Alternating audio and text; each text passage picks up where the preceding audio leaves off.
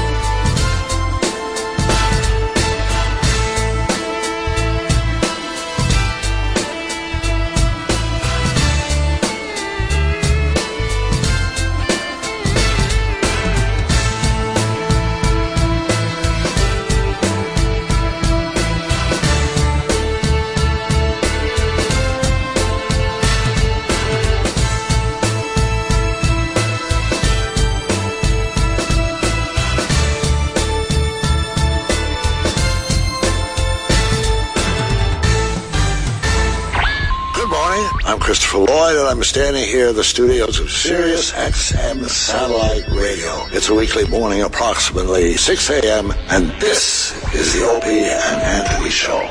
Never before has one radio show been so extreme.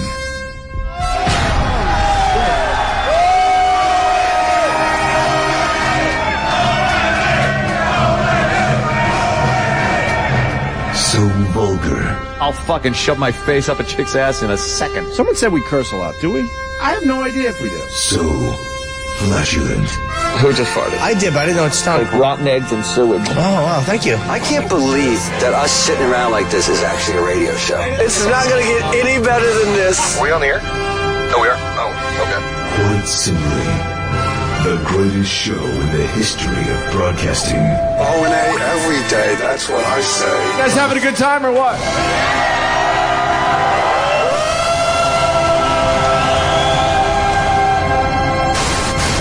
Rules are destroyed, and conventions burned to the ground. Would you like to make the fucking second? With Opie, the Destroyer.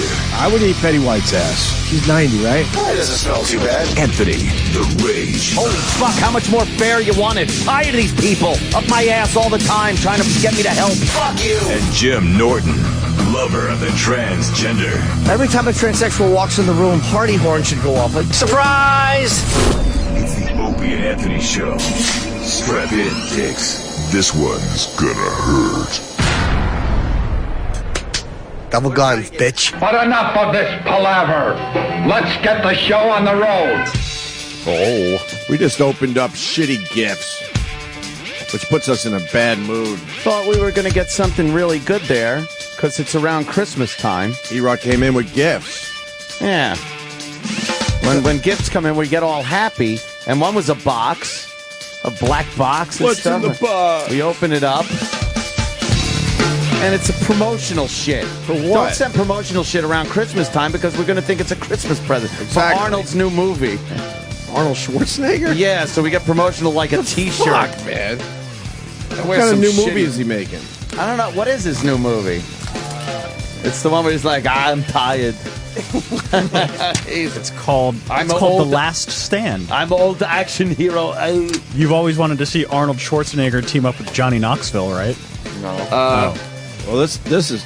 Wait a minute, you got an actual gift from this guy? What is He gave everyone something different. Well, everyone that he decided to send a gift to. 1001 classic commercials. Wow. Ooh, that's all right. actually cool. I kind of like that.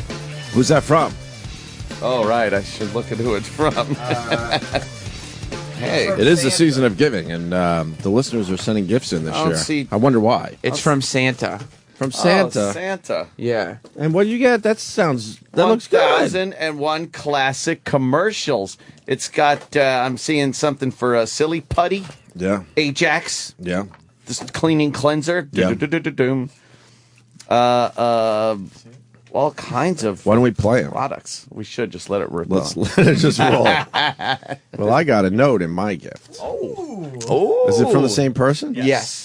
Son of a bitch. What does it say? What does it It's a say? good joke, but now I don't have anything. I just gave away the punchline, but I don't care. I bought you a gift made of glass and figured I would save you time, so I broke it and threw it out. I knew you would like it. He just ran out of money. Yeah. Did he get you anything? No. He also, That's it? He has gifts. He has gifts for Troy Kwan and paid intern Sal. But Travis already opened Sal's. Oh. What was in What Sal? did Sal get? He gave to Sal a trucking a magazine, like a digest-sized magazine that says "Best Driver Jobs." Oh, very good. So that way maybe Sal could be a truck driver. Yeah, he could drive a truck or some other vehicle. It came opened. Oh, God. So Sam's demeaning. a prick. He just threw it on the floor in front of Sal, so he had to pick it up himself. Best driver job. This is awesome. Yeah. That is good, right? Yeah. You should get that. You would be got a a present. Sam and I didn't get it. You would be a big get in the trucking community. Would I? Oh yeah. The truck stop shower. As He'd long be as you didn't mind a dick or two in your ass. Right. You'd be a big get. What the fuck? I got a note. That's bullshit. It was funny and all, but like the joke's funny, but he should like have another thing in there. Maybe. like, oh, just kidding, and then there's another like little gift, maybe. You can do Yankee swap with Sal. I'll do. No, I don't. You don't want the You just want to trucker interact book. with Sal. What I else wound is up there? making out great on that one. There's an envelope for Troy Kwan and an envelope for Jim. Price is still on it. Oh. Let's open up Jim's. Okay. Do you want Jim's? Let's open up Jim's. There you come. I gotta eat. Oh, you didn't get your Coke Logic present.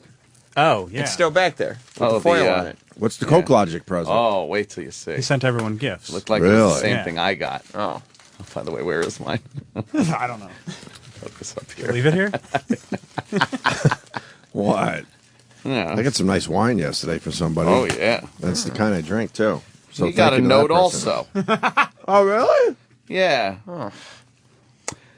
Jim, they say it's the thought that counts. I was going to get you something, then thought. Nah. Here's a thought. Shouldn't sleep apnea be for people with narcolepsy? Oh, boy, he's a regular comedian. Well, at least you got a gift. I did get a gift And so, for and it's not a bad one. $9.98. The price is still prominently displayed on the front. What is this? It's from Coke Logic. He wrapped Coke it in Logic tin wraps it foil. in tin foil, yeah. Why is that his thing? It's different.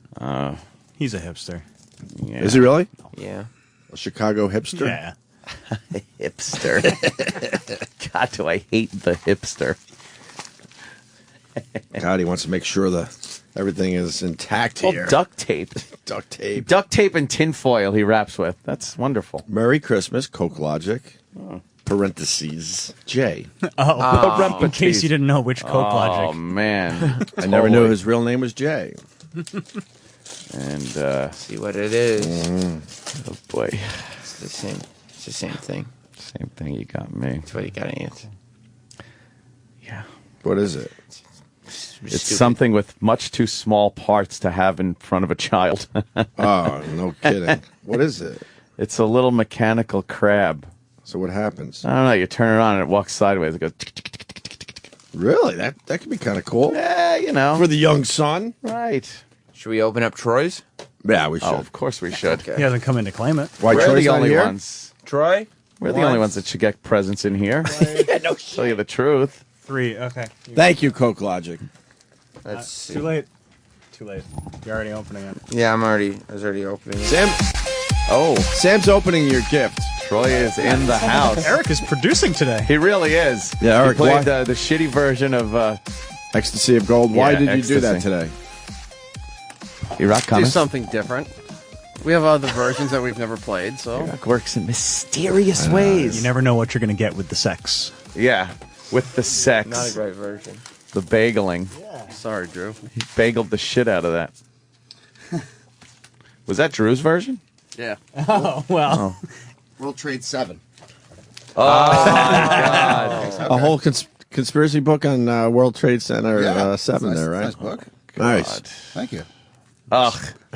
Troy actually got something he likes. Looks like somebody I likes know. Anthony and Troy. Yeah. Yeah, there it is. That's I got painfully 1,001 obvious. Yeah. classic commercials. There you go. I got a note, Troy. You know, I could just pop them up online and listen to 1,000 yeah. commercials. But hey, that's cool, though. Thank you. Thank you. You're bitching? You want my note? No, I don't want your note. I'm good. I am good. Well, the gifts keep coming It's in there. Christmas is right around the corner. And what's this from the Arnold Schwarzenegger movie? Yeah, it's just promotional T-shirt. It's like a T-shirt. Well, what's the name of his movie coming out? The Last Stand. Last Stand. See, they got us. Now we're talking about a shitty Arnold Schwarzenegger know. movie. Yeah.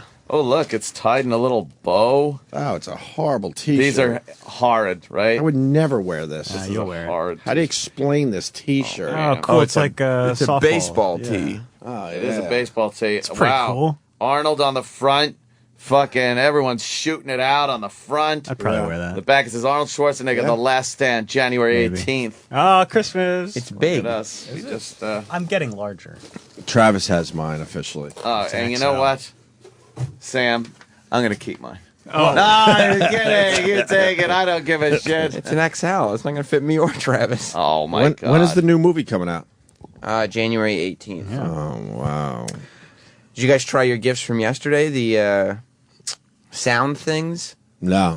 Oh, I Those are took mine actually home, good. though. Yeah, I haven't tried mine either. I'm gonna like You gonna re-gift it? I'm gonna repurpose that one. E-Ray if gay. Oh, I'm gonna repurpose that one. That one's going to somebody else.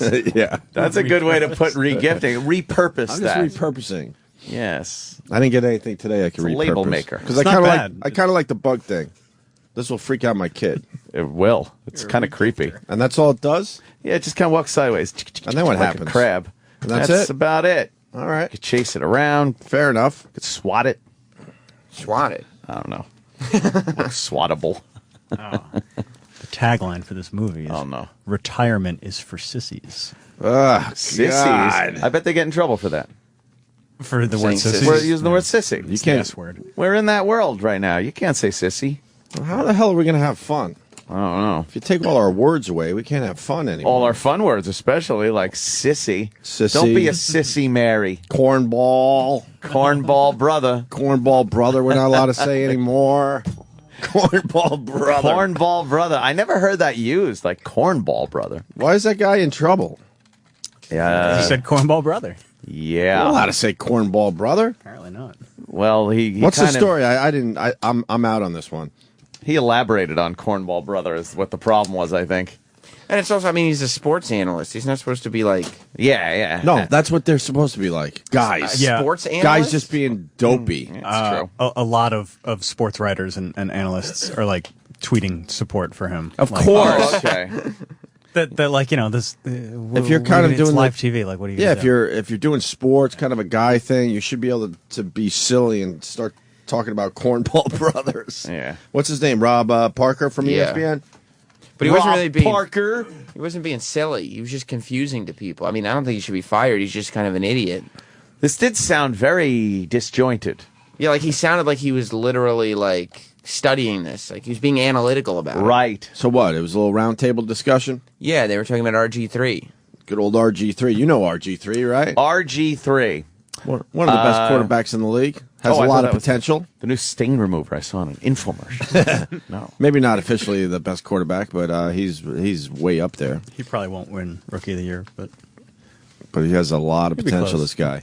I think if Andrew Luck didn't do such a good job, Andrew Luck Well, is lucky to be on the field. they're 9-4 He might do better if he wasn't a cornball brother. or something. That was my Earl Weaver. Andrew Luck. And they were He could go fuck himself. I guess they were talking about his quote saying that you don't have to be defined by that. And by that he means being African American. That's what RG3 said. All right. That You don't makes have to be perfect defined sense. By, Yeah, So I why let guess that then- define you? He's Yeah. a quarterback. He's, He's very well person. It fucking sounds great. Right. And then this guy called him a cornball brother. Well, that's because he's a cornball brother. Cornball brother. You got it over there, or I got it over here? What's up? You can play it over there. I boosted it a little. My question, which is just a straight, honest question, is he a brother or is he a cornball brother? What does that mean? Yeah, explain that. Well, he's not. See, They're like, yeah, explain that. explain that. They're all like sitting back like, oh boy, let's look at this. Here we go. Let's look at this victim. They're just watching Explain him that. go down the shitter. Let's watch him go down the shitter right here. It's sports. Let him fucking fool around a little bit. How Doesn't have come- to be so serious. You know what? You're absolutely right. But we all know the environment. Right. Why doesn't anybody at this point, right here, where it's all safe, go, look, shut up. They don't Just stop right now. Everyone watches somebody flush their career away and just sits there. Just go, dude, don't say what you're going to say. Elaborate. Yes, yes. What do you mean, cornball brother? What does that mean? Yeah, explain that. Well, he's not really, okay? He's black, he kind of does the thing, but he's not really down with the cause. He's not one of us. He's kind of black, he's in the, but he's not really like the guy you really want to hang out with because he's off to something else. Why is that your... Oh, God. Oh, my goodness gracious. Oh, no, you didn't just say that. They're all sitting there like, oh, no. Just sounds like an idiot. He That's does, the thing. yeah. How far into the explanation do you think when he was going, oh, I shouldn't be talking about this anymore? Yeah, you think it hit him at some point? Like, and, someone you wouldn't want to hang out. What am I saying? Oh, no. But what's the cause? Down with the cause. What's down with the cause mean? You know, The cause. the community. The struggle. Black's taking over? What's up? No, like That's the extreme of the cause. Well, I don't know. What's the cause? What is he talking about? the plight of the black man. RG3 just wants Exactly. to play some good football. This guy. What is this guy doing? Exactly. This guy He has should just be fired for being an idiot. Right. Yeah. Not because he's offending anyone. The moron. He shouldn't be fired at all, obviously, but He's absolutely taking this a little far. When he says, like, yeah, down with the. The what cause? Because Hello, priest. he's trying to figure out how to not say, well, he's black, but not really black. Yeah. So he's trying to figure out like what can he do with some intellect to add to that. But he's saying stuff like he's not down with the cause. The cause is this whole environment, though, that like if this guy is assimilating to society and enjoying his life and his job and not just making excuses, and that's the cause. That seems to be the cause. And this other guy, this quarterback, he's fucking fine. He's like, this is great. Yeah, I think there's like an underlying thing. If the shit goes down, right, which side are you going to be on? Right, the cause. The cause. Oh. You want to hang out with because he's off to something else. Why is that your question? Well, because that's just how I want to find out about him. I don't know because I keep hearing these things. We all know he has a white fiance. Oh my God! What an idiot! This guy is crazy racist, by the way. This guy, you can just tell. I think he has a crush on RG3. He's bummed out. I'm just going to stick with my iPhone.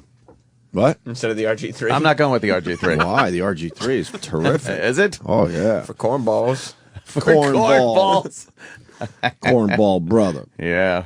Right about now, The Cornball brother. Check it out now. The Cornball brother. Right about now. We got to make that before Todd does. Oh, man. Todd. That dope. He's still around. Shit. You're talking about Scott and Todd, right? Oh, yeah. Oh, I saw him on that fucking Dish Nation. Of course he's around. I show my mom enjoys. Brilliant. Oh, really? We didn't talk about this yet on the show? I think you mentioned it quickly. Does she think that's like what you do? Well, now she's annoyed because I told her the show stinks. So then she's like, well, why does it stink? So I go, well, that's like my business, but it's all like the hacky side. Yeah. Oh, she thinks it's terrific. Maybe that's how I get her to love me. Oh. Let's get some let's get some cameras in here. We'll do some Dish Get Nation. on Dish Nation. No, that the problem isn't that she doesn't love me. Oh my God, Dish Nation stinks. Sure, it's not dishy enough. Yeah. Oh, it's terrible. Does she want to know why you can't be more like that Todd Pettingale boy? Oh, he is a dream. Now he's funny. Right. You know, STDs are way up in those assisted living homes. I've heard that. They're What? fucking, huh? Yeah, they are. Old people are fucking? Yeah, they are. Jesus Christ. It's crazy. I don't think my mom is because What's going on? her uterus is a little droopy. Oh my goodness gracious. But didn't A you little droopy. didn't you say there was a man that she thought was handsome in there? That was last year. That guy must have died. I don't know. Well, that's one plus. That was the one where she said he has a good body and good teeth. It is amazing what they look at that age. It's like if you get into a relationship that you're no longer interested in, you're just like, I can't wait till he dies. Yeah. I think you just wait for him to die. Yeah, because it's coming up. He's going to. It's like high school, but instead of moving on to somebody else or moving out of the neighborhood or something, you die. Right. So the relationships are the same, though. Some of these assisted living places, man, they're rocking it. We went to a Christmas party. We actually had fun. Really? Yeah, they had live music. The food was amazing, and Live music, dead audience. Yes. What kind of live music was it? Was it like? It wasn't bad. It was just, you know. It wasn't like. It's just a 1940s music. No. It was your typical shit. They were playing Christmas music, so you know. But it's a band you'd probably see anywhere else. Sleeves was there. Okay. But then they got movie night, a game room. They got a fucking library. It's like being in a dorm situation with old people. Does your mom like it there? Dorm with death. Oh, lots of death. Lots of death. And fucking dementia. A lot of dementia. Dementia dorm. But that's like a college dorm. What are you talking about? Right, of course. You don't think there was Instead of drunk. So you didn't go to college. There was a lot of dementia in the college dorm. Trust me. That is true. It was probably very similar. Yeah, drunk or stoned or something. You just have dementia. Right. So you still wander in the hallways not knowing what the fuck you're doing. Oh, I would give those people pot. Yeah. Oh God, if they I get need some weed. If I get to that stage, why not? You live your life. You sit around in your room waiting for your loved ones to show up, but they never do now, do they? Boy. So why not give them some pot to pass the time? They could use it. Some pot. Why not? Why not? All right, let's get back to the cornball. Oh, right, brother. cornball brother. We all know he has a white fiance. And all let's talk about he's Republican, which there's no information at all. I'm just trying to dig deeper into why he has an issue, because we did find out with Tiger Woods. Tiger Woods was like, I got black skin, but don't call me black. So people got a little. Yeah, because he's also Asian. Yes. What a fucking idiot. He's also Asian. Yeah, RG3 is way more black than Tiger Woods. Of course. Yeah. Tiger Woods is half Asian. Yes. So maybe he's decided that's the side of him he wants to explore. By the way, it's not up to the public. Did you notice on that portion of the clip? That's where he realized, I think I'm in trouble. Right, yeah. Because he starts kind of stuttering, like, where am I going with this? Why the fuck am I even talking about this? He did a Troy Kwan. He's like, I'm just asking questions. Just asking questions. My argument's unfounded. Yeah. What do we know about RG3? Did he grow up kind of in a white environment? Well, he's a Republican, but they're not really saying much about that. Not the morning after pill. I think it is. Call me black. So people got a little wondered about Tiger Woods early on about him. What do RG3's braids say to you? Now that's different, because to me, that's very urban, and makes you feel like, I think he would have a clean cut if he was more straight laced or not. Like, wearing braids is, you're a brother. You're a brother. If you got braids. He baited him there. What's your take on this? Well, first of all, let me say this. I'm uncomfortable with where we just went. That guy, finally the voice of fucking reason. And that's Stephen A. Smith. Probably right. He usually he takes puts it his to foot in the his edge. mouth Of almost course he every does. day. And he's uncomfortable with where they just went. This just sounds like a shitty show. Wow. Man, Doesn't I it? don't even have an opinion. You gotta have an opinion. All the people in the room with him were asking that dude questions like he was Bobo or somebody. Like they were just, asking you, oh, you're going to sound stupid after I ask you this What one. about his braids? What about his full lips? And if you to talk about that a little. If you listen to the end of that clip, what's his name is the reporter who's putting his foot in his mouth is doing everything in his power to not say, well, his braids make him seem like he's really black. If he wasn't that black, like he's trying to fight saying not that black and really black. Just tell me. By use of the word brother and cornball brother. Are they? Is he in trouble? Oh yeah, I say fired. So fucking fired. That's my verdict. Just that? Yes. ESPN's already come out with something saying they're oh boy. Going over. They're seeing. Get it. See, there's an internal investigation to see. Fired. So fired. He's an idiot, but I mean, they might as well shut down all shows that do a round table discussion, right? Because you're going to just put your foot in your mouth eventually. That maybe it was a Disney slow hammer is day. going to come down on him. Yeah. Yeah, it's Disney. Oh, he's so done. Maybe maybe it was a slow day for these guys. He's just starts yapping about something. But you can't have a bunch of sports guys yapping without them they're gonna go into some areas. Yes. ESPN statement. The comments were inappropriate and we are evaluating our next He's steps. so done. Evaluating our next steps. Forget it. Next steps is something Gary says. Well, once again, we have to say it every time. We've been through this. Yes. All that means is if anyone else was in on this, right? Yeah. Did you talk to anyone else before the show and who knew and you were they gonna say encouraged this? you to say cornball brother? Even asking about the braids, that guy's nervous. Going, did I contribute to this? Right. I should have shut up. Oh, look That at guy. He's so fired. He looks like a cornball. He looks stupid. He does look like a cornball. He really brother. looks like a cornball. He's a stupid Cornball. guy. Rob Parker, stupid guy. Yeah. He's a TV veteran. Working as an not expert anymore. debater on ESPN First Take. Expert Oh, boy. I didn't hear any expert debating right there. No expertise there, sir. He better be an expert debater in the back office when they call him in. He has a master's in journalism from Columbia. Oh, well, that makes sense. That's a big deal. Yeah. He didn't learn much. Jesus, he is so fired.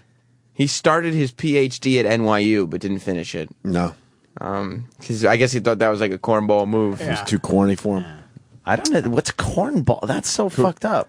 Like, I didn't know that was a word that went along with somebody not being black enough for the black community. Yeah, sure. Yeah, he used cornball. Being a cornball. You're a Patrice used to use cornball. Did he? Yeah. I never knew what the context was. You're a cornball. I've heard cornball, but I've never heard it used in the fact that you're not black enough for the community. That's weird. Yeah, and then he but it brings makes up sense. his white fiance. How white is his fiance? How does she look? Got a pick? That's just stupid because if you fall in love, you fall in love. Right. I mean, why? So the guy falls in love with a white broad, but because he's black, he should blow off that love to get a black woman? The set of tits on her. Yeah. Oh, ew. Yeah, she's not. She's a curvy white chick, so she it's like is it's okay. curvaceous. RG3 should be doing better than that. It's not that cornball. But love is blind. She should be holding a Star Wars blaster. What do you mean? She's got those milk tits. Does she? Milk tits. They are full. They're full, and you know she's very white. They have to be like high she's school got big sweethearts. white milk tits. There she is, placing more flowers at her father's grave. Oh boy! Whoa! Yeah, that's an ample set, dude. Those are so ample. Those things aren't moving, and they're big. Nah, she's all right, I guess. You know. He Hey, likes she them could be a nice enough titties. girl. What are you gonna? Whoa! Oh, she's close to a tree though in Wow. this photo. And we know what You the trees are used Yes. Cover up some hurt. for. She's leaning on the back end of the tree. So Yes. that's cutting off some of the left side of her body. It just makes you look slimmer. Whoa, look at Then that. again, right That there, looks she like a good looks pic much right better. There. Man. She either looks really awful or really good. Yeah, that picture looks really good. That's her? She's like Two-Face. Wait, what the fuck? Now we're looking at this.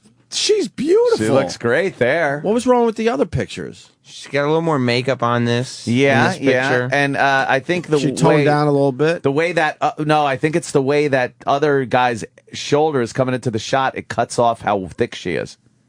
A little bit, right? Oh, little maybe. bit. She is a thick girl. Wait, what? Yeah. You missed a bikini shot. What? Where? Oh, That's is that Kim Kim Kardashian? Kardashian. Oh, Well, why is she in the Google images for RG3? why is yeah? Wow. Okay. Oh, they are in love. Look at this. that's right. Taboo love. Oh, naughty. Well, Well, what do we got here? let's hide our little secret. Don't tell mommy and Oh, daddy. no. Google it. Gives a fuck. He's in love with a white girl. That guy apparently. But that's just stupid. What? Yeah. 'Cause, I mean, if you break it down, the guy falls in love with her. She's white. But this guy's like, well, fuck the love angle. You should be falling in love with a black girl. Exactly. That's First of what all- you're saying, pretty much. First of all, it's not easy to fall in love. No. Most of the people listening to our voices, like, they just settled. They're not even in love with the person they're Oh, with. settled. Sorry. It's terrible. It is true. I know. You It's might be an the awful ex- thing. The exception to the rule. We have a great, you know what? For how sucky this studio is, We have a great the placement runway. is great. We gotta- We have a fucking runway that we can look at anyone that walks down it for quite an extended time and get a really good angle on people as they walk down. How the many hallway. feet would you say that is? From Here to all the way our down office. to our It's office. like a runway. To our office, then they start getting a little too small to keep Yeah, following. yeah. 200 feet, maybe. Yeah. It is pretty long. Oh. Well, what do we got here? Well, what have we got here? Oh, taboo. It also gives you. She's wearing those boots that all the ladies are wearing. Yeah. The ones that come up to their knees. Yeah, they and they look tuck their jeans inside. You Yeah, well. can always tell which girls, got Go. it last night. Oh, why a little By the that way they walk. We really get a great angle on, because we could get to the whole walk thing and the view from behind to see what they're up to. RG3, both his parents were in the military, and he got his degree from Baylor. Baylor, yeah? Isn't Baylor kind of a black college? I don't know. I don't know either. I know there are black colleges. I just knew that one, the colleges that the Huxtables went to. Which one was that now? That was, he went to, because He went to Harvard, right? what? The Huxtable? Right. Hillman. No, Hillman. Hillman was Oh, the Hillman. college. Hillman. Because there was a big debate as to Kanye which West college the daughter was going to go to. Was she going to go to Hillman? Right. Or was she going to go to the other one? What was it? Damn it. Yeah, that was just like my house. Oh, exactly. It was either you're going to Geneseo or you're going to continue your caddying career. Is that her? I related to the Huxtables growing up. Yeah, I had the same decision to make. Yeah. My house so is not just like the believable. Huxtables. Right. The Huxtables. Hey, can we look at Bruce Springsteen's cock, please? Man. Sure. You heard that this thing has taken off, right? His cock? Yeah, there's Tumblr accounts and Oh, boy. oh yeah, it's become People love dedicating. Oh, my God. People love dedicating sites and. Wow, that's a bunch of pictures of Bruce's cock. Is this the main Tumblr account on it? Yeah, this is Bruce Springsteen's crotch.tumblr.com. Right? Now, see that his helmet is like pointing down in that Is one. that, or is it But a then ball there's sack? Then there's more pictures where it looks like he's got a full rod and it's Right. poking all the way up to the right. There's young Bruce. Oh, well, I don't see anything Looks really like there. His dick might have gotten bigger. Yeah. With age. I think it's plumped up with age. Wow, a lot of pictures. Yeah. Maybe he just started getting erect when he went on stage at an older age. I'm going to speculate that he's using some type of sexual enhancement medicine when he plays live because it probably increases blood flow and gives him that energy. That's how he needs. does those 4-hour shows. Right. But the side effect, giant rod. Big giant rods in front of 2 billion people. Right. Not the worst thing to happen to you. No, but I mean, really. Look with the headband Bruce. Remember headband Bruce? Headband Bruce, sure. Bruce. With the T-shirts and the jeans. Yep. Now he wears the vest. He wears a gentleman's vest now on stage. He's fucking Mr. Born in the USA right there. All right, so let's make sure we keep on top of the Bruce Springsteen cock thing. Wow, Bruce looking like a fucking beatnik there with the beard. Remember with the scraggly beard, mustache look? Forgot about that, Bruce. Hey, when you think of Bruce now, you just think of Bruce. This age Bruce. That's the Bruce from 1975. Right. But you don't think of that Born Bruce. to Run Bruce. That's weird. With the shitty beard. Right. But he didn't care. Because Man, he's just what a a- guy from Jersey making good. What a long career Bruce has had. Chris Christie had to answer the fat question with Barbara Walters. Oh, really? Mm-hmm. Did he weep?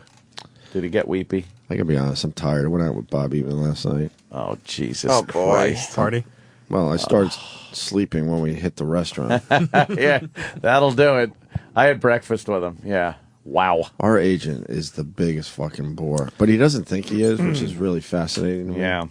And then he has a brother that's like his twin. Yep. And I just sat there. I know.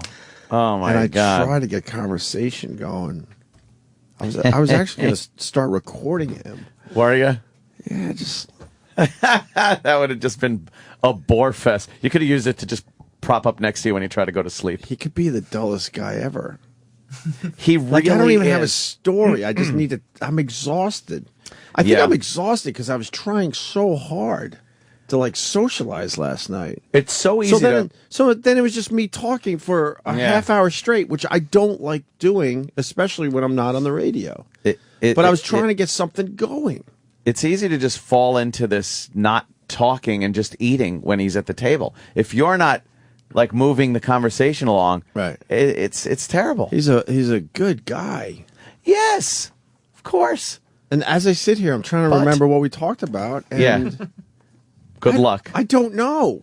Good luck. We were there 2 hours. Movies? No. Movies? No. I'm sure it was all about this place. Politics? No. 12-12-12. No, I'm so 12-12? That was a big deal? I'm so sick of 12-12-12. talking about this place and radio. So, Yeah. so I was like, okay, let's just talk. Was it about family? A little bit, I think. All right. Okay, that's 2 There minutes. you go. There's a cozy 2 minutes. He did. Go ahead, share. It's okay. Oh, God. Yeah. I'm trying to be better. No, don't even worry about it. There's no sense in changing. It's for the show. For the show. For the show. All right. Why do you imitate me? Just have beyond. I got another voicemail from him. Of course you did. Let me just say this. Forget everything I just said. All right. Recently, I was out to dinner with this person. All right. Any idea, any hints at who it was, or you just want to leave that? Okay. No, I want to keep it very vague. man. Keep it very vague. Will you tell 'cause me- I'm not sure if this person wants me to tell the story. Tell me during the break, will you? Sure. All right. And he discovered that his long time maid / like nanny was stealing from him. Holy shit. Wow. He was suspicious, so he set up the old camera. Oh, man. And watched this woman that he really trusted with his kids. Oh, man. Off and on for 14 years. Pilfering from him? Was just taking his... There's a reason why I'm bringing this up, because this really frustrated me. So What did she take? She would take just his... She would go into his pants pocket every day and see what kind of money he had laying around. Oh, man. And he taped her for a week when he got suspicious. Yeah. And, he knew exactly how much money, so he would put the pants out where he usually does, but there would be money in it. And in 1 week, she got him for $145. So then he's like, well, if she did it for 1 week and got $145. Oh, my God, yeah. He figures that she, over the years, might have took him for 100 G's. And my point was, how the fuck do you not notice that your pocket money is low every day? Yeah, yeah. We all go through that bullshit where, you go to the ATM, let's say you take out $200, whatever, and a day later you're down to $40, let's say, and you have that freak out, like, where did I just spend $160? And you try to do that thing in your head, like, oh, the restaurant, oh, that's right, this and that. Yeah, yeah. How does he never do that? And his money is always just... Especially, well, is this person usually very thrifty with money? Yeah, oh yeah, yeah. That's why it's amazing to me. Right. But how do you not notice? When you notice if someone in your house was taking $10 to $20 to $25 a day from your pockets? I might not. Come on. I might not. I don't know. Sometimes I take the pants off. I throw them on the floor. I forget to take the money out of the pocket. It ends up in the laundry. Right. There have been literally hundreds of dollars in my dryer just tumbling around. Oh, really? Yeah. Yeah, but safe to say you probably walk around with more money than he does. Probably He's do. He's more on the regular range. Angie's good, too. He might not going to steal it. He might have 100 to 200 on him at all times. That's about it for him, probably. Then I would absolutely notice. Thank you. All right, I would notice that. That's what I'm saying. It's Yes. not like he has $1,000 in his pocket all the time, and she's taking a little off the top. That's a big chunk if you only have $200. Right. On you. Yeah. And probably less. I agree with that.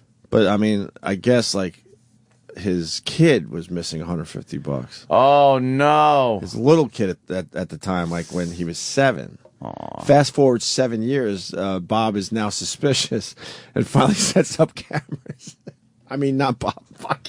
Oh, whoever the guy is. Whoever the guy. Oh no! It's just a general name. No, there's a dog over here. I mean, not Bob. Sorry about that. Sorry about that. I'm right. I've met her over the years. She was terrific. Really? Yeah, she really cared about the kids and all Oh, that. I bet she wanted to keep that fucking job. Well, what happens is supposedly she was doing that to send the money back to her.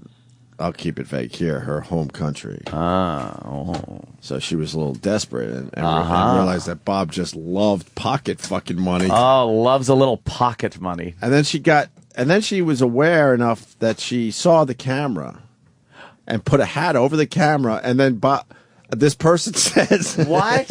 This person says you could still hear my belt jingling as she's picking up my. Fucking Bob's a Classic. Bob's a great mark. Oh, really? What does it take? He said Bob again. Mystery guy. Oh, that mystery. Mystery guy. Well, you know what it is? It's we're not going to use his real name. We're just going to call him Bob. Yeah, let's just call him Bob. Yeah, for the just so we could have a character for the story. So he told me that story.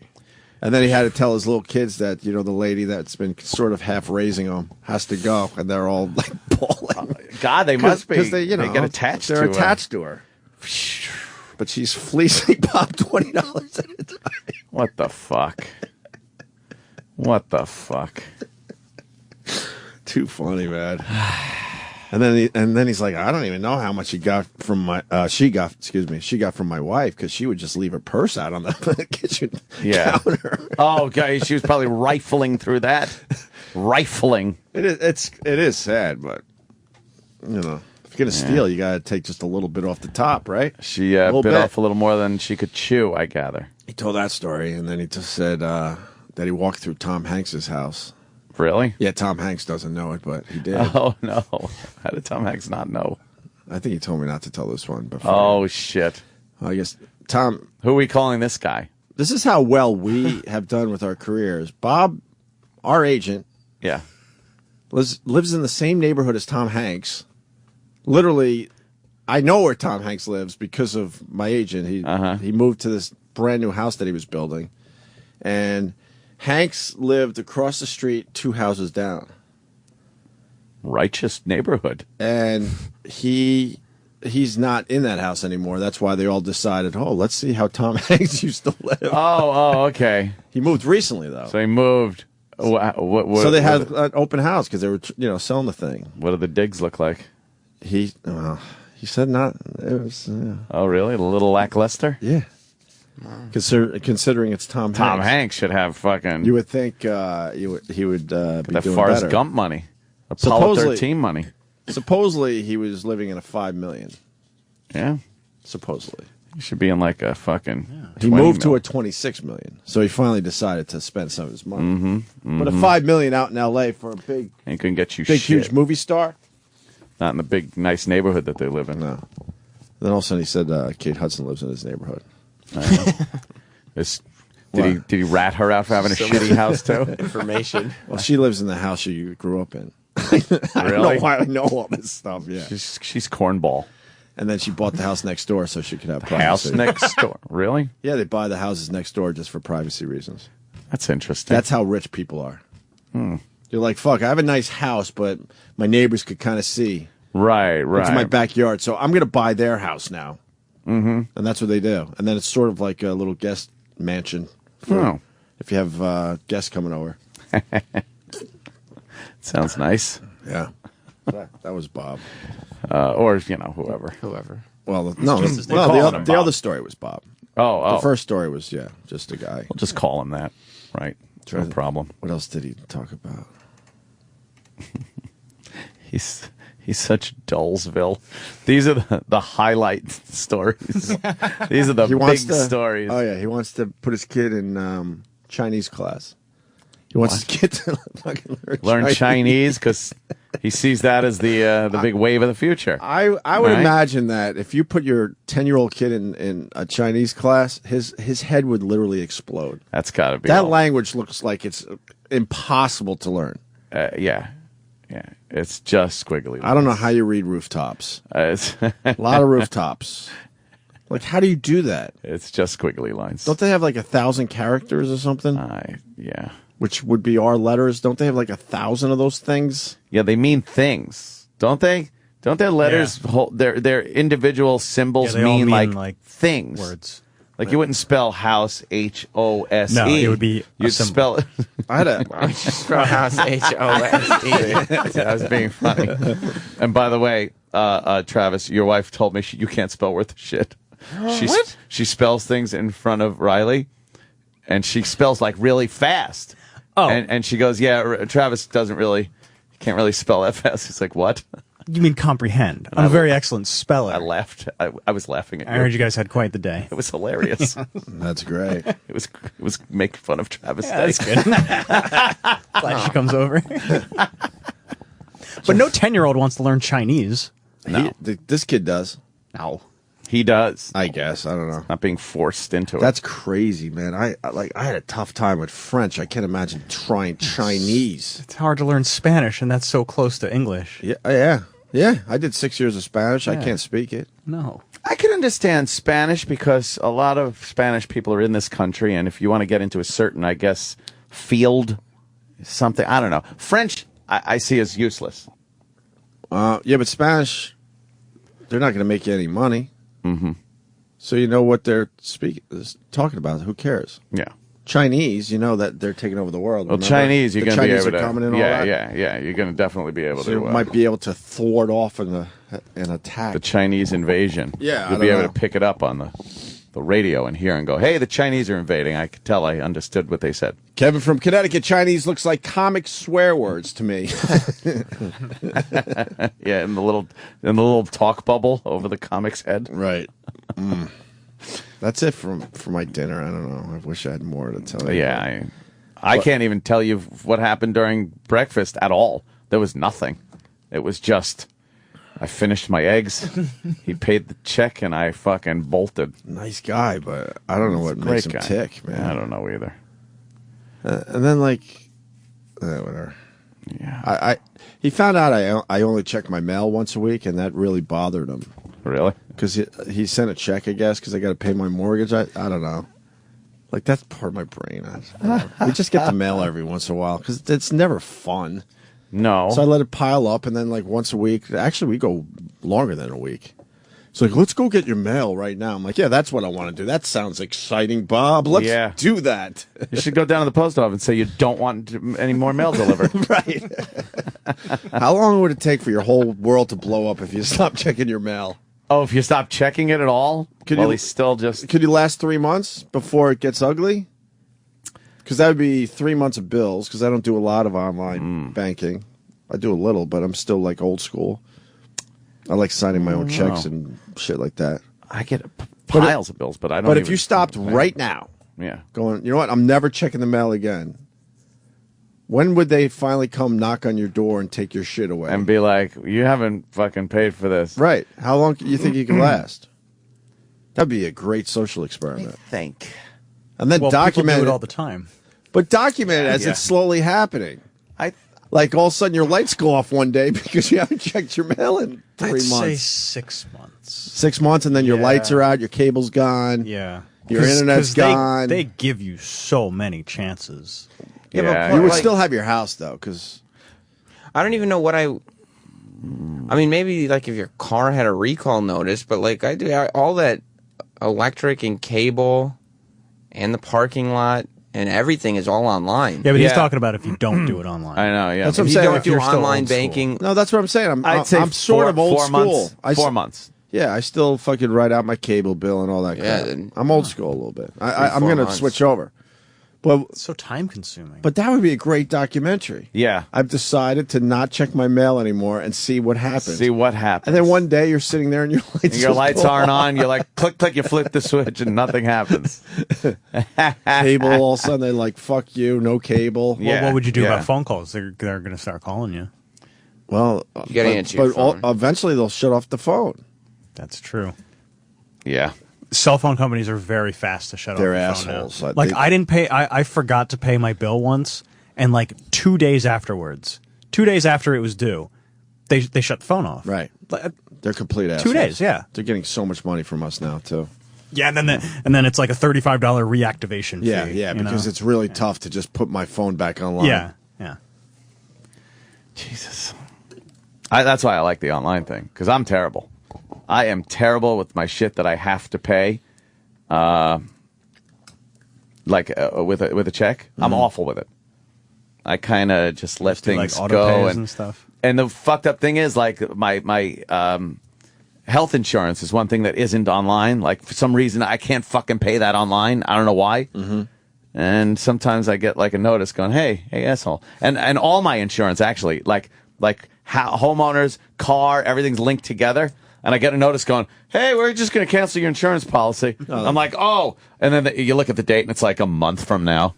Like, oh, okay, I'm okay. Yeah, of course. They give you that grace Forget period. about it for a month. Grace period. Yeah. All right, what else is going on, man? What's going on in this wonderful world? Fuck, Bob, Jesus. He took the energy right out of me. Like a good fucking vampire. He can do that. He's like a vampire. Exactly. Is he living off my fucking...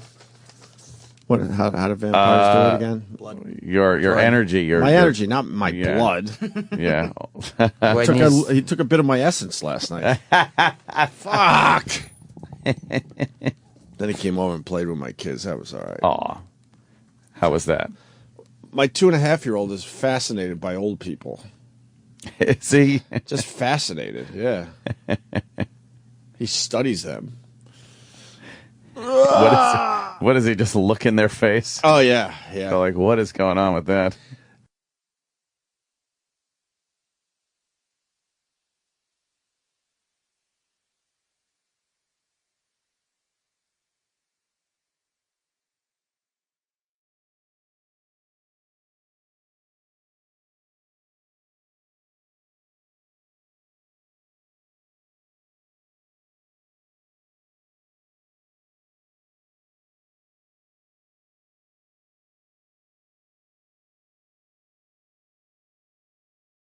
But he doesn't know.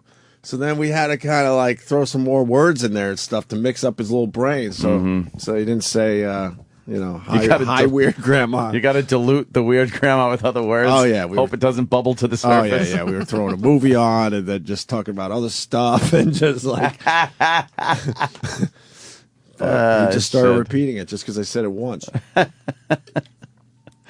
Should have just let it happen. That would have been funny. Would have been. All right, should we eat and shit? Yeah, let's eat our shit. We got Katt Williams. He's losing his fucking mind. Yeah. Yeah, what's up with that? We're going to find out next, but I don't know. He might have quit comedy. He did. He retired. Yeah. And he went on a tear through Seattle. Yeah. He's just been doing crazy shit everywhere he goes. He Crazy. tore it up. He's lost his mind. Nice. All right, we'll do that. Yeah. And oh, shut up, Courtney Love. I just read that, Travis. Is she really? Yeah, she's not happy. It wasn't a reunion. Oh my God. She doesn't like the fact that Chris and Dave would say reunion. Did they say it? Did they even say it? I think Paul McCartney did. Everyone But they else were was part of hyping And I They were wish he part didn't of say that because Paul McCartney knows better. Yeah. That wasn't a fucking Yeah, he shouldn't have Nirvana said that. reunion. That was stupid. It was him playing with the former members of Nirvana. That's Well, all that because was. Paul McCartney should have known fucking better. Nice.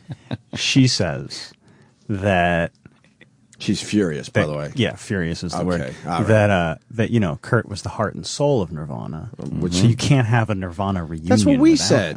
him. But no one looked at it as a Nirvana reunion. No one. And they've played together. So, here's the thing that the media just takes something and runs with it. Right. They've played together a bunch of times. Those three guys? Yeah, like Foo Fighters shows.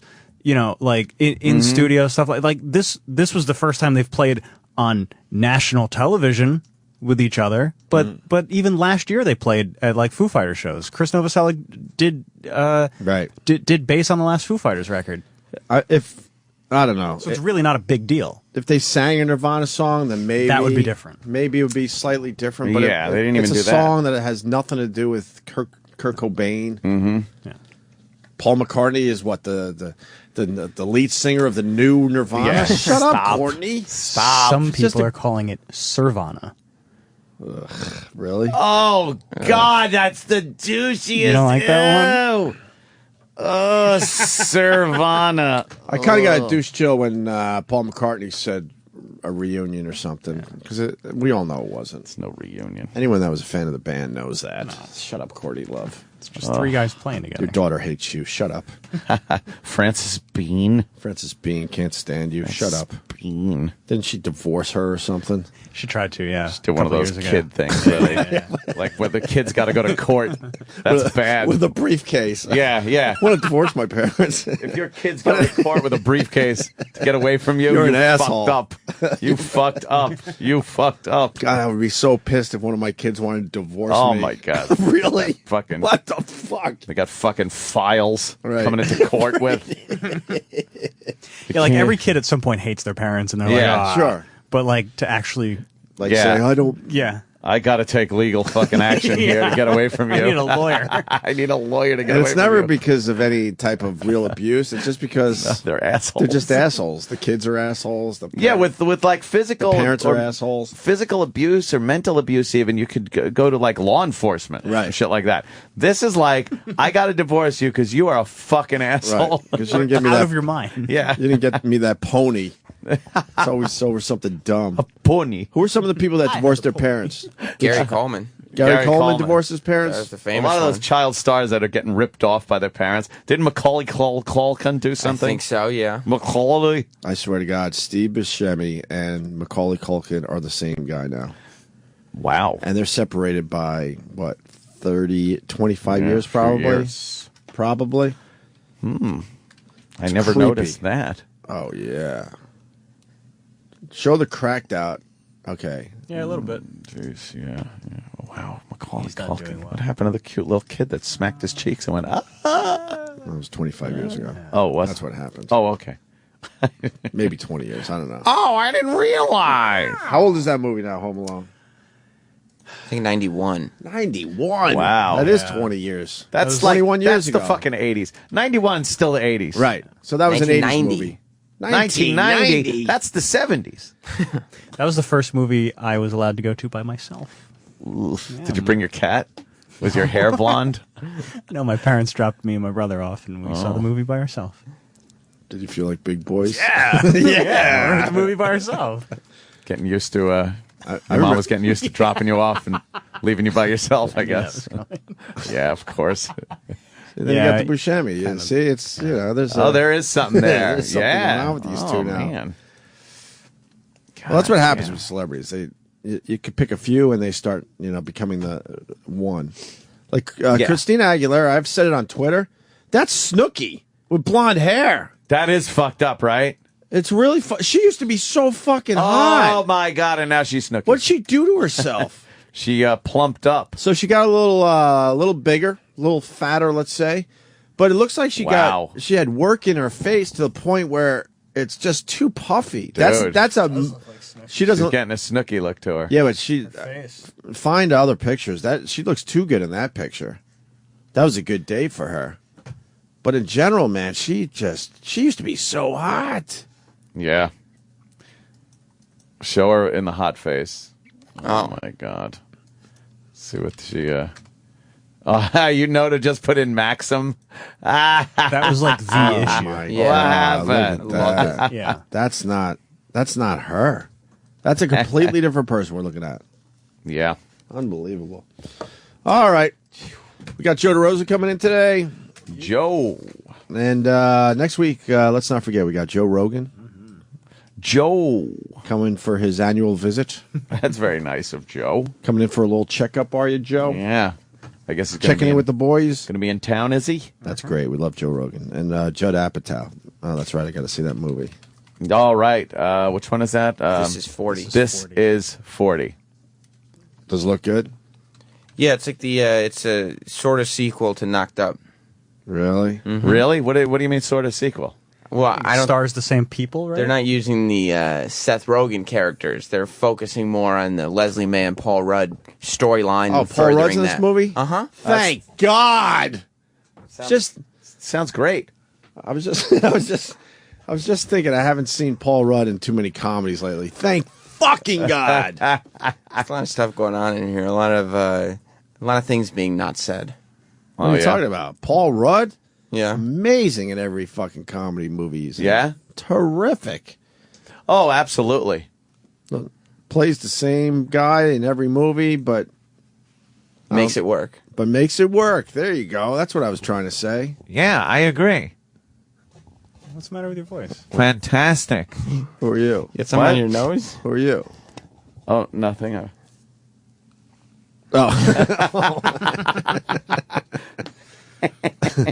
Judd Apatow's wife in this one? Yeah, she's the lead. She's the lead. Are they married? Yeah, Leslie Mann and Judd Apatow. She plays very different roles in those movies too, man. But it's a sequel. She's playing the same role. It's the same character. Oh, boy.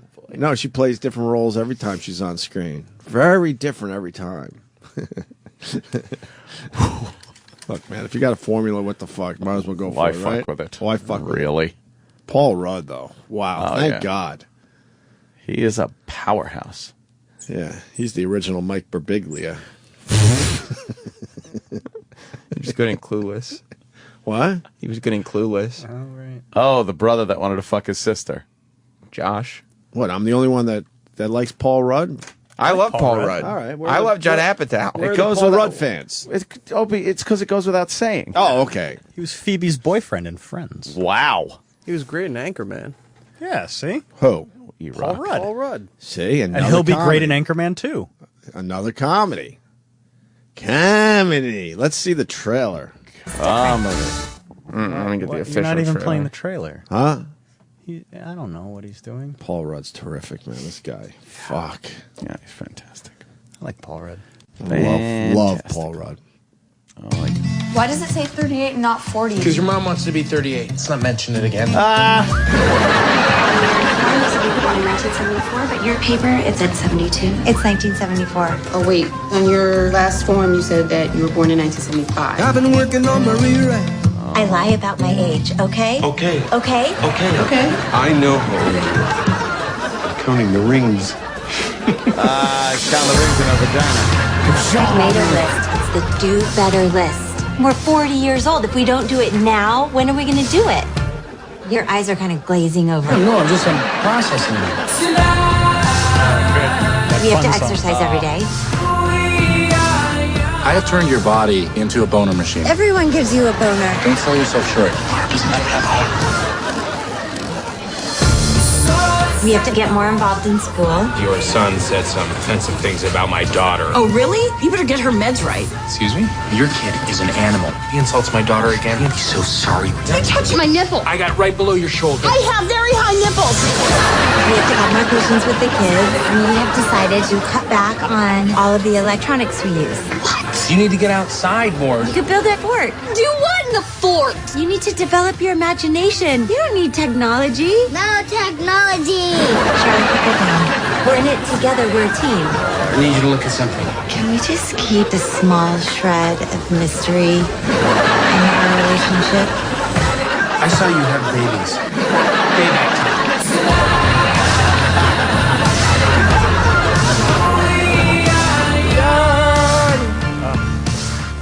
Set the world on fire. You like fun? The laughter makes it really more funny. Well, look, the laughter was in the trailer. And that's what you're going to hear It was? in the theater. In the theater. She does play a different role in this movie.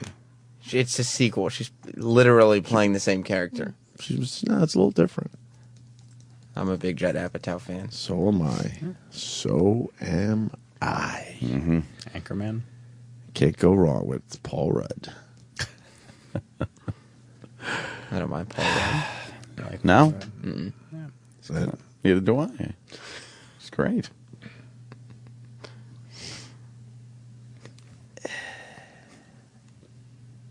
Yep.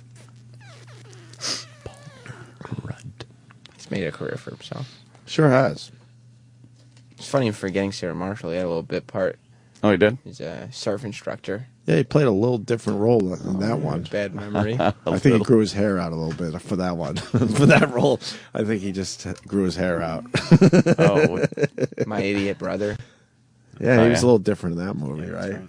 Steve Carell, right? No. No? My point is Dinner this. for Schmucks. Look, my point is this. He's like Ben Stiller. Funny? No, they just play the same fucking guy in every fucking movie. Tony the Curtis? exact same guy. That fucking Ben Stiller. We had him in. Ugh. He's funny, man. He's been in some great movies. Oh, Meet the hilarious. Parents. Hilarious. Remember Meet the Parents? What a guy. Was it called Meet the Parents, or was that the sequel? No, it was Meet the Parents, then Meet the Fockers, and then Little Fockers. Right. He just fucking is not a fun guy. Zoolander?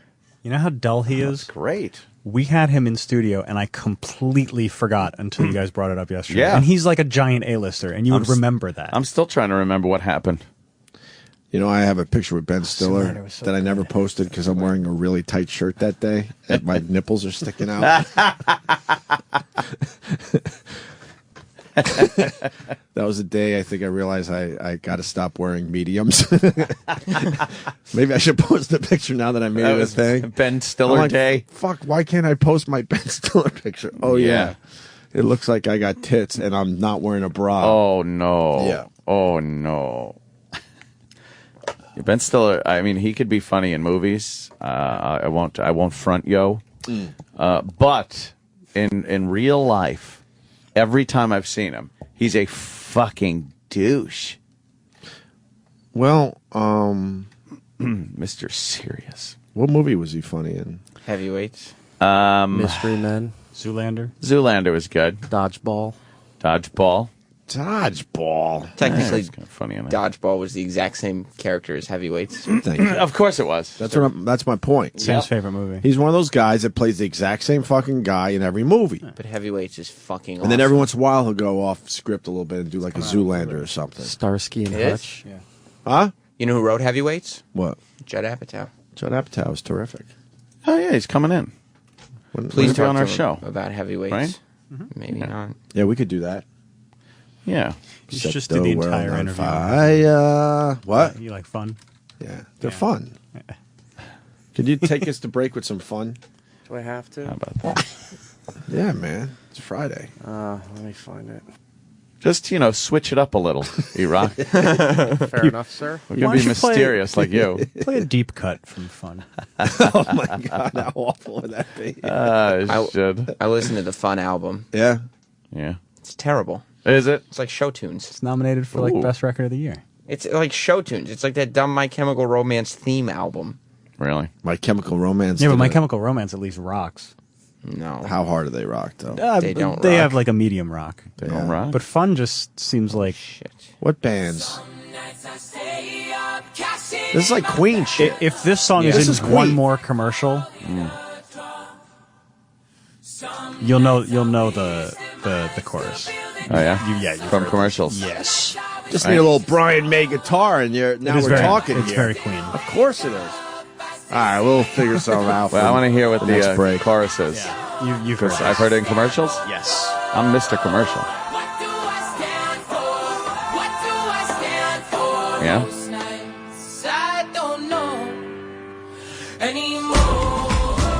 Oh, I've heard this. Yes. I just got a break. Yeah.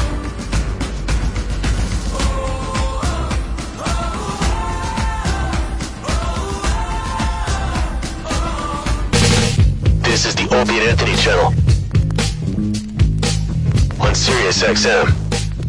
Show me penis!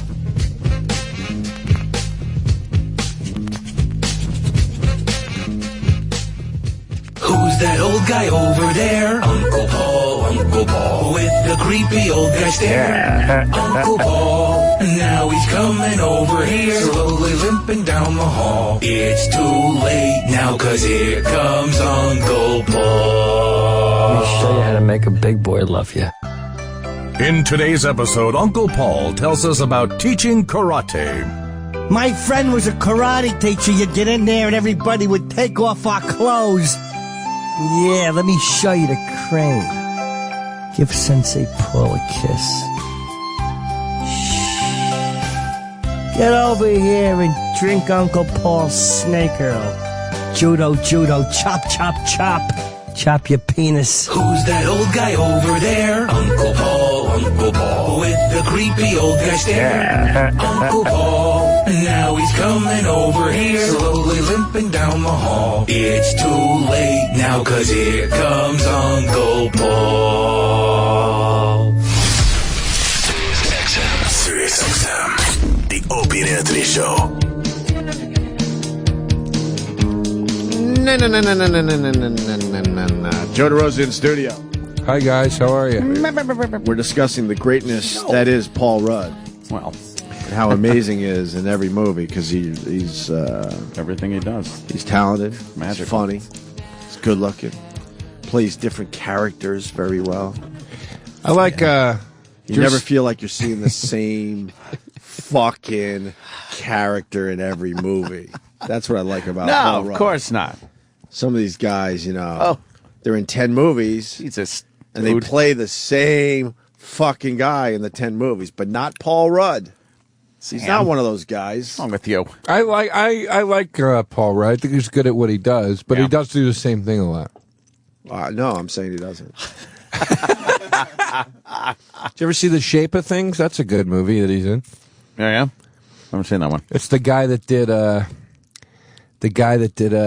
Man, I really just nerd up a conversation immediately. Sorry, Yeah, I've never even heard of this movie, man. I never heard of that one. Never even heard of it. It's that guy that did. Did you ever see that movie, Your Friends and Neighbors? That Ben Stiller movie. It's really about where the three couples and it's really dark. It's Aaron Eckhart. Did you just bring up Ben Stiller? Ben Stiller is but it's about not. a piece Now you got of problems shit. with Anthony. But it's not a. Now you got Hold on a problems with second. Anthony. Hold on. I didn't say I was the president of the fan club. I was fucking telling you he was in this movie. Ben Stiller, we have decided, is way overrated. I Someone like has him to say it. I like him in a couple of his movies, but like as a person, whenever I've seen him on an interview or spontaneous or met him, it's just a fucking grouchy, unfunny piece of shit. Paul Rudd knows how to play a different character in every movie, okay? So let's go with Ben Stiller. And I want a list right now. Is he rock around? Mm-hmm. Sam, I want a list of all the movies Ben Stiller was in, and the people can help us out there, where he played the exact same fucking character. All right? All right. Meet the Parents. That's the character we're looking for. Okay, we're doing the Meet the Parents character. Where, He a has- lot of weird shit happens to me. Right. Oh, God, I get myself in situations. Along came Polly. Well, then I would say Along Came Polly is Meet the Parents. the whole Same night character. the whole night at the museum franchise Same is character. the same character. Right. Well, that's how a franchise works, Sam. It's the same character Meaning in each it's the movie. same character. Boy, I she's know, I know, beautiful I know and we're what you going mean. out, but she's got these weird problems I got to now deal with. But then he's got his other character. He's got his other character, which is mustache. Tony Perkins. Mustache asshole character. Right. where he's- Obnoxious asshole character. Yeah. But He not does as much as the other He's one. got two characters. Tower Heist. What? Tower Heist. Actually, yeah, he didn't play that guy in Tower Heist. Let's go with the That's one of the let's things go I with the liked. original bit, and then we can certainly expand. So you got Meet the Parents. He was the awkward guy in Tower Heist. He's not awkward in it. You don't think so? No. No, he orchestrates the whole heist. But it's a comedy of errors. Yeah, but it's. I'd like to throw this coffee on you. Look what it is. Look, Tropic Tropic Thunder. He was really good in Tropic Thunder because he didn't play that dopey Right. fucking Heartbreak Kid. shit's happening to me. Heartbreak Kid, he's Heartbreak awkward in Kid. it. Thank you. That What was the movie one was with Jennifer terrible. Aniston where it was pretty much Heartbreak Kid? That was Along Came Polly. Royal Tenenbaums, too. I love Along Came Polly, though. It's one of my favorite movies. Royal Tenenbaums. It really is. That's about a fucking shitty movie. Oh my God, what a bore fest. Royal Tenenbaums? Bore fest. That's all right, that movie. Yuck. Why do you think Along Came Polly is one of your... Dude, Philip Seymour Best Hoffman movies. is off the charts in that movie, first of all. He's great in everything he does. He's one of those good. actors, even in a bad movie, you're okay because you're going to get to see a great performance. I like romantic comedies. Philip Seymour Hoffman's hilarious in it. Oh, God. All right. What the Really? fuck? Are you surprised at this point? Fan of the rom-com. Are you? At this point. They don't hurt anybody, rom-coms, but I don't go search them out. I don't search them out, but Give I me enjoy 5 them. rom-coms you liked. Well, it's Christmas time, so Love Actually is at the top of the list this year. Oh, look out. I love Along Came Polly. Okay. I loved Annie Hall. That's a romantic comedy. Annie Hall is a lot deeper than your run-of-the-mill rom-com, don't you think? I mean, I didn't say you got to always go the run of the writing mill. in that movie's terrific. Modern romance. I wouldn't say the writing in Along Came Polly's terrific. No. It's Not terrific. I think it's really funny, and I think Jennifer Aniston is as close to a perfect woman as you could imagine in that film. Not going to argue. I like the Jennifer Aniston. Yeah, she's a very funny broad. She's great in that movie. And what's it called? Is in it? What else was I going to say about it? The Sam forget. has started the list. The Ben Stiller awkward character. So we got Meet the Parents. He did that 3 times. Mm-hmm. Night at the Museum was twice, right? Night at the Museum. Same fucking character, but now it's in a museum. Same character, just in a Right. museum. Along Came Polly. Same fucking character, but that's the single version of that character, right? Yeah. Something About Mary. Something about Something Mary. About Mary, Same definitely. fucking character. Right. What's that Must other be one we nice. just said? You don't even Heartbreak have to Kid. move around your acting skills. Just play the same fucking role. That's what happens to everybody. They did it with Vince Vaughn too. I love Vince Vaughn, but it's like I can't watch it anymore. Right. It's too much. Heartbreak Kid. There's definitely more in there. Did you put Royal Tenenbaums down? Oh yeah, does that count? Royal Town. You didn't like Royal Tenenbaums. Oh, it's so dull. Are you not a Wes Anderson man? No. You're not cool enough to understand that I know movie. I'm not. You know it. I like Tannenbaums. He lost me at Steve Zuzu. But then I came. You didn't like the Zuzu? I thought that movie stunk. But I really liked Moonrise Kingdom. I thought that was really good. Yeah. Yeah. I don't know. Because he finally figured out not to make a movie 2.5 hours long. I was like, yeah, 90 minutes, in and out. Yeah. That's enough fucking quirky Bill Murray. That's all I need is 90 minutes. 90 minutes of quirky Bill Murray is about the limit. Yeah. Yeah. There used to be goofy Bill Murray in great comedies, and now we get the quirky guy. Thanks, Bill. Yeah. Thanks for that. We really I'm appreciate it. Furious that they Fuck. made that movie where he plays Roosevelt. I'm like, you can't. Right. Fucking Bill Murray. I know who that is. Yeah, don't try take to you out of it a fool little me. bit? It does, right? Okay, so Maybe Tower Heist. Tower Heist, I'm telling you, it's not. He's not awkward in Tropic Tower Heist. Thunder is definitely in the dumb and egotistical category. You think it's the same? Okay. Yeah, man. All right. Dodgeballs in the. I got for that one. I got Zoolander, Dodgeball, Heavyweights, and Tropic Thunder. Well, Dodgeball, he's over the top. It's the same exact character as Heavyweights and Zoolander. Right, that's what we're saying. Over the top, dumb. And Anchorman, he's in that category too. All right. Is he the? He's the head of the Spanish station. He's the anchor. Oh, right. He's yeah. the Dodgeball character again. Yeah, Okay. yeah, pretty much.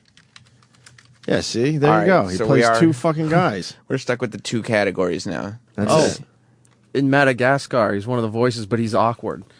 Okay, that counts. He's awkward. He's even awkward as a cartoon character. Yeah, his character is As very an animation? insecure. How many? God, of course. How many Madagascars have there been? Three. Oh, four. Three in a Christmas series. 4. Holy shit. Ben Stiller did one great movie, according to JD in New York City, who I like. He says he played a heroin-addicted writer based on a true story in Permanent Midnight. Great flick. He's I never great saw in it. that. Never saw it. He's great in that, man. He plays a real fucking scumbag in it. Yeah. All right. That's the thing with all these guys. They're all capable of playing other stuff. It's just that's what the business does. They scare the shit out of you. You start making tons of movies for security, and that's it. And then you play the same character in all that a fucking bunch of different movies. Yeah, strike while the iron's hot, like all that fucking nonsense. Unfortunately, I missed Envy, but based on the poster and the fact that he co-starred with Jack Black, he's probably the weird, awkward one. Yeah, let's just put it. Okay. Let's just assume. Let's just assume on that one. Oh, Jack Black is terrific, though. You like Jack Black? Oh, he's amazing. Oh, absolutely amazing in everything he does. It's not too over the top. Not too you like crazy. that. Sometimes Yeah. understated. Yes, just enough. Just enough craziness. It's a subtlety. Yuck. You're on a tear today. What? No, I'm just sick of that shit. What? Who else don't you like? Make a list. Oh my god. Yeah, seriously. How many hours do you have? No, I want to know who else don't you like? Jack Well, let's Black. see Jack Black. There's Kung Fu Panda. Right. Not too over the top in that movie. No. It's not yelling. Yeah, He doesn't have same crazy eyes. He's same fucking guy. Oh, voice in the Black. video game Brutal Legend. The He rock and basically- roll video game. Oh, was that when he showed up at like a Hollywood function as the character or something? We made fun of that. Yep. Yeah. He basically plays the Tenacious D guy in that movie. Tenacious D is another one. Tropic Thunder. It's kind of the same thing. Yeah, he was a little crazy in that movie. Crazy. He makes A some little loud. crazy eyes. Yeah. Tilt his head back and sideways a little. Yeah. Make some crazy eyes. Trying to do some of those old So school he does. Belushi faces. Yeah. Oh, You know, great. when Belushi did it, it was good. Yeah. Oh, Belushi stunk. Nope. Can we please go on record? Finally, somebody can we talk about how much Belushi absolutely stunk? You know what? I'm going to drastically change my opinion right on the spot. I think you might be right. Oh, It's- shit. I he think you might stunk. be right. Animal House. He didn't talk. He was barely in Animal House, by the way. He did some physical fucking comedy for everybody. That wasn't his movie. He is so little. He's at such a small part in Animal House. That's like when you go into Walmart and you see that like De Niro 3-pack, and they fucking dug up 3 movies they were doing in 1967. You're like, what the fuck is this? That's what Animal House is like for Belushi. He stinks. You get to dress up like a samurai. It's not fucking funny. Well, it stinks. He's detached from the rest of the movie. Almost like they brought him in to do They fool did. around a little bit. So right. they did. That's exactly what they did. Yeah, right? he had nothing He's to do pretty with much the detached. storyline. No. He was a peripheral character. Yeah, he doesn't carry that movie. Not at all. Here's Belushi. Neighbors. Foreigner costume, grunting and moaning, or repeats one phrase over and over again. Cheeseburger? Yeah. That's all Belushi ever did. Cheeseburger? Yeah, cheeseburger. Or, hiya! That's all he did. Repeat phrase over and over again, or fat guy grunting. Didn't like his Joe Cocker impression? He just grunts in it, right? Yeah, well. That was pretty good, though. His Joe Cocker was pretty Grunts. What's it good. going? I think he did very well on SNL. It was just like, was he that great in Blues Brothers? Do we remember him? He's funny in Blues Brothers, but I mean, Blues it's like Brothers. he's not fucking comedic genius funny. Animal House. What other movies? 1941 was kind of a bust. Yeah. Continental Divide. Continental Divide. And Neighbors. That's it. Well, he never really had a chance now, did he? No. Here's what it is. It was 1970 6, 5, 7, whatever it was, right? Everybody's doing blow. He's in the right fucking circle. So all these famous people start going, what a fucking guy. This guy's a riot. He probably was a riot to fucking do blow with and watch him fucking piss in a bush and puke on himself and whatever else. It sounds like a fucking ball. Yeah, it's hilarious. And then everybody goes, we love this guy, so now he's going to be a genius. Do you know what I mean? That's how that works with a lot of these guys. Because he dropped dead, yeah. He might have been a little overrated. I think John Candy and Chris Farley blew him away. Like, no contest. Those two blew him away. Chris Farley is like hilariously fucking funny. Yeah, he made a lot of shitty movies, but he's fucking hilariously funny. But I mean, Belushi had a good run on SNL, that's for sure. Did you ever watch those old SNLs? No. They're dog shit. They bomb, dude. They bomb. They just it's kind of scared to talk badly about Belushi, I'll be honest with you.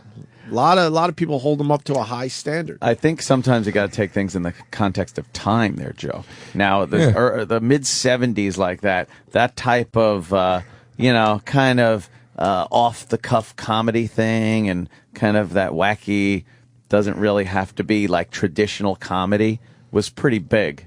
You know? Yeah, you know why? Why? Because everybody was on blow. That's all you had to do to make people laugh. You think?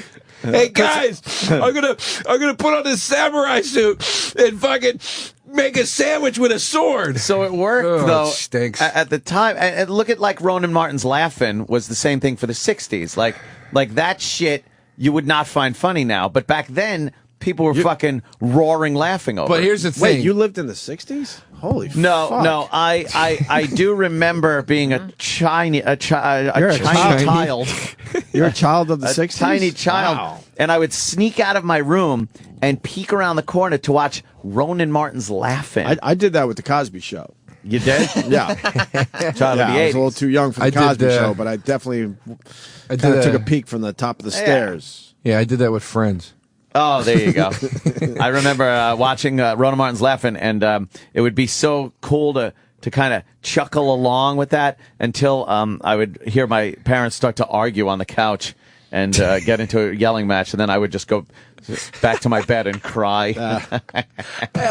So every time you hear "Here come the judge" now, you start crying. Yes. Where are we at with Friends? Good show.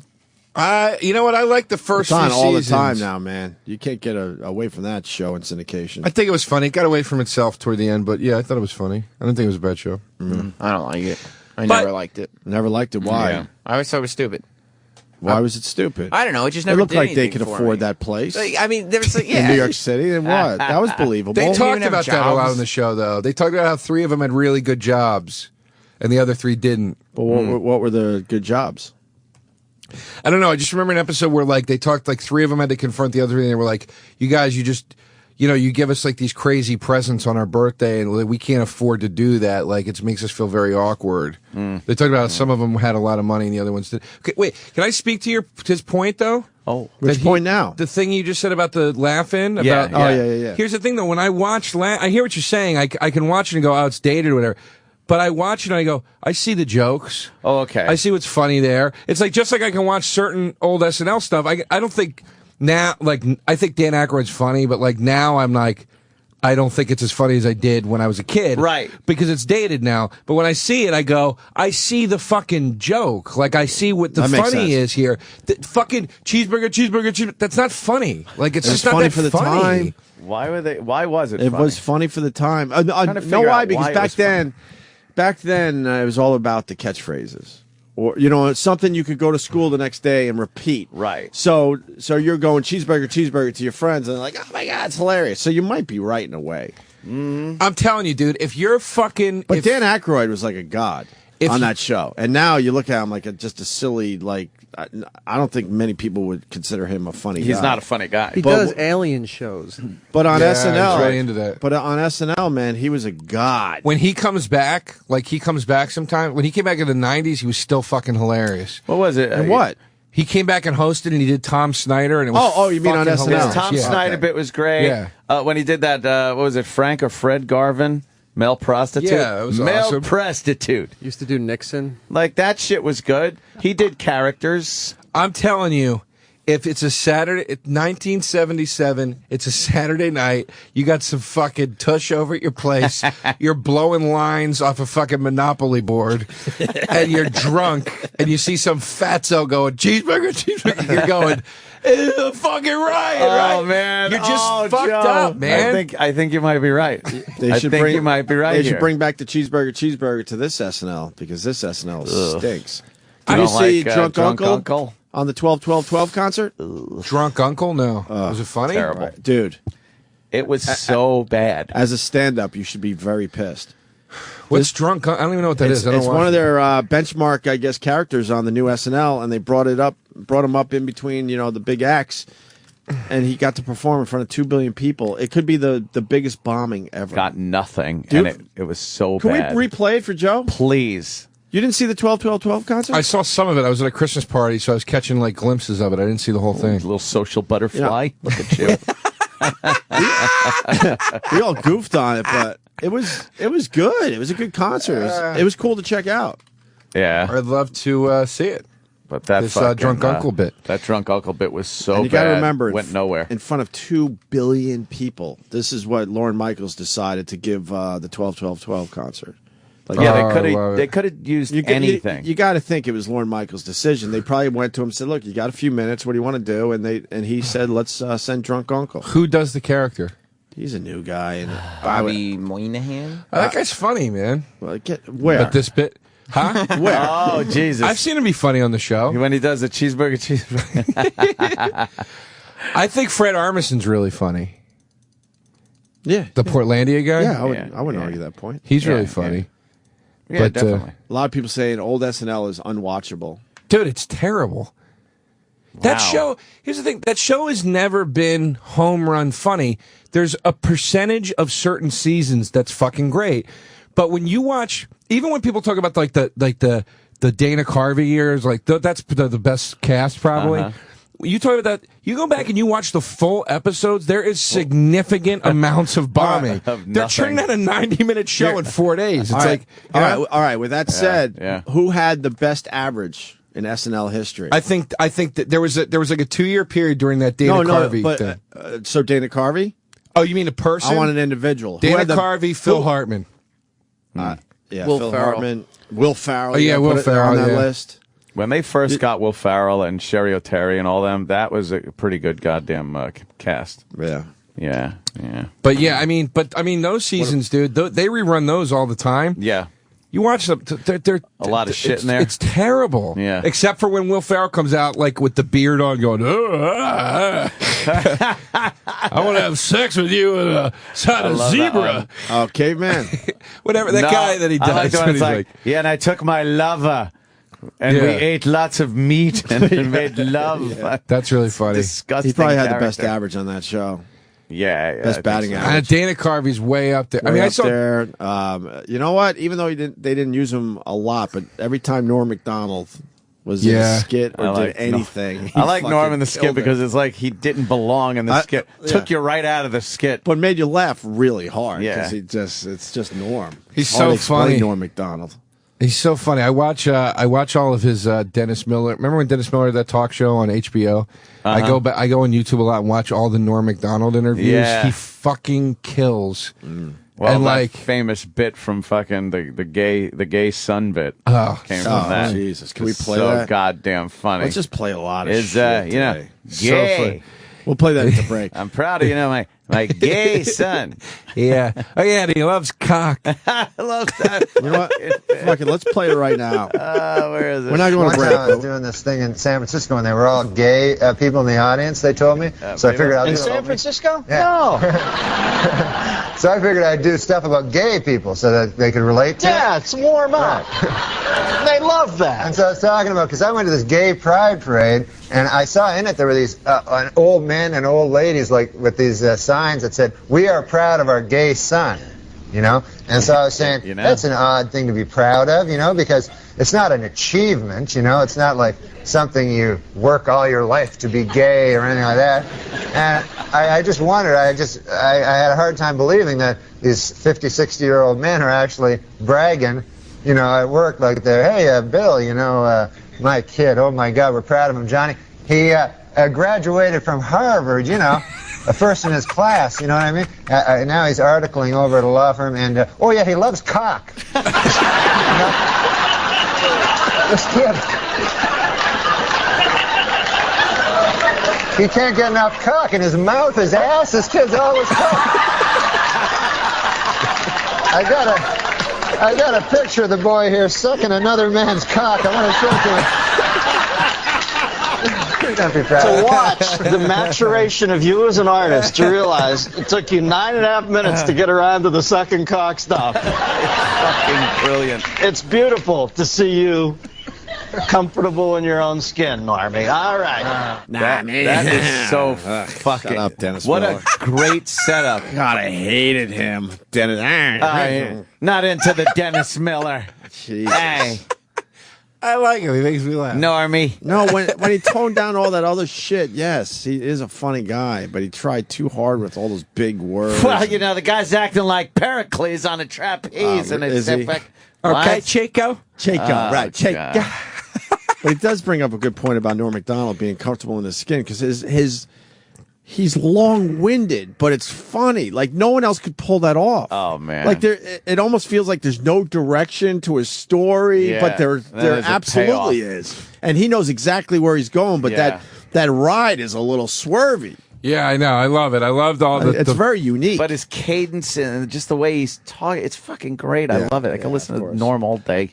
People saying Eddie Murphy had a great batting average. Oh shit! Yeah, actually. Oh, Murphy. All right, he's number one. He's got to be number one. Did he ever have a bad skit is the question. Here's the thing. Murphy was But he on, wasn't around as long as like a Phil Hartman. Phil Hartman put in some years. Will Ferrell put in some years. Well, Murphy was on for two seasons. But here's the thing. He was on during the 2 worst rated seasons That's ever. true, yeah. But he was the fucking standout. He saved that fucking show, man. He was on during the 2 years after Lorne Michaels left in the 80s. When they used to do, those seasons were so bad, they used to do sketches about how bad the season was. Oh, wow. They would Wow, like, you really know your shit.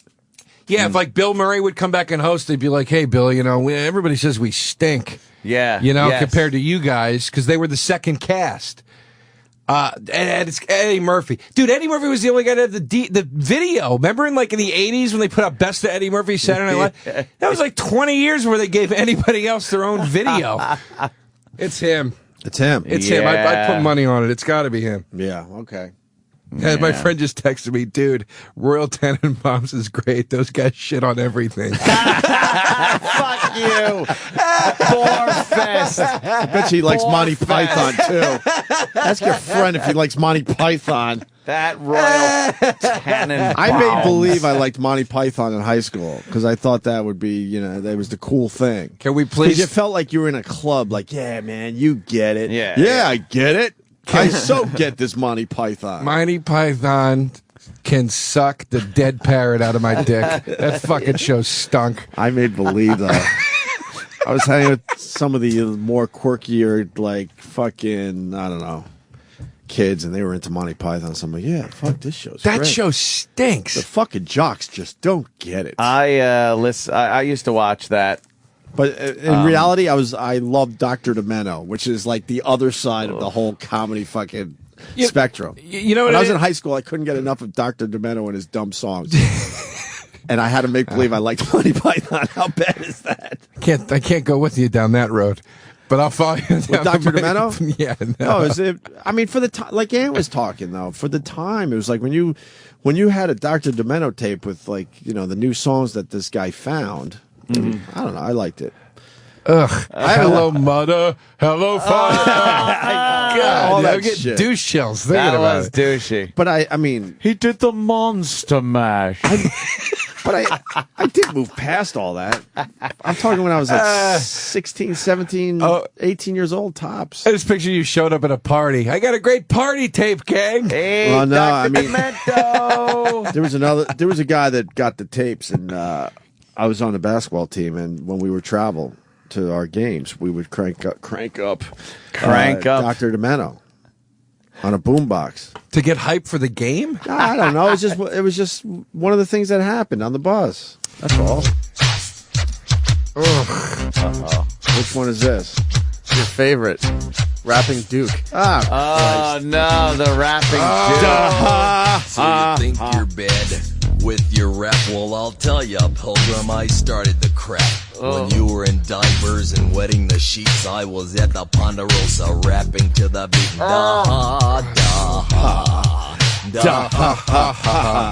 This was so bad.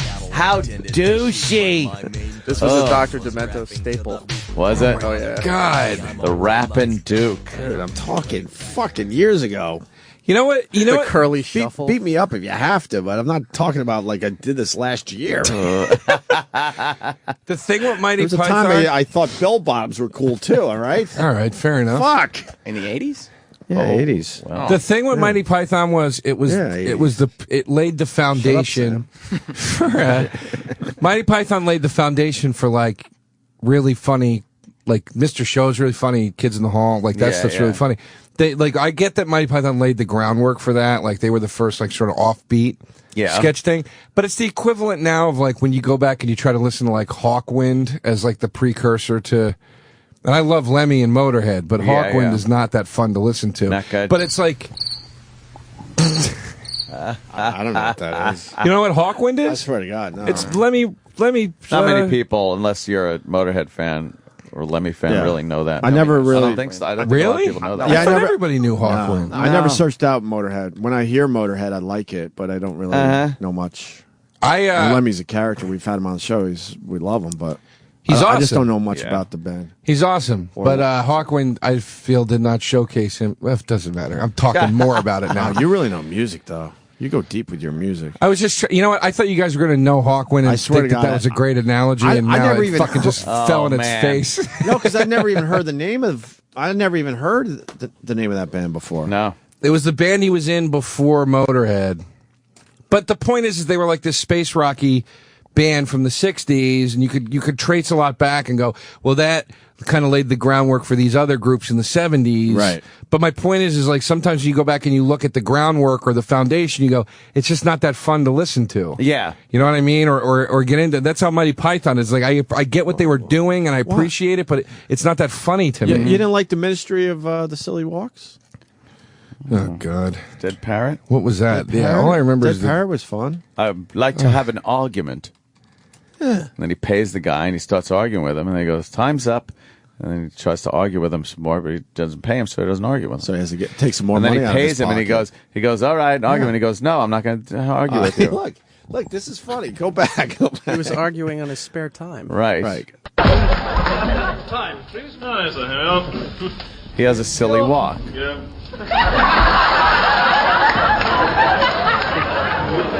I thought it was creepy how they went from video to film. When they went outside, it was film. So he's walking across the street silly. Is this great? This actually isn't bad. This isn't bad for a comedy piece. It's like physical comedy, yes. And John Cleese is big and lanky. Well, what's the hook of this, though? The hook is that there's an actual he's ministry. walking to the Ministry of Silly Walks. Right. So you don't know that yet. You're just like, what is he doing? Oh, it's a twist. See? Ministry of Silly Walks. See, the Ministry of Silly Walks. And he goes in there and everybody walks silly. John Cleese. Walking down the hall now. All silly and shit. And then he passes other guys walking silly and shit. Oh, because it's a ministry. Right, of silly so there's walks. a bunch of silly walkers. Yeah. Okay. Yes. I get it. Okay. Good morning. You don't want any more of this? I get it. Okay. He gets all annoyed. Well, as a comedian, is that funny, though? I do not find that funny. You don't like physical comedy? No, and I think I'm the only person on earth that says, you know what? I think the guys in Mighty Python are funnier after they broke up. Like I like when I see John Cleese and Eric Idle and stuff, but I don't like Mighty Python. Did you like Faulty Towers? No, I never thought. I thought Blackadder was funny. Yeah. Yeah.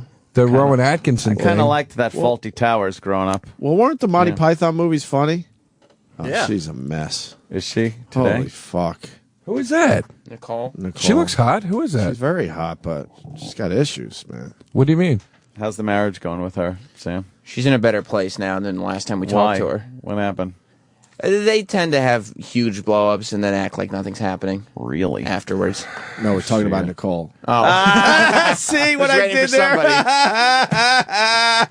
there? Waiting for somebody to pick it up. Who is she? She hosts the morning mashup. Morning mashup down the She's hall. pretty, man. Pop music shit. You got a little. You'd probably be able to get her if you have a little. You know. Do you? Yeah, least subtle gestures. The Ministry of Not Subtle Gestures. Yes. You just need a little bit a of. little, you know. Just Hey, a little. do you got any? We didn't say that. Know what I We're mean? saying a little, you know, not that. You got any? No, we didn't say that. We just said a little, you know. A little. A little. Fuck. Well, shit. Yeah. You know, fucking Monty Python. Who else stinks that used Do to you want win? to see the Drunken Uncle? Yeah, that's where we're getting right. back to. So as a stand-up comic, that you like doing your own characters and stuff. You're filming stuff all the time, Joe. So you're in this wheelhouse. This guy's on SNL, and now he's in front of 2 billion people with this character. Okay. You should be deeply depressed after you see this. Just shows you it's all bullshit. Joining me now is the perfect symbol of the holiday family experience. Please help me in welcoming Drunk Uncle. And we got to intro the I guy. saw 3 drinks come sailing into my mouth and I spilled on my shirt. Merry Christmas, everyone! All right, give it up for Drunk Uncle, everybody. But he's got to keep reiterating. I like how nobody's cheering because they don't know what this is. No one. Oh, That's you funny. mean when I get to spend all my money on crap that nobody wants? Hooray for me! Ugh. I mean, what happened, man? Kids used to dress up for Christmas, Seth. You know? Before we opened prisons, we had to put on tuxedos and a cake. We had to do it. Nowadays, you can't even say Merry Christmas anymore. You know? You gotta say, hey, baby Jesus, are you on Foursquare? You know? Wow. Oh, my God. Is there a room at the inn with Wi-Fi? Ugh. Netflix me! Netflix me! Netflix me! Ugh. You know what kids need to put in their Netflix queue? An honest day's work. All right, Drunk Uncle. Now, Wow. were you affected at all by How Hurricane bad is Sandy? this? Wow. Pause My this. ex-wife- This could be the worst thing that happened that night. Yeah, there's obviously punchlines there, and he's doing it in front of 20,000 people, and you don't hear anyone laughing. Ugh, that's so bad. They need to have another benefit for that fucking tragedy. Yes. We don't have to play more of it. It never got better. And It he's never just gets. like, it's hard to watch, to be honest with you. It's it is hard uncomfortable, to right? watch. Yeah. And he's like, well, Drunk Uncle. Right. Oh, what are you saying, Drunk Uncle? And I don't think the is part of his character. I think that's him Yeah, going, it's a holy nerve fuck, wrack. this isn't working.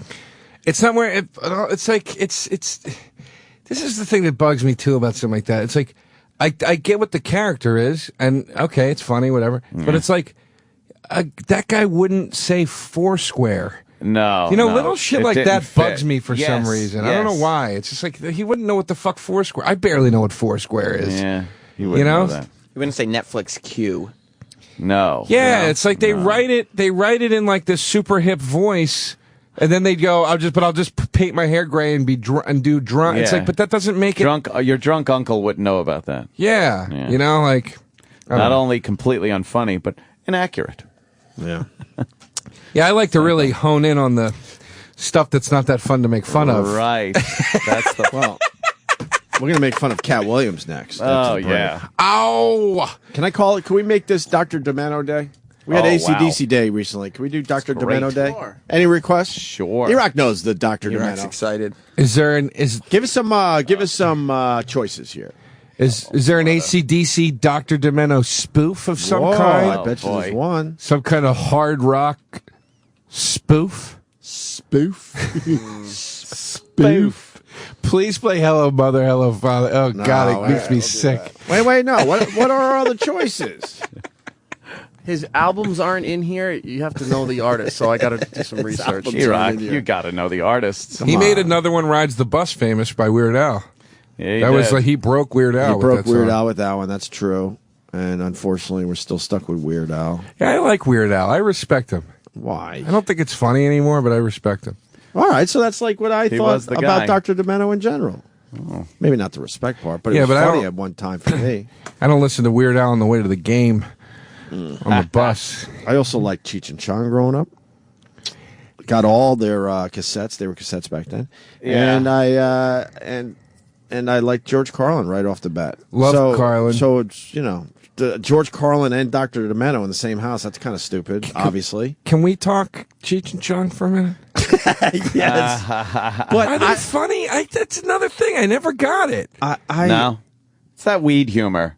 That was big. You know in, what, like, though? The 80s. I don't know if they're funny anymore. They were huge, though. They were doing something right. I respect them. They're legends. I feel bad of what I'm about to say. I'm going to just say it, though. Boy.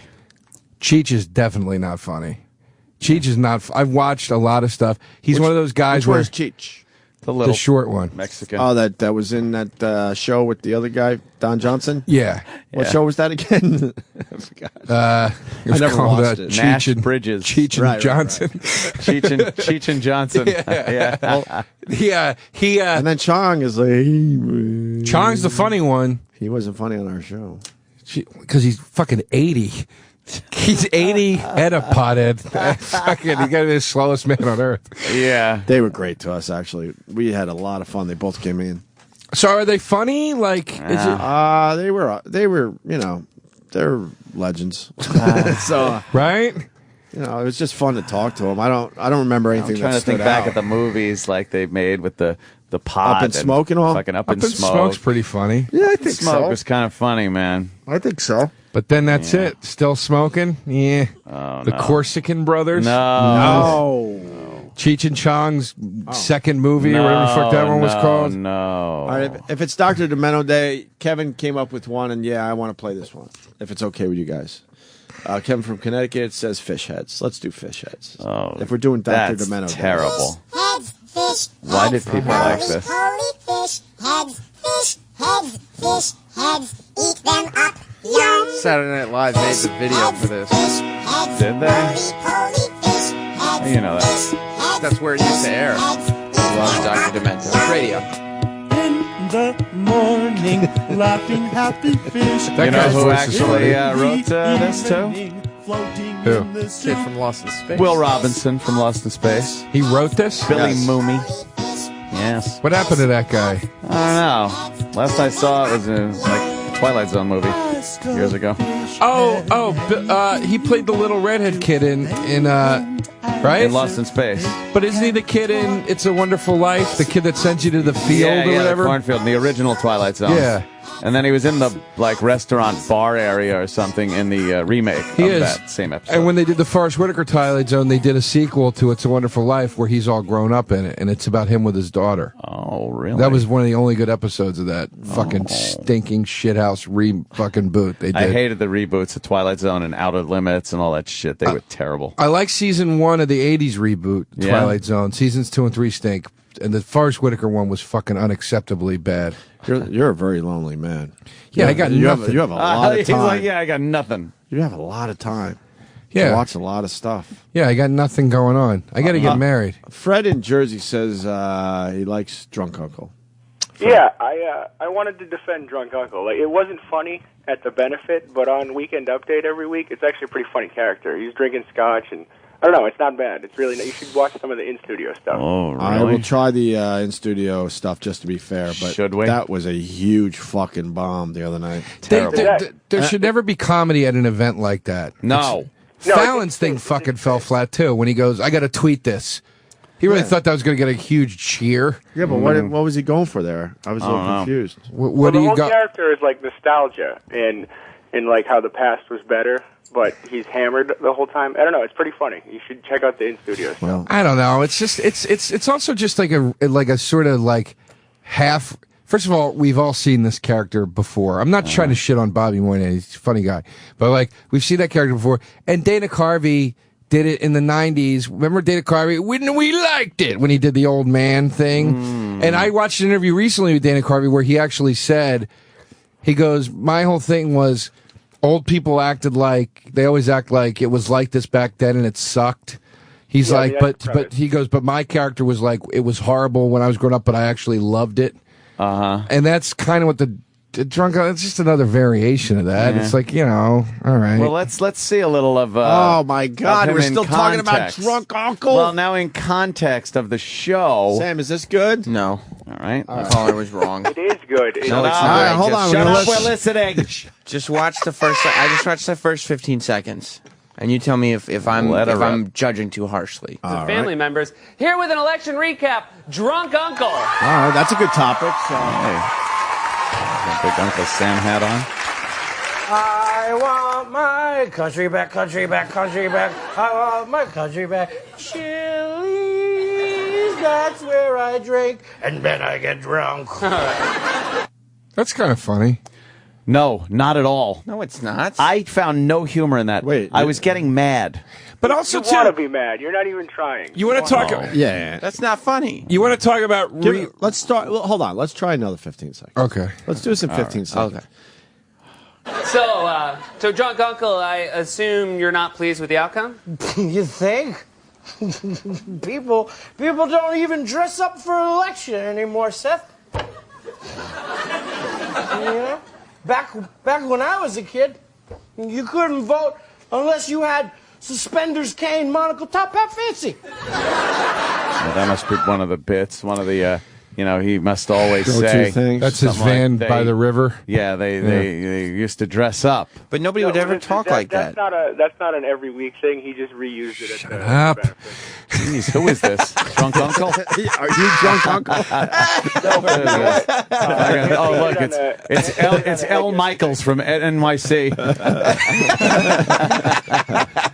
But I mean, look, you want to talk about rehashing whatever.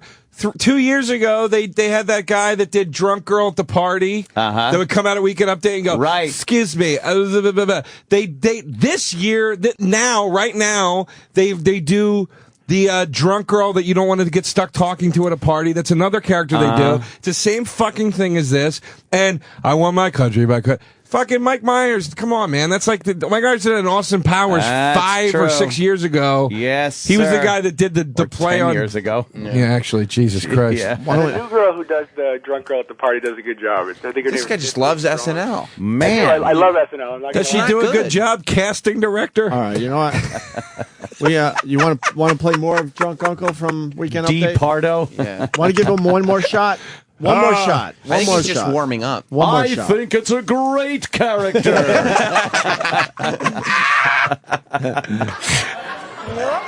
And when you voted, you pulled the damn lever, Seth, like a man. You didn't fill in a little oval like you were taking some pregnancy test. We had two choices. Okay? We had Roosevelt and Reagan. There was no Green Party. There was no Senate.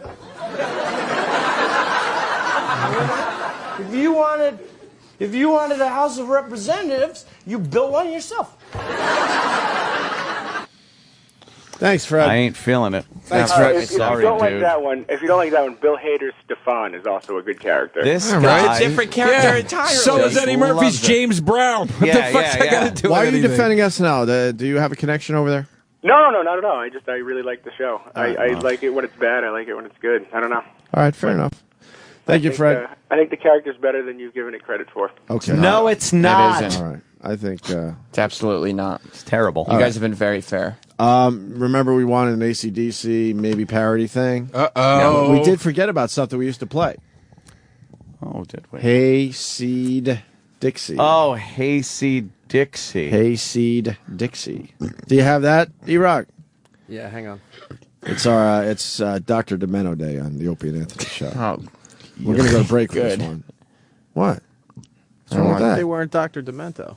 Well, it's in the same fucking spirit of it, right? It's in the wheelhouse. It's in the wheelhouse. Wheelhouse. You know? You know? Is it? Oh, is it? We wait. What happened? We're waiting for you, Rock. Can I plug something Which while one do we're you waiting? What's our choices? Let's see. Fat Bottom Girls, TNT.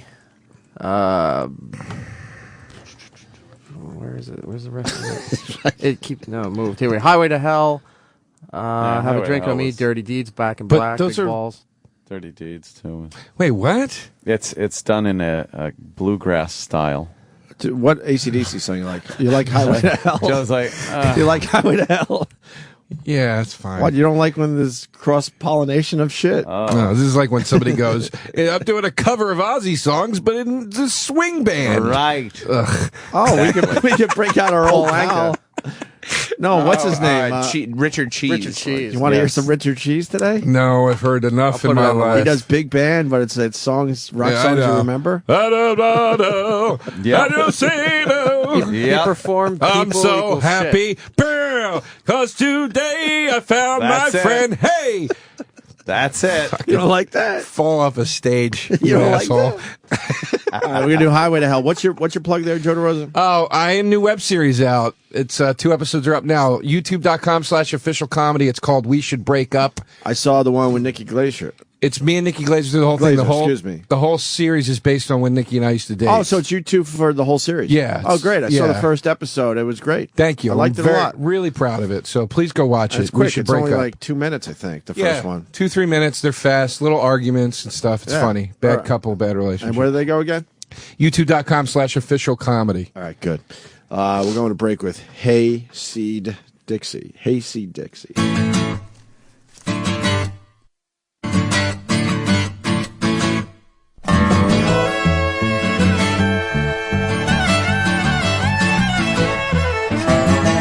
Living easy, living free.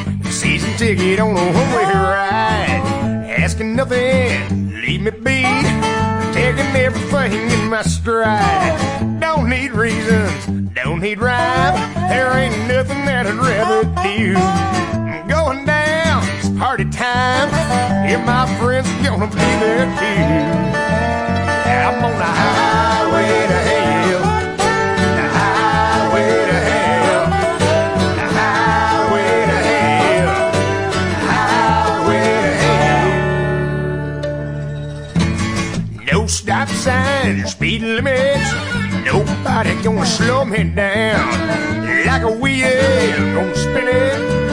Nobody gonna mess me around. Hey, Satan, paid my dues. I'm playing in this bluegrass band. Hey, mama, look at me.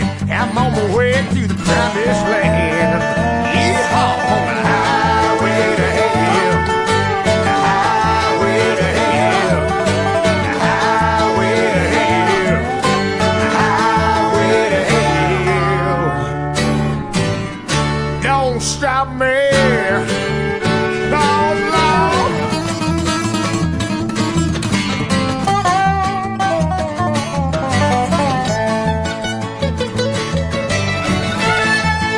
I'm on the highway to hell. The highway to hell. The highway to hell. The highway to highway to hell. On the highway to hell. I'm on the highway to hell. I'm on the highway to hell. And I'm going down.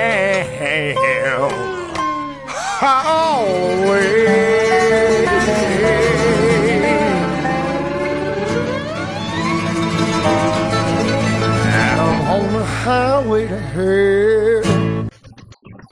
This is the Opie and Anthony channel on Sirius XM. She was a prom queen who could have any guy she wanted. He was a high school outcast looking for love. Stay away from my girlfriend, punk. No matter how hard he tried, she would never notice him until... No, it's Bobo. Bobo Loco. Action. Suspense. Tell me what it's all about. The thrill ride of a lifetime. Screaming for blood and looking for love. She wants it. She wants it. She wants it. She wants it. She wants it. She wants it. A man over the edge of insanity. Bobo Loco. I won't stop. I won't stop. Sirius Sirius XM. Sirius XM. The Opie and Anthony Show.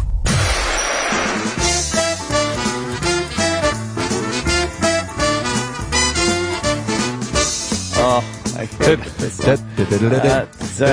Demento Day. You know, people would love when this came on. Oh, when I was a kid, man, holy shit did I love this Curly song. Shuffle's on the radio. We dance all night doing the curly shuffle.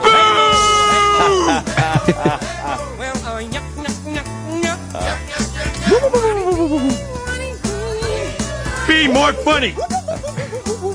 Oh, God. Never miss a chance. We get up and dance and do the curly shuffle. Is it this You know right? what? Everyone loved this years ago. There was a video on MTV for it.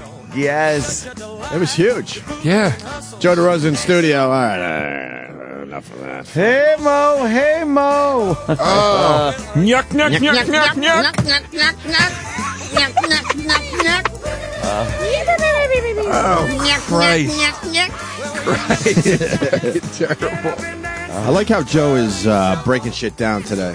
You enjoying that? Yeah, like stuff we just thought was good and funny, and you started it. I'm liking it though. As soon as I came in, I really am liking this. Well, I'm enjoying myself today. It's good to see you guys. Yes. Yeah. Even though I'm going to be cutting out momentarily. That, you know. I know. I got to fucking... There's always a pooper at the party. I can't fucking... I might break it down with you today, some Joe. shit, yo. What do you want to break down? I might break it down today. What do you want to get into, man? Break it down.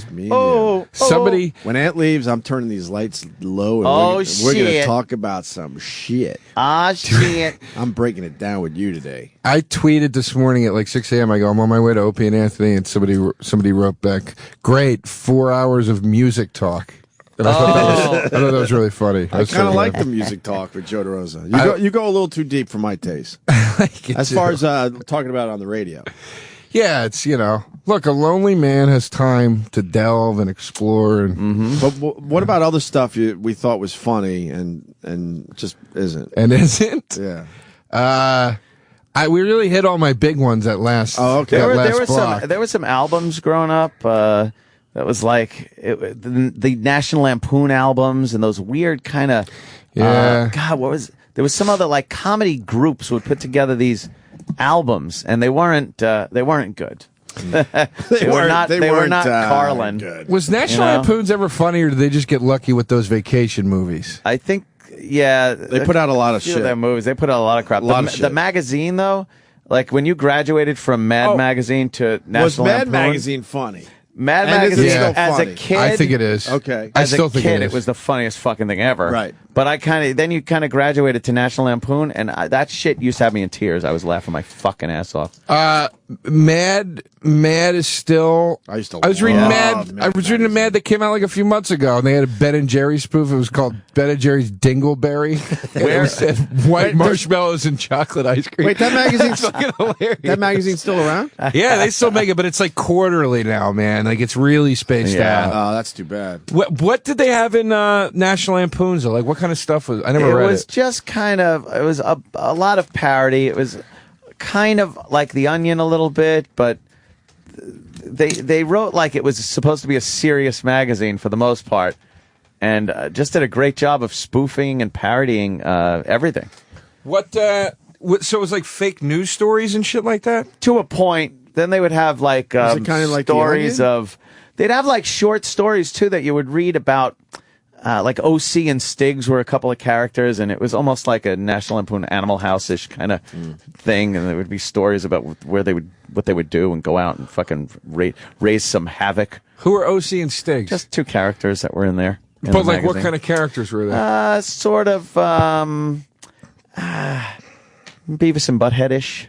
Okay. Yeah, there'd kind of be stories of what they would do. Okay, it was funny. All right, and there were like a lot of. Like maybe shit that you'd see in a technical magazine or Popular Mechanics, but it was totally didn't make sense and it was explained really funny. I thought it was a very funny magazine. Written very well. They don't make it anymore though, right? No. That shit's long gone. It's out. We gotta get into Katt Williams.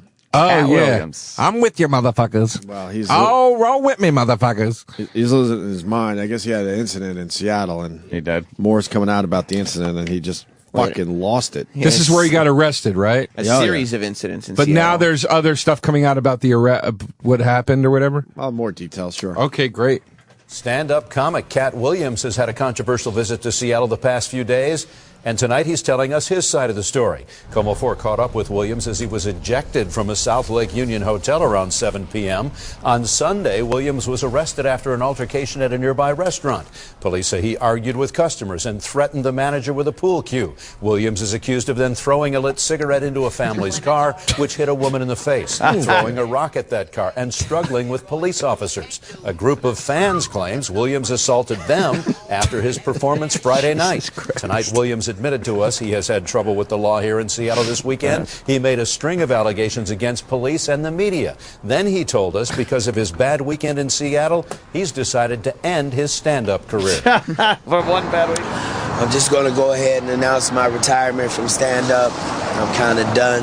This is... You're not really I've already discussed it with my kids. I wasn't really going to do it on the Seattle street. I was going to go to Los Angeles and do it in the offices of ICM or Live Nation.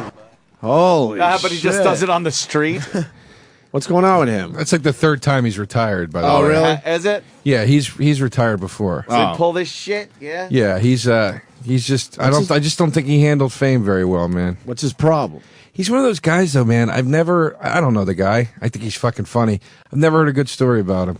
Oh. I've never heard one good story about you know what I mean? He's one of those people where you're just like, I think he's just fucking crazy. I think he's probably an egomaniac and he's fucking crazy. And then you throw those two things together in combination with fame, and you're done, man. Right. You're done. Volatile formula. Yeah. Yeah. I love That's the what string you of- call a perfect storm. I love the string of events he got himself into. And the newsman has to stay all newsy and shit still. Hit her in the face. I like Right. that one, too. Lit cigarette into the car, hit her in the face, and then he assaulted fans after his Friday show, and then blah, Yeah. blah, blah. And then I like how the guy goes, punched an old lady on the elevator, and then he went on to Yeah, hold like when up he- a 7-Eleven. Katt's here to admit that he's had a string of altercations with the law. What's he got to admit? We know he did. There's Right. nothing Yeah, to yeah. admit to. We heard the story that he threw a rock at these people's car. That's so funny, man. What the fuck do you... I want to know what made him snap. Yeah, I want to know. It might be being on the road. Sounds like the road is just a horrendous place to be for you guys. But what made him threaten customers... I don't know why the road is a horrendous place for you guys. That sounds exciting. It's got to be fucking Especially a if you're grind single. after a while, though. But if you're single going to a different city every weekend, what's so bad about that? It's, I mean, it depends on how you're... You know what? Here's my thing. It's a little different now than it was for me a few years ago. You know, it's still not where, a lot of guys... I'm obviously not at, like, that Louis level, whatever. But, like, I'm in a decent place with it now. But it's like... I realized a couple years ago what makes the road hard, and it's like... I was on an airplane going to like Florida or something, and I was like so angry, and I was like, oh, fuck. And then I was sitting there, I was like, why am I angry? Like, I'm getting paid to go do shows and whatever. And then I was like, oh, because I'm not going to my audience right now. I'm going to a audience. And then I got to fucking deal with like the drunks, and if they don't like me, and all the bullshit, and that's what sucks about it. And until you really sell lots of tickets, you have to put up with that, to a certain extent in some places at least. So it gets tough. It gets lonely, and the vices are there. The vices are there in your ears, man. It's like it's hard to go back to that hotel and just sit there. People go, "Well, you go back and you're right." Do you know what I mean? Like that's not like enticing. Like you can do it and it's healthy to do, but why do you have to just go out drinking? What the fuck else are you gonna do? It's you don't get done till midnight. Check out the city, see what else it has to offer. No, at 1 a.m. What else are you into besides drinking? What else can you do at 1 a.m. besides eat shit food? You know what I mean? I'm just asking. I'm not saying it's wrong. No, I'm not being defensive. I'm saying, what else could you do? What other things does Joe DeRosa like when he's not doing stand up and not drinking? I don't know. You drugs? I don't know. No, but I'm saying like Bill Burr, he has to check out like a lot of sporting events. Bill, look. And he sets his schedule in such a way where he's checking out some great. Yeah, come on, Joe. Bill can Great go games back. on the road. Bill Jesus, can Joe. go back to the. Bill has the advantage of being able to go back to the room and read about the National Trust for 3 hours. Yeah. Figure out where his money's being filtered. Fucking banks, Joe. I'm thinking. I'm in a hotel, right? Okay. Fucking laying there. You know what I think I'm going to do? I'm going to take all my money out of the bank. And I think I'm going to, I'm just going to have it sewn inside my pants. I'm just going to walk around with my money on me all the time. And I figure, fuck it. They're going to take it. Just kill me. Fuck it. It does a little of that. I love it. It does a little of that. Guys, I'd love to hang out. What the fuck? Where you going? Well, I'm going to film a part in Amy Schumer's TV show. Very nice. Amy's got her TV show, and yeah, I got. Are you allowed to say what you're playing, or is it like top secret? I don't know, so I'm just gonna keep my mouth shut. Okay. But suffice to say, it's not a fucking Shakespearean role I'm doing. Let's be honest here. Is that Othello? No, it's not gonna be Othello.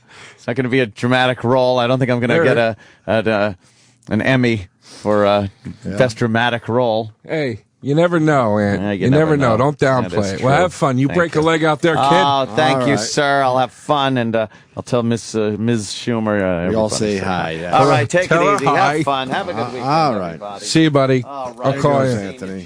Good to see you, pal. All right, Sam. Bye. So long. Yeah. The big fat E-Rock. but Hey, should we turn down the lights so we can get into it, Joe? Let me get I love the it. TV Get lights comfortable, off. Joe. Get comfortable. We're going to turn off the TV lights. No TV today. I'm sorry. I love it. Let's get into it. But get here's the into this thing with the shit. road. Can I go back to what you were asking? Yeah. Oh, thank God. Yeah, turn off the lights. Here's the thing, Ope. Daytime is one thing. yes. Nighttime is the problem. Why nighttime? Because you're saying, can't you go, like you said, Bill goes to sporting events, Well, right? obviously you should go and get your pussy and all that. But I'm just saying. But that gets dangerous. All right, fair enough. So, but why can't you just walk around the city or the town and just check shit out? That's what I would do. That's why I'm jealous of you guys. But you could do that during the day. I'm saying at night. Aren't you just tired from after doing all the shows? Dude, though? you're wired. You get a little food. You're fucking wired. Have a beer or two. I get all that. But I mean, here's the thing.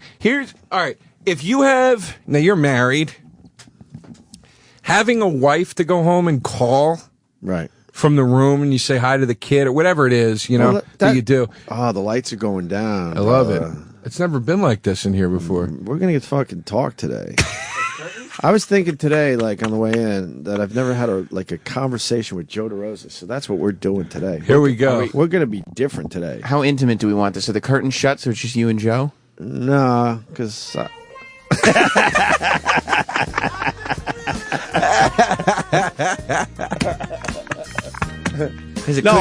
get more romantic. The other side of my point is this: if you're a stand-up comic on the road and you are married, that's way worse.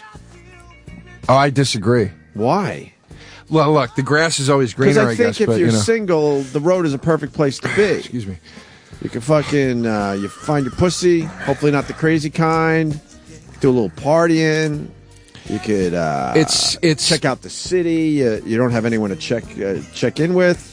I got great advice. How bad could that be? I got great advice once from a comedian who's been around for a while. I was on the road. I was opening for this guy like 7 years ago. And I was like chasing chicks all weekend. And he kept being like, dude, you gotta stop. And I was like, what are you talking about, man? How old were you? I was in my 20s. Yeah, so at the time. What's wrong with this faggot? Well, he was. I kind of was like, "What's the problem?" I don't understand. But I'll tell you, getting that advice when you're in your 20s. But I'll tell you why. Because he goes, dude. He goes, I know you're thinking that I'm being like a stick in the mud or whatever. He goes, I'm not. He goes, I'm telling you something. I've been down this road. He goes, here's what's going to happen to you. You're going to come back. You're going to start headlining these clubs, and all these girls that you're fucking in these cities are going to start coming back to your shows and acting like they're your girlfriends. And he goes, and you're going to have a fucking problem on your hands soon.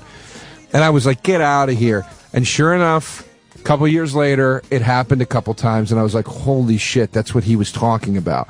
These girls start turning up again. But how can they possibly think you're having an actual relationship with them if you live in New York and they live in, I don't know, name city here? Look, some girls get what it is, and it's just, a good girl going, hey, let's just go have some fun. You gotta question the fucking mentality of a certain kind of woman. Sure. That's going to just go and bed down with you in your fucking hotel room for them. I mean, a lot of them aren't stable. I'm not saying they're all like that. Some of them are just chicks that get what it is. So then they assume way too much, and then next time you're in the city or the town, they think they're your girlfriend. Yeah, well, or I don't know if they think they're your girlfriend, but yeah, they keep an entitlement. You leave a city and they keep texting you, and like I've hooked up with girls on the road before where I've had to tell them like 2 months later, like, look, I'm sorry, like, I don't know what you think is happening here, but like I live in New York, you live like... Well, you should have told them that 2 minutes later. Yeah, but you just... I know what you're saying, but you just kind of assume like everybody understands. Everyone's on the same page. Did you ever see that? Did you ever hear that Patton Oswalt bit where he talks about when the fair comes to town? No. And he's like, and then you... How long's the bit? It's long, because it's like a whole like comparison to the president and everything. Okay. But he talks about when people would believe that Bush loved them when he said he loved, and he goes, that's like the equivalent of like when the state fair comes, and the guy that did Rock On is there, and you suck his dick behind the Ferris wheel, then he leaves, and you're like, he said he loves me. And he's like, sure he does, sweetheart. Yeah, he'll be back. Right. It's kind of like that. Like some girls think like, but I don't think you're giving the women enough credit. I think they know what's going on too. Some of them do. I'm not generalizing all the women. I'm just saying like they might have to play it differently, but I think they know. There are potential problems, dude. And then you get a few chicks in a row that are in your hotel room that start acting crazy. Right. You get a couple fucking criers. I've had that happen. Right. Where a chick starts crying and you're like, what's wrong? And she's like, I'm just drunk and I'm just get sad, and and it's weird, and you're like, listen, I don't know what is going on in your life right now, but it's freaking me out. Yeah. So like, it's just you get into weird situations, and you're just like, this isn't that good anymore. All right, so what else would you like to do on the road? Look, during the day is great. But what do you do during the day? I go to a lot of record stores because, funny enough, it's easier to find a fucking record store in another city besides New York. Obviously, it's so easy to get music nowadays, but I miss the days of if you're in a different town or a different city, to go to those local record stores were just so much fun for me as well. It's a blast. Trying to find the bootlegs and all this shit that maybe some comedy records you never heard of before or whatever. Yeah, I go look for bootlegs. I'm a big movie guy, so I buy DVDs and Blu-rays, and so I go collect that stuff. I'll go to like, cool clothing shops, cool bookstores. I'll find I'll ask hey, what's the best sandwich shop in town? Like, what's your signature sandwich out here or wherever? And I'll go get that. I go to the movies. What kind of sandwiches have you had? Nothing crazy. Are you making? I can't tell if you're making fun of me. I kind of am. I mean, I'm enjoying the conversation, but I can't let that one go. Why is that weird? Kind of sandwich? Why is that weird? What's weird about that? Their signature sandwich? Yeah, like you go to some cities and they'll be like, yo, dude, you got to have a fucking woogie. And you're like, what's that? They'll be like, it's a sandwich with... But it's the excitement. It's the like bread and Philly, French fries. If I'm in Philly, I want a cheesesteak, of course. But yeah. But you search out the signature sandwich. Yeah, dude. You're a sad man. You're in a fucking Hilton, dude. You got nothing to do, man. You're going back. Do you remember some of the names of these sandwiches? No, I just remember that. Which was your favorite, and what was it? It's never kind been of sandwich. It's never been anything that was like a signature. Yeah. I was upstate. I went to the comedy club. Sit down. I got to stand for a minute. Why? I get gas. How I am in here. I'm up and down the whole time. You're sitting I get down gas today. from the coffee. We're doing things different. You're right. Today. I'm sorry. I'm ruining the mood. Yeah, we got the lights down. We got the music. He's still playing the music. I just realized it. I forgot that I was even playing. That's so funny.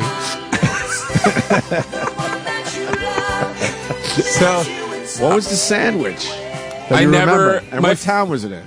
My favorite food was never one of the signature sandwiches. No. But Pittsburgh, they have sandwiches that they put French fries and coleslaw on. I forget what they're called. Fuck, that sounds good. I was upstate at the comedy club, where Brother Weeze, the club where Brother Weeze is. Of course. It's called the Comedy Club. So you might have done a beef on a wick up there. Yeah, and they have like the garbage plate. Like that's their big Love thing the up there. garbage plate. What else, man? Did you try the garbage plate? I almost got one, but I hate macaroni salad so much that I didn't get it. Why? Who hates macaroni salad? Disgusting, dude. What's wrong with macaroni salad? It's fucking noodles and mayonnaise. It's disgusting. I love macaroni salad. Oh, it makes me sick, man. Potato salad's my favorite. Potato salad's the German bomb. potato salad, if done right. Ew. Is that the vinegar one? Of course, E-Rock says ew. Yeah, it's oil and vinegar. No, that one Because you stinks. like mayonnaise. We all know it. No, that one stinks. The mayonnaise-y one's the one. Nah, I like a good German potato salad. It's Ew, done no. right. Yeah. Yeah, my mom used to make that shit. I don't like it. I like the mayonnaise-y one. But anyway, there's a killer Italian shop in San Fran that I go to when I'm there. I can't remember the name of it. Yeah. But I always go to that place. There's, what else is there, man? You know, you go down to like Florida or the coastal cities, you go get seafood, you know, just shit like that, man. I don't know, you know? Sounds boring. It is. It's boring. Don't you like to just find like, it's going to sound a little lame, but like a good coffee shop and just people watch? It's my favorite pastime, to just hang around and watch how people interact. No. Not at all. No. Even on like maybe a crazy street. I like to walk and maybe meet some people and like just kind of cruise around the city, but I've never been big on like just sitting in one place. You like cruising around I the like city, cruising, do you? looking for cock. Do you? Yeah, I never like just sitting in one place. I'm antsy. You know, I was just standing up 2 seconds ago. You get the fucking lights turned down at here. You know? It's a different vibe right now. I know, but I'm saying I still have to stand up. Like I'm an antsy guy. It's hard for me to sit in one place for a long time. People are saying the music beds are annoying. No, they're just not getting the vibe. Yeah, man, we're trying to. Do you not create a understand? vibe. It's a different show, man. Chill. This is a different show today. Pick up the vibe. So, Joe, Let's take our voices down. Let's go back. So were you born in Philly? It was, Aunt. Oh, see, sorry. See, I've known Joe forever. We've never had this conversation. I was born in Philly, Northeast Philly. Yeah, I know that. Yeah, And I see you have a suitcase. You're going home. I got to go home for a funeral. Who died? My grandmother. Were you close to her? Yeah, I'd say so. You know, What kind of lady was she? she was the kind of lady that just, you know, just lit up a room.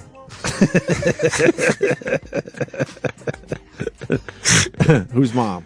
My dad's mom. Dad's mom? Yeah, so that's kind of the last of his. That's it for him? That's the last of his blood. Really? I mean, I guess he's probably got a few aunts and uncles left, but yeah, that's his immediate family. That's the last. What was your one. first thought when she passed? A memory? Something that brought you back? To be honest with you, it was more about my dad.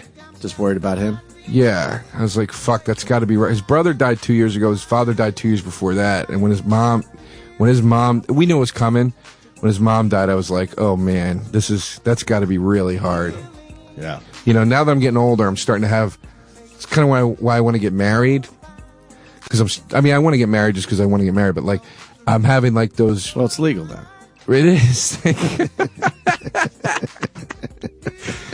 You know, it's about time, man.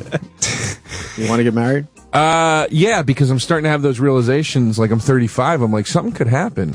And my parents, you know, they're 65. What do you mean something could happen? I just realized recently that if You my wanna parents die, that's it. Like, I have no siblings. Wait, so your family structure is just you and your mom and dad at this point? Yeah, I mean, I have aunts and three of uncles you. that we hang out with and stuff. I'm not. Yeah, but you the know. older you get, you kind of don't hang out with them as much. Yeah, we see them on the holidays. Well, yeah, of course, But like everyone else. You know, when I go home at Christmas or Thanksgiving, like home base is my mom and dad's house. And I'm like, Jesus, when they die, that's, you know, all my cousins are getting married and having kids. I'm not married, you know? So it's like, I'm pretty, you know, it's going to get to a point where I'm calling you on Christmas and going, like, oh, can I come on over? You come over this year. You know? I always wanted to be married. I just was fucking with the wrong people. That's what I've been doing. But don't fucking just do it. I'm not going to do it hastily. A lot of people do. No, I wouldn't do it hastily. A lot of people start getting nervous about their age and their mortality and all that shit, and then they just We call it settling. A lot of people just settle. No, I'm not going to do it. Actually, and then you're in a living hell a few years into it. I got to be honest. Your marriage is very inspiring to me in many ways. I'm Why? not just saying that. The age that you did it at, the healthiness of the relationship, as far as I can see, it seems like a very healthy relationship. The fact that I say this respectfully, the fact that your wife is hot and cool. You know what I mean? So there's a lot of stuff about the way you did it where I'm like, wow, that guy did it exactly like the way I'd like to do it. Right. He waited till he was a little older. But I wasn't waiting. But I would have been married if I found the right person. Believe it or not, I would have been married in my 20s. Right. I never waited. I didn't have a timeline. Right. I was actually giving up on the fact that I would actually find someone when it happened. That's the weird part. Well, that's usually when it happens, I think. I think so. I think because maybe it shows. Maybe you sweat differently, and the women just know that you come across desperate or wanting or something. No, you get when I fucking let it just fucking let it go and just kind of like I said, kind of gave up. All right, I'll just be that stupid single guy. Fuck it, and then it happened. Yeah, that's when it happens. That's when you get laid the most. That's when everything happens. When you don't give a fuck, just chill out. Not take things seriously. You know? It's like when you don't give a shit, it's like trying to... I always thought it was like trying to get over the border. I just got to interrupt for a second. This guy writes, John in New Orleans, dead grandmothers in a sexual feeling bed. Yep, that's a different vibe, all right. That's hilarious. That's hilarious. So you were adopted, Joe? Yeah. How does that make you feel? Oh... You want to really crack the can on those fucking issues? Well, yeah, why not? I got all kinds of shit. I got people that are adopted in my circle. My brother is actually thinking of adopting in the very near future. Your brother? Yeah. Look, it's a beautiful thing. It's nice that you can sort of rescue a kid, I guess is the... How old were you? 9 days. So they got you fresh. They got me fresh out the vet. Fresh out the Freshly box. baked. Yeah. I mean... Still cooking. There's a lot that goes along with it, though. There's a lot of subconscious stuff that comes up. When did you realize you were adopted? I always knew. I don't remember them telling me. I can't remember when they told me. Do they look very different than you? No. No. People always go, it's weird you're adopted. You kind of look like your parents. It's not like a weird match. Well, it's kind of like the dog thing. The dogs starting to look like their owners. Dogs, yeah. You know, I think that's what happens with adopted kids. Yeah, I think so. Why do married people look alike? I don't know. That's a little strange. That does start happening. It's fucking weird. Every married couple I know, they look alike. Yeah. And it's not like, when they first started dating, it's like you notice it after 5 years. You're like, holy shit, you guys look like something happens. You change. I don't know. It's fucking weird. So, I mean, obviously your parents loved you. You're adopted, and you just always knew it, which is strange. Right. So you didn't have the big, we got to tell you something, sit you down around 8 years old. No, there was none of that. Did they ever officially tell you, even though you knew? What do you mean? Where they did sit you down and go, they must have at some point. But you have no memory of that? I think what they did was just from the time I was a baby, I think they just would say, you're adopted, which means that, you know what I mean? I think they just kind of worked it into conversation or something. I don't remember them ever sitting me down and telling me. Wow. That seems a little weird. Literally no memory of it. I remember being about 12, and I finally started doing the math and went, wait a minute. Terry, my older sister, wait a minute. She's like my stepson. Like, she has different parents or something, I remember thinking. And they finally told me, she was from my dad's first marriage. You didn't know your dad had a first marriage? Oh, no. I probably not so much at 12, probably, no. But I'm like, wait a minute. We're all the same. Like, my mom had 6 kids. 5 births, 6 kids. The last 2 were twins. But my sister's 6 years older than all of us, and the rest of us are all in a group. We're all 1 year apart. So then I started thinking, wait a minute, why is she so much older? And finally had the realization when I started doing the math, like, wait, you guys were married in such and such year, and wait a minute, how is she older than, your marriage and all that crap? Is that weird? Is that a weird thing, like your dad having a previous marriage? I always wondered what that was like. It's really strange because my dad's story is this. He married his high school sweetheart. They were completely in love. and she died of like he didn't really talk about her much, so I don't have a lot of info, but she died of like some kind of kidney disease at like 25, 26. It's the only reason I'm here. Only reason I'm here. He didn't want to lose his first wife. That's sad, man. He ended up loving us like loved the shit out of us. But really to sad. get to that place, he had to lose the woman that he deeply loved. That's really sad. Met my mom, I don't know, like 4 years later, maybe something like that. A couple years later, I'm not really sure. And and then had like a 40-year marriage with her. Is he still alive? No, he died in a car accident. He did? See, this is why we're talking, Joe. We walk around like we're friends. We don't know shit about each other. I didn't know that he died in a car accident. Right, literally a week after we had the big press conference to announce we were coming to satellite radio. After he stuck it out with me for 2.5 years off air. Oh my God! Yeah, but he was on his last leg. He had heart problems. Oh, that's terrible. We knew it was coming, but we didn't expect a car accident to take him out. What was the accident? Can you talk about it, or is it too much? Yeah, we've talked about it on the show. Right in front of the house I grew up in. So I don't really like driving by my old house anymore. What happened? Taking a left out of the driveway, busy road, and T-boned. He wasn't driving. Another couple was driving my mom and my dad to just the local little yacht club in the area to have a little lunch. That's it. Got up, took his little shower, brushed his teeth, said, let's go. We're going to have a nice little lunch today. And next thing you know, that's it. He actually walked himself to the ambulance, gave all his info. But he was on blood thinners, so his brain with the blood just there's nowhere to go, so it keeps expanding. And that's pretty much what did him in. Oh, shit. So it wasn't like... He was completely with it after the accident. He walked to the ambulance. He said, yeah, this is my name. Here's my insurance card. Here's this. Here's that. Is my wife okay? Oh, my God. She was bleeding on the side of the road. He takes out his, his handkerchief. He's an older guy. He had the hanky. Sure. And was making sure my mom was okay. She was bleeding. And went off in the ambulance. And next thing you know, he, shut down. He went into a coma. Oh, my God. But he pretty much was with it all the way to the hospital. That's horrible. Horrendous. Sorry to hear that, man. But that was like 8 years ago. Jesus Christ. Yeah. But he saw my brother the weekend before he died, and my brother actually said to his wife at the time, I don't know why I just said at the time they're married, but I guess at the time this happened. This is the last time I'm going to see, my dad. He just knew. He said that? He was breathing heavy and stuff, cause just trying on pants. I mean, his heart was in a bad place. Yeah. So maybe it's a blessing. I don't fucking know. Because he was heading toward tough times. It wasn't going to get better for him, his health. Sad, man. So maybe in a weird way that it was supposed to happen that way. I don't know. But right in front of my house. Usually we lost pets right in front of our house, not parents. And your mom left the house after that happened?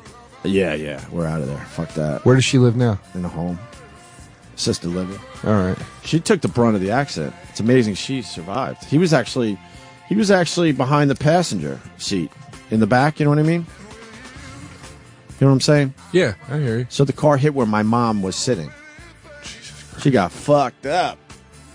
But was fine after, or did she have physical problems after that? No, everything fine. Broke ribs and all sorts of shit. But she has no real. You can't tell she was ever in the accident. Jesus Christ, man. Yeah. So. That's so sad. Sorry to hear that. Not man. really. Not really. It has to happen. The whole story's sad. No, it is sad. I'm all right with it. Well, I mean, I'm sure you heal over time, but it's sad. My dad was an amazing guy. Just full of love. Never yelled. Never raised his voice. Nothing. Never hit us or nothing. Was just full of fucking love. Cared about human beings in general. That's how my always cared about people to the point it was a detriment because he brought in a lot of people to our house. That's how my dad is. He's real gentle and very soft spoken, but would fucking break his back for you. Right. And not ask a question about it. If I called my dad and said, Dad, I'm coming home Friday. I need you to build a red brick fire pit in the backyard by the time I get there. Don't ask me any questions. I just need you to do this for me. Right. He'd fucking do it. Really? He'd be like, okay, all right. What do you need? Yeah? He wouldn't, there would not be one part of him like, why? He would just do it. He never asked questions? He just knew you needed this thing? And No, he just trusts you that if, I would never take advantage of that, but it's like he trusts. He's like, it's my family and they need it. I love them. I'll do whatever I can. That's what was. So was your mom the same way or much different? No, my mom's very giving as well. Yeah. Oh, okay. But my mom's my mom's the alpha personality in the relationship. So me and my mom argue a lot. Same here. She's super alpha. Like she'll be like, shut up. Right. It's like hanging out with Keith Robinson sometimes. The problem with my mom, you could never confront her. She was, my entire life, she was never wrong. Not once. Not Yeah, my mom's kind of like that. Time. My mom's kind of like that. She admits she was wrong about anything. And, some shit went down. But, so you're adopted, Joe. Why is that a problem? It's not a problem. It's just that there's a lot that comes along with it. Like what? You got parents that love you as their biological own. Yeah, look, there's a lot. There are a lot worse situations I could be in, obviously, but like, what's your issues with it? There's an ambiguity when you have a question mark about your origin. It's weird. Like, after a while, it starts to kind of fuck with you. You're like, wait a minute, where do I come from? And what is my medical history? And all these things. And it just raises a lot of questions. And you really can't find out a lot of that stuff. I could go find my parents. Have you tried? Not yet. I think I might one day. I don't know if I'm going to do it or not. I think about it a lot, though. Now, you don't do that because you feel guilt with your parents? I didn't do it for years because I didn't care. I honestly didn't give a shit. But if you feel like, all right, if I start searching out my biological parents, my parents are going to be kind of bummed out? I don't... Look, my parents would support me 110% if I had to do it. I know they would. There'd be a little part of me that felt bad about their insecurities that might come along with it. Right. But that, if I really was going to do it, that wouldn't stop me, and they wouldn't let that stop me either. They would support me. So what's holding you back? Sounds like everyone's... Dude, it's terrifying is what's holding me back. It's like, Well, we've talked I just don't know if I'm ready to try to do that. We've talked about it on the regular show. You might be missing out on being the son of a billionaire or something. Yeah, or, look, I could... What's terrifying about it? Dude. Not being accepted by them? Who knows? I can't even begin to put into like actual thoughts what scares me about it. I don't really. It's so overwhelming. It's such an overwhelming thing. The process, the loftiness of the excursion itself of doing it, like what you would have to go through to get it done, and what the anxiety that would build through that process as you got closer to it. Yeah. Getting that call finally where the guy's like, I found him. Wow. And then you got to be like, all right, do you want to contact them and see if they want to, and then you got to deal with that, like, which was probably like waiting for like fucking HIV results. Sit there for 2 weeks, And then, like, I mean, it's like when I sit and think about, like, okay, if I got through all that, the moment of driving up to their house or going to meet them at a coffee shop, whatever it is. Yeah. And just that, like, moment of, like, when I walk through that door, nothing is ever going to be the same in my life ever again. But it sounds like you got to do it. I don't know. And you're a filmmaker, man. Maybe that's something you take on. A little documentary action. Yeah. You know what? You don't have to put them on camera, but just the journey itself. Because I'm sure there's a shitload of people that can relate to what you're saying right now. I want to do a documentary about my adoptive family. Actually, why? That's what I really want to do. We had a lot of loss in the last couple of years. We lost a lot of people in the family, and it's amazing to me. Where are they? They died. Oh. Come on, man. What? Come on. We're having fucking intimate time right now. You can't go for those jokes. I just said, where are they? You can't do that during fucking dim light time. You're right. It is dim light time. Right. I'm sorry, Joe. I owe you an apology. You're right. See, it's always right there. I can be serious, though. I'm doing it now. Let's go. I believe you. What kind of tragedy? Expected deaths or? Well, my grandfather died. That's kind of expected. Then my uncle died. Unexpected? Yeah. How old? Well, the first uncle was my mom's brother. He was 62, I think. He had a massive stroke and died. Then my other uncle died. My dad's brother. Then my aunt Enika died. Like 2 months after my uncle died. And then my grandmom just died. My cousin died in the midst of all that too. So it's like there was a lot of death in the last few years in the family. Don't you find it weird that like all of a sudden you'll have a lot of death in your family, and then you'll go years and years, and then it happens again? Why? It's strange how that works out sometimes. We got it all at once, man. This is like That's a what I'm 5 year. saying. Yeah, it was just like landslide. This has been rough. I lost my grandma, who was everything to us because we only had one that we acknowledged. My mom's mom we never acknowledged as a grandma because she was a royal fucking cunt. If you want to be honest here, Joe. Hey, we can be honest. We hated her. Mhm. We hated her. Right. Evil. And then, so my dad's grandma was everything to us. She picked up the slack big time. Like my father, just full of love and didn't give a fuck about herself. Always trying to take care of others. So we lose her. Then my dad's brother, my uncle Frank, we lost unexpectedly. He was only in his 50s, dropped dead of a heart attack, snowblowing his driveway. That was horrendous. It was the saddest I ever saw my dad. We had just a dumb little pizza joint in between all the shit you got to do, and he's just bawling, unshaven, My dad always kept a clean shave, just looked like shit, and was so sad. It was brutal. It was horrendous. It was the saddest I ever saw him. And his thought was that he should have went first. He didn't want to be around for to see his siblings die. It's fucking brutal, man. It's I'll tell you this.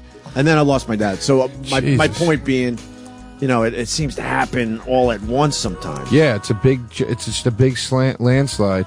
The reason I want to do a thing like a movie about my family is that when my grandfather died, my grandfather was like a man of 0 words and no affection whatsoever. Like to you? To any man. You couldn't hug him. So he's old school. You couldn't hug him. What do you do for a living? Remember I tried to hug him once, and he was like, no. You hug the women. You do not hug the men. He's old school. How old was he? How old was he when he died? Yeah. Fucking 88, 89. And how long has he been gone?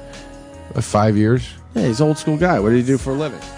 He worked for the railroad. Yeah, of course. Yeah, Those guys didn't hug anyone. No, he was. When my dad went to Vietnam, he shook his hand and he goes, "Come back alive." That was it. That's all. That's all your dad got. That was all he got. But your dad's not like that.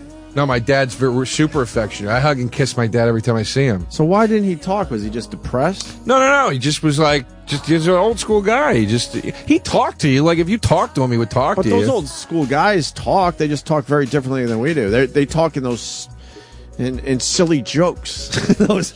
Yeah, he made a lot of a lot of those jokes. He made a lot of those jokes. He'd say things like you gotta he'd go like I got a what the fuck would he say? If he had about like his gut, he'd be like I got a dresser body. He'd be like, what's that mean? He'd be like, my drawers come out further than my chest. He'd say shit like that, like those fucking dumb old. And he thought he was killing. Yeah. And he would always laugh at his own joke. But like, we're losing that art form, by the way. You hang out with the older generations, and they still could tell a good joke, but they try to make believe it's part of the conversation, but it's obviously a set up old school joke. Yeah, he just yeah. I used to go to the VA hall with my dad, and they'd all sit around with those set up jokes. And it was kind of cool to check out. Yeah, they slip them right in. It's just part of their way they talk. Yeah, I went to church the other day. But no, he didn't go to church. It's setting up his dumb, fucking priest touching a kid joke. Yeah, exactly, exactly. Kenny did one of those on me down the hall. Kenny? Yeah, Kenny has it in him. He's like, I got relatives that died in Auschwitz. They fell out of a guard tower. It's like those things. Course. But like he But he was that never complained ever. If you fucking complained about anything in front of him, he'd be like, "Oh boy, oh it's so tough." You know, he was that guy. He fought in World War II. Never cried, right? Never, dude. Never showed emotion. So my uncle and my dad. Is that good? You think? I mean, it built Guys really not showing emotion. I'll tell you, it built really strong men out of my uncle and my dad. My uncle and my dad were very affectionate guys, but they were really strong guys. Like, you could lean on those fuckers they're the same way. They never complained. Right. Ever. You can lean on them all day. If they got money, it's your money. You know what I mean? It's like that. Like they really giving guys. But what I learned when my grandfather died was how little I knew about the men in my family. That's what I thought was so interesting. I learned so much about my grandfather after he died. Like what? You're like, turn the music down a little bit. Jesus. A little bit. Thank you. Like all these war medals that he received and all these honors he received in the military during the war. I had no idea because he would never tell you about it. Yeah, he would never brag about it. He would never tell you. He wouldn't even show you. He wouldn't even be like, "Hey, look at these medals. Isn't that neat?" To like teach you about. Sure. He wouldn't fucking tell you, dude. Wow. His whole thing was like, "How you doing? All right? You good? Great. Good to see you. You getting big, kid? You hungry? All right. Wow. Don't complain. Shut the fuck up. Right. Go watch these videos." Right. That was the end of it, you know? Wow. So when he died, I learned a lot about him after his death, and then my uncle died, and it's like I'm getting to an interesting place with my dad where we're super close, but I'm realizing like there's so much I don't know about my dad, and I think that'd be a really interesting exploratory like movie to do, to like sit down and be like, and really go through the lineage of the family. Why don't the men talk about their achievements or who they are, what they've been? Why am I so different from you guys? Right. You know, and all that sort of stuff. And like, it's just interesting to me. Dude, my dad's 65 years old. I'm 35. I couldn't tell you what he did when I was growing up as a job. I know the company he worked at. My dad was like that. Yeah, and I know like the job title, but I couldn't tell you what the fuck he did. He won't tell me. Like, I try to talk to him about it. It's like, I don't know what it is. Like, was it illegal shit? No, he was like an engineer at Unisys, which used to be Sperry Univac, which is the first company that invented the computer. He worked at the company that invented the first computer. And I go, "What did you do?" And he'll be like, "I was an engineer." What does that mean? He probably was an engineer. He probably invented the computer, but didn't have the patent, and that drives him nuts. Yeah, they just downplay everything. Yeah. I talked to him. He was in Vietnam. I'm always like, "What was that like?" Was he in the shit? I was over there. But was he in the shit? He was over in fucking Vietnam. I mean, how far out of the shit can you be if you're over there? You know what I mean? Right. You know, it's like you can only be so far removed from it. And he fucking still but he wakes up at 3 a.m. every night. Why? Because of Vietnam. To this day. Because that was his guard duty time when he had to make his guard rounds. He had to get up at 3 and 1 every fucking night when I'm at his house, because I'm still awake at 3 a.m. I'll be downstairs watching TV. He wakes up and comes. It scares the shit out of me because you're sitting watching TV. He all of a still sudden gets up at 3 a.m. because what happened in Vietnam? Gets up every night at 3 a.m. and comes down, gets something to drink, and just kind of stumbles around for a minute and then goes back to bed. Now, it's fucking crazy. What do you do in Not Vietnam? crazy, but you know what I mean. But what do you do? He hasn't told you any stories? Like when I go up to Rochester and I hang out with Brother Weeze, we'll wind it up and he'll fucking tell me, holy fuck. Yeah. Holy fuck, he was in it. Yeah. He was in the shit. But he also admits, because he says you don't hear this much about the guys from Vietnam. He said he had a fucking blast. He went back on his own. He was having a good time. Yeah. But he was also in the shit. Like he did some things. He did some things. I'll let him blow up his own spot. But he also said that, it was better than going back home. So he went back on his own. I think he ended up doing 3 tours in Vietnam, when most people are like, fuck, get me the hell out of here. I think my dad only did 1 tour, and he was there right at the end. But here's the thing, he just says that he worked in the mailroom. That's all he ever says. Right. I worked in the mailroom. He won't, maybe he just did, I don't know. But my mom told me that when he got back from the war, they went to her parents' house for dinner, and a helicopter flew over, and my dad dove into the bushes. Really? Because of you know what I mean? So and it's like, that's not, come on, man. It's like, that's fucking, like she said, like, knee-jerk fucking reaction, like, ran and jumped into the bushes because a helicopter went over. But in general, he has a normal life, right?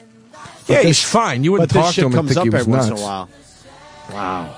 Wow. He's super, super quiet, man. He's just like Did he see death over there? He won't. He's never told me. Why don't you ask him? He told me that he gives me like broad things, and that make me think like there's got to be more to that than that. He told me about when he went to the post office to send my mom these earrings or something. Ears? Earrings. Yeah, ears. Yeah, he was carrying No, a were the necklace. ears attached to the earrings? Or all right. Yeah, he was going to the post office to send my mom some That might kind have of happened every once in a while over there. right to send some jewelry or some shit that he bought her, and he said the fucking post office was blown up. It just wasn't there anymore. It's like there's no way you didn't see fucking bodies lying around. Of course he did. But like he never goes into Pretty that. He obvious. just kind of laughs like, isn't that funny? The post office was gone. Right. It's like I think there's a lot more to it than that. Like, but he just I don't know. He doesn't talk about it. He never complains, ever. Like it's crazy. It's not. I don't mean crazy, bad crazy. I'm just saying it's like so weird to me. That's why I hate these entitled fucks. I remember people where they didn't complain. Remember that? Ever.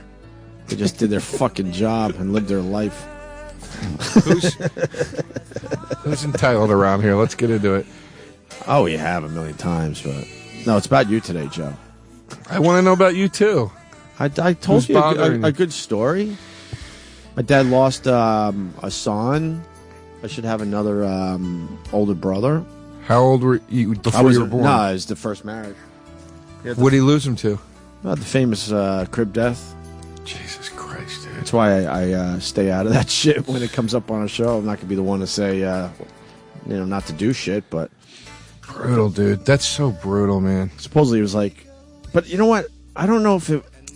For some reason, I think it might have been two kids at the same time or something weird.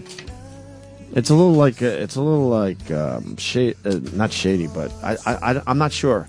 Definitely one, maybe two. Driving down the wrong side of the fucking road, trying to get to the hospital, and got pulled over by a cop. Cop saw what the fuck was going on. He was driving and holding a kid at the same time, and the cop was like, "Holy shit!" But there was nothing they could do, and he never talked about this shit. He lost his fucking high school sweetheart and a kid. At least one. Like I said, I think it might be two, but I'm not sure. I got to check with my brothers. It's funny. I was talking about this with Giannis Pappas, his comic. Really love him. Really funny dude, and a Right. fucking solid dude. Like solid old school. Like let's have a beer and talk shit. Like he's a great guy. Right. And but we were talking about this, like the difference between like the generation that our dads came from and the generation now, and it's like the whole thing, but everything is so me now. The whole thing then was you. It was like you did what you did for your family, right? And I was like, we were talking. I go, Giannis, I didn't realize till I was in like my late 20s that we were kind of poor when I was growing up. Like we were like teetering, like we were like right around like lower middle class. Like we did not have. I remember for like, dude, I'm not exaggerating. I'm like 6-7 fucking years. My parents, they had ripped up the carpet in the hallway of our house, and it was just the plywood floor or whatever. Dude, it was plywood floor for like 7 years because they couldn't afford to put down like the linoleum or whatever they wanted to do on top of it. Right. It was just unfinished. Like when you're a kid, that shit doesn't register because my dad would never let me see him say, fuck, what are we going to do? We're broke. Like, he wouldn't let me see that. Well, now you're going to get me, pissed off. But Pissed off? Why? No, because it was different in my house. My mom made us all very aware that we didn't have money, and the stress on me as a little kid was something that I to this day, I still struggle with. Really? Yeah, my brother will tell a story. He goes, "I remember you being 12 years old, and I was a caddy. My friends had paper routes. I was a caddy. I was making so much more money than them. Yeah, so much more money. That's the fucking. I wish I could go back and do that. Like I made in one day what they were making in a week, and I was working pretty much 7 days a week. And my brother remembers, that I had to come home with my money and give it to my mom. She would write it down like, "We'll give it back to you eventually." I mean, they gave me some of it back. way when it didn't matter anymore. Right. And my brother talks about how I remember like them sitting you down talking about their money issues with you, and I remember being a little kid going, "Why the fuck are they telling him?" Jesus Christ! You should be sheltering that shit from your kids. Why have a 12-year-old? So I was fully aware of the value of $1 and the fact we didn't have it. Wow. And I felt that stress, I remember, as a kid. Like, that's something it should have never crossed my fucking mind. Wow. She was always, man, always I don't know how we're going to pay our bills and how we're going to eat. And always, very vocal about it in front of all of us. Well, I remember my mom being a little more outspoken about it, the stress of it, than my dad was. Because my mom worked, too, you know? She worked full-time. I was a latchkey kid. I remember her being a little more vocal about it, but at the same time, I do remember, my dad just never letting on that we were broke. It was but I remember Christmases where my mom came to me and said, "Listen, you're probably not going to get anything this year." No. Yeah. How old? I don't know, maybe 12, 13, 14, that age range. No. 15. That's when Christmas matters the most. It was probably more like 14, 15. When she was listen. Enough already? You're old enough that you can deal with the fact that you might not get shit this year. 14, 15. I mean, they always got me something. It wasn't Yeah, but that's too young still. I could see if you're 18, 19, maybe. I remember being young enough that I was like, what the fuck? Come on. And it was just because they didn't have money? Yeah, they weren't being assholes. Yeah, they were. Where was all their money going if both of them were working and you were in a lower middle class situation to begin with? They just were never. They were never. All right, we noticed that one, you assholes. I know what they're doing. I hear it in the background. All right, you idiots. Go ahead. They just were. They just weren't good with money, man. They were typical baby boomer couple, man. They fell into the fucking trap. They fell into that credit card, that new homeowner generation, move out to the suburbs and get the house and fuck it, we'll put it on the bank's tab. And they had the credit cards and they just fell into the trap, man. They just were always behind. They were always behind. That's us. That was us. And they just... My dad was more than capable of making the money, but I think he gave up on a lot of his career aspirations because my mom just got more and more fucking crazy. So really? I think part of it was he decided to not work anymore to kind of keep tabs on her. Really? I think so. Wow. So then he always had some kind of, scheme going on to bring money into the house. And he was a bright man and a smart man. And every once in a while, he would hit pay dirt. And I don't know if I've ever talked about this on the show, but all of a sudden we did have money. It was nice. And then it would go away, and then we'd have to wait for the next, fucking thing to come in. Yeah, that's weird. I kind of remember that happening with us, too. There were certain years where it was like, we're going on vacation, and all this stuff is great. And then the next year, it'd be like... all dried up. We got nothing. I wonder what that's about. I never understood. I think they just would get ahead and then, fall back into the credit card trap or something. Right. But... I remember my mom saying to me if I mouthed off or if I was an asshole, because I was a real mouthy kid. I was an asshole. She would go, "You son of a bitch, we're still paying for that shit we gave you in December." She would say that to me, because I was being an ingrate. Right. And I never knew what she meant. And then I got older and I understood what she was saying was, we put all your stupid fucking Christmas presents on a credit card. And you're being an asshole. Yeah, and you're being an asshole. We're paying it off $30 a month, right? Because we bought you $400 worth of how shit. about you appreciate some of this? Yeah. Right? It's nice though now, finally. It's not the job of a kid to make sure the parents know they're appreciated, I don't think. No, but I was an asshole. Yeah. I know that I was very disrespectful. Yeah. I'm not saying I was, I'm not martyring my parents and saying they never provoked it in the wrong way or whatever. I think, it's always a two-way street. But I know that I was a fucking asshole. I was an only child. I was selfish. Right. You have a very weird dynamic with your parents when you're an only child. It's way more like a sibling relationship. Mm-hmm. You know, how many we got? 4. What's the matter? Oh, nothing, Joe. What if there was a holiday gift that is guaranteed to get her to take her clothes off every night? If that sounds good to you, then get her a Pajamagram. Pajamagram has the best selection of the softest and most comfortable pajamas that she's sure to love. You can wrap her up in the world-famous hoodie footy. Maybe you want to get her something more playful from their catalog of fun and sexy PJs. You can even combine the two with the sweet and sexy set. It includes something sweet for her, the original hoodie footy, and the Midnight Fantasy short set, which is something sexy for you. Every Pajamagram comes with free gift packaging to make it super easy.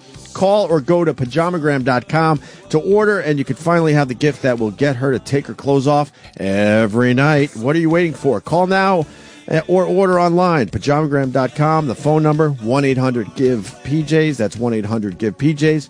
That's pajamagram.com. Delivery in time for Christmas is guaranteed. Send her a gift that's playful and practical this Christmas. Choose from hundreds of pajamas from comfy to sexy, delivered in a beautiful fabric hat box. Call 1-800-GIVE-PJs or shop online at pajamagram.com. What do you mean, Joe? Someone is writing me saying that I got to explain to you that my mom is mentally ill, but you know that, right? You've alluded to it, but you never really got into it. Never really got into it. I mean, with me, personally. Oh, no, she has OCD really bad, but there's probably other issues in there that I'm not really interested in finding out about. How bad's it? Like 1, 2, 3, 4, 5, like that kind of OCD? Thoughts. What do you mean? Well, let's say, you know, that guy got assassinated in New York City on 58th Street? Yeah. And obviously they don't have the killer. Mm-hmm. There was a time she would read that shit and think she did it. Holy shit. Exactly. And my dad, I'm amazed, and I don't know how he fucking dealt with it. And he would go, all right, if that's what you really think, because she would obsess about it and convince herself she had something to do with it. So my dad would simply go, well, then go to the fucking police station and turn yourself in. And then she could rationalize, like, okay, yeah, obviously this is stupid. Wow. But the problem is that we didn't get a diagnosis for all this shit until I was in Buffalo doing radio. I was like, I'm trying to think, about 25, I guess. That's when they finally said, this is what your mom has. And it was a huge relief to finally, get an understanding why shit was how it was when I was growing up. That's tough. Oh, man. that's why she did all this. Now I get it. That's tough, man. It's too bad we didn't find out earlier. I think we would have all been better off. Yeah, you probably could have taken some measures to try to help fix it. Hell yeah. I mean, but back then, too, mental illness is not like it is today, either. You kind of swept that shit under the fucking carpet or put them in a home or something, And that's the thing, is we talk about the past generations.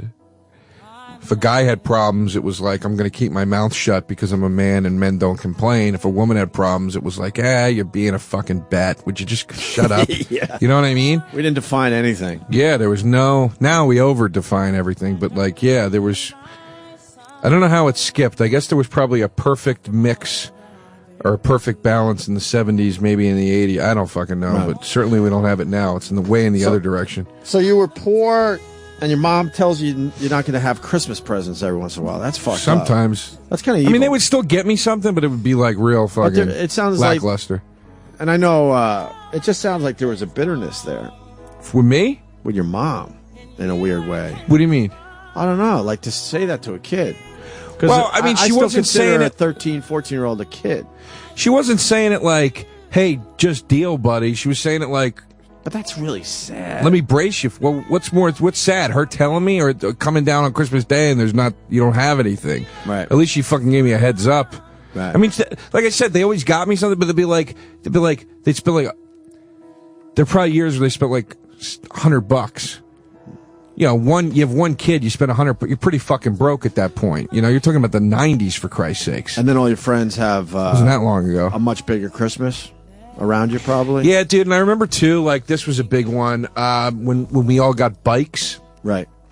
In the 80s, everybody got, everybody was getting their bikes. Freestyle bikes were real big. It was when BMX and like Thrasher magazine, all skateboards and bikes were the thing. And you were either a bike guy or a skateboard guy. And me and my friends were bike guys. And GT was the fucking bike, man. GT was the shit. And skateboards, it was Powell, Peralta, or Vision. That was it, you know? And I wanted a bike and a skateboard. And I remember I got a Kmart Rambo skateboard because my parents couldn't afford the real deal. And for a bike, I got a Schwinn. That was the best they could do. And all my friends had GTs. All my friends. And they were just like, they were trying to explain it to me. Like, they weren't being shitty about it. They were just trying to say, like, we just can't. We can't drop $6 on a bike. Right. We can't do it. And of course, I was a kid. I didn't understand.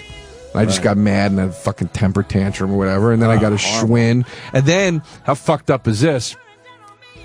I got a Schwinn and I was like, oh, I got a good bike. This bike's the shit. And then you take your bike around to your fucking friends and they're like, that bike stinks. Of course. And they tell you, you don't have, you take your Rambo skateboard out. You're like, isn't this thing great? And your friends are like, no, that's like a toy skateboard. Right. I got the fucking Skull and Bones Vision. Kids could be evil too. Obviously. Real evil, man. I'm already learning that. My kids are nothing. Then there was 2.5 in 2 months. They can be real evil. Holy fuck. Passive aggressive assholes. Yeah. Then remote control cars. That was like the next phase after bikes. Same thing. Like all my friends had like the hobby shop. The shit, like hobby shop. You build it from fucking scratch, like the real deal remote control cars. And I had like the one that came in like the plastic box from fucking Toys R Us or whatever. But they were trying. They were trying. Like, I'm not knocking them at all. I feel bad, like, if they would think that I'm shitting. I'm not shitting on them. It's just like, that's what's, when that's you're your growing reality. up and you just kind of realize, oh, shit, we don't have, like, the thing the other didn't have as kid much has. as others, You know? We grew up with all no-frill shit. We grew up where my mom would get us, like, one pair of sneakers for the whole year. And as a kid growing up, if you think about it, it's crazy. Yeah. The holes. I mean, I remember when it was time to get a new pair of sneakers. Holy fuck, we got the use out of the old ones. Yeah. We got one haircut a year. Which I think some of that stuff, like, it's kind of, there's more to that, I think. My mom was so obsessed with the fact that we didn't have money. But I don't know what the reality of that really was in the end. I have no idea. Because our house was pretty big out there on Long Island, Yeah, we had a big house too. And we would get one fucking haircut a year. Like, I would go from they would give us crew cuts end of the school year. Literally the next day, crew cuts for the summer. And then the next time we would get a haircut would be the end of the school year the following year. So I would go from having a crew cut to hair down to my shoulders. Holy shit. Year after year. No shit. And I think that, now that I look back on that, I find that really odd and strange. Yeah, how much man, were the haircuts back then? $5, right? It's because we weren't getting anything fancy. Yeah, you weren't getting shampooed and everything. No, man, it was just a quick buzz cut. That couldn't have been more than $3 or $4. Couldn't buy the clippers back But I then think that was either. the level of what her money issues were and what she believed. She believed. She used to yell and scream all the time. We're going to be, homeless out on the street. Always. Jesus, that's rough. Always. But you I can't remember blame her that. because she had mental things going on. Oh, really? Well, seriously, though. Somebody that's not completely stable, it's like, it's not their fault. Well, I guess, and I talk to a lot of people that have mental illness in their family, you just wish there was some sort of responsibility, some sort of self-awareness. I never got that. Never. No awareness that what her issues did to our family. It's tough, man. It's tough. And it's tough, too. I love how we're making everyone uncomfortable around here. I don't give a fuck. I'm having a great time. I don't give a fuck. I just like the Tony Braxton is playing. Oh, I know. I hear the music. That's really tough because and that had to be heartbreaking for your dad, like to deal with the dynamic of having kids and a wife that was going through that. The heartbreak for my God. dad, which I've never talked about on the air, is simple. He completely believed in my mom, completely, and believed that someday she would be better. And every once in a while, he would take me aside and go, I think we're making progress. I think this is it. She found a new doctor. She's on a new medication. I think this is it. I think finally, she's going to be all right. Jesus Christ. Right to the end, man, he believed in her. Is she still like that? Like what? Like this, like what you're talking about. I mean, she's older now, so she can't do a lot of her evil shit and stuff. She had a poison pen. So what's that mean? She would write letters and stuff. They call that a poison pen? She would have loved Twitter. She would have loved Twitter.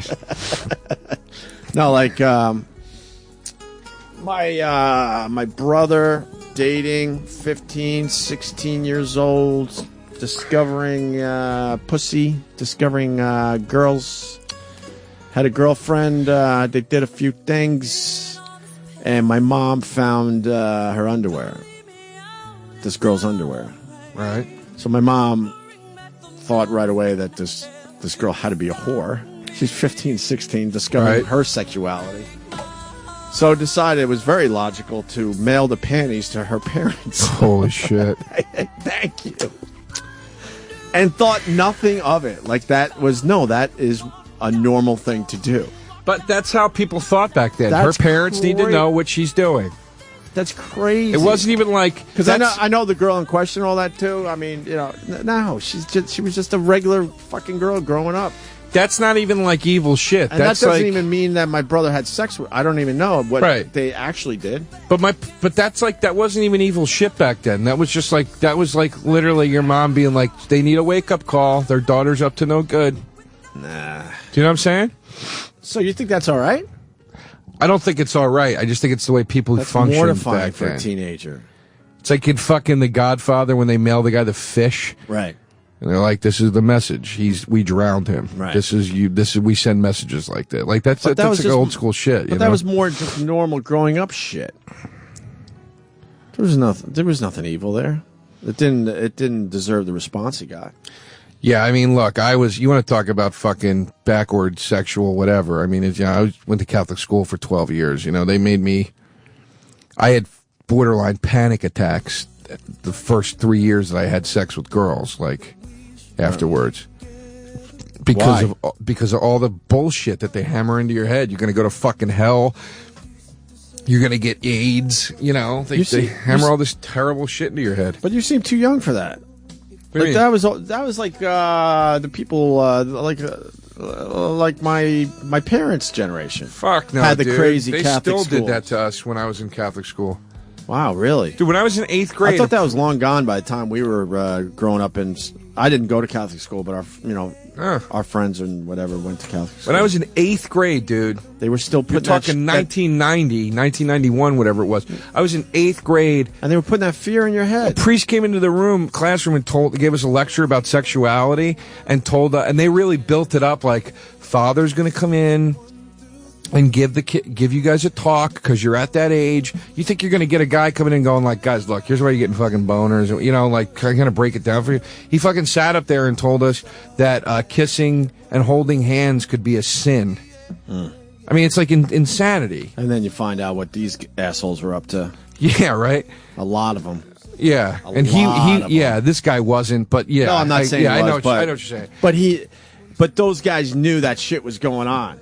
Yeah, but I mean, they had to have known that shit was going on, whether they were doing it or not.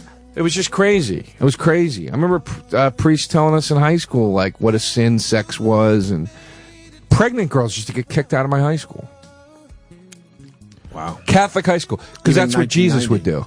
Yeah, of course. That's fucking poor girl. She's like 14 years old. She gets pregnant. She's terrified. This fucking asshole nun that ran my high school would throw these girls out in the street. Yeah, that was God. That's what God would have done. Yeah, it's disgusting. It's disgusting. But did your parents pay for Catholic school? Yeah, that's there probably you go. That's a lot of why they were That's broke. why the Schwinn, Joe. Yeah, exactly. That's why you got the old Schwinn. Yeah, so I could have AIDS panics for the. Listen, we want you to have a Schwinn so you could panic about disease for the rest of your life. There was a time I grew up pretty religious. Out there in Centerport, it was a very religious town, and wow, thank God my parents didn't do it, but they were trying to talk my parents into sending me to Catholic school. And there was that crossroad, and then I think they actually allowed my input, and I was like, hell no, no way do I want to go to Catholic school. And I'm so glad I didn't go down that road. It stunk. It stunk, man. It's. I mean, in certain areas the education was actually pretty good, but you really miss out on a lot. Just like the you miss out on this full spectrum of high school. You never got to do shop or any of that stuff, like that was, I always was mad that I never got to do shop or the science program, obviously, in a Catholic school isn't really fucking up to speed. Right. Like stuff like that you really kind of missed out on. You didn't get to go home with a metal funnel. And we dissected a frog once. That's kind of cool. Joe, it's gift giving season. It is, isn't it? You need a gift that's fast, affordable, and it has to be a gift you'll love. Here's some advice for you, Joe DeRosa. Go see Steven Singer. Steven Singer's fast, affordable, and had the best gifts has the best gifts this holiday season. It's the lighting's so low in here I can't fucking read this. And has the best gifts this holiday season. Give her the gift every woman wants, a really beautiful pair of diamond studs. The beautiful sparkle, the simple elegance, the diamond hanging in each ear. And Steven has high-quality diamond studs starting at just $199. You can't beat that. So here's what you got to do. Go online to IHateStevenSinger.com. That's all you got to do. Diamond studs are the jewelry basic. Women love to wear them 24/7 for dress or for play. And when you shop at Steven Singer Jewelers, you'll never outgrow them because not only does Steven have the best selection, the best quality, and the best price studs anywhere around, but he also has a lifetime upgrade guarantee. All right. Kind of nice, Joe, right? I think that's a nice thing that Steven does. See, your mom's got the tiny little, diamond earrings because you can't afford much, but they're probably doing better now. They're doing better now. She upgrades. So she could have upgraded her fucking diamond studs. You upgrade the studs. You upgrade the studs. Yeah, that's what you do. Steven Singer offers fast and free shipping. Don't miss out this holiday season. Get the woman in your life a great gift. Steven Singer Jewelers, the other corner of 8th and Walnut. 1-888-I-HATE-STEVEN-SINGER or online at IHateStevenSinger.com. Catholic school, yeah. That's very nice. Yeah, Catholic school, dude. Catholic school. But they told us all through Catholic school. So I walked away when I was in college. I remember sitting in college my freshman year. It was my first week of college. I was in a... I don't know, some literature class or something. Where'd you go to college? I went to Temple for a year, then I went to Kutztown University in Pennsylvania. Your parents had money, Joe. Those are state schools, and I was all on my dime. I'm paying the loans now. Oh, okay. Yeah, they took loans out. Yeah, all right. Which they never explained to me. Just every August they'd go, "We got to go to the bank," and I'd sign some thing. I was fucking high out of my mind. I didn't know what I was doing. Right. And then at the end of it, they're like, "By the way, yo, fucking yeah, no shit, $45,000." I was pissed off because my parents were really strict as far as our schoolwork and all that, and getting good grades. So I worked my ass off. I was the perfect kid when it came to school and all that shit. And then I'm in high school and I start, everyone's starting to talk about college and stuff, and I did everything, right all those years. Right. And then they sat me down and basically said, "Yeah, we don't really have money for your college." I'm like, well, fuck. So you never went? I ended up going to Geneseo. What's that? State school, SUNY school. Okay. But at the time I had a great communications program because I knew I wanted to do something like this. So it all worked out? It did work out. I had a guidance counselor, and I told him my dreams, but I'm like, look, my parents don't have the money because at the time it was like you went to Syracuse, you went to Boston University, you went to, it might have been Temple even. Mm-hmm. Was that the one back then? Temple had a good communications program, right? So did Kutztown. And I was depressed. And then he went through his files and he showed him this. He gave me a pamphlet for Geneseo and said, "Look, no one knows about this place, but it really is a good communications program. You could get on the air as a freshman, which these other places you couldn't." And I didn't know that at the time. I thought I'd just march into Syracuse and Boston University, and those were powerhouses for broadcasters, and I would be on the air immediately. And they're like, "No, that's not true. You'd be lucky to be on there as a junior. But this place, this little school in upstate New York, you could be on the radio, first day as a freshman." Right. And it did all work out in the end. Yeah. But thank God. But I just assumed if I'm doing all the hard work and stuff, that my parents had a big plan for me. Yeah, no. It's, meaning, getting me into a good college and all that. Yeah, it's funny how it all kind of works out like that, Mm-hmm. I think, I went to Kutztown. I was going to drop out to pursue music. with the band I was playing in. And is this Ashford and Simpson? Who is this? Is this Barbara? All right. Yeah.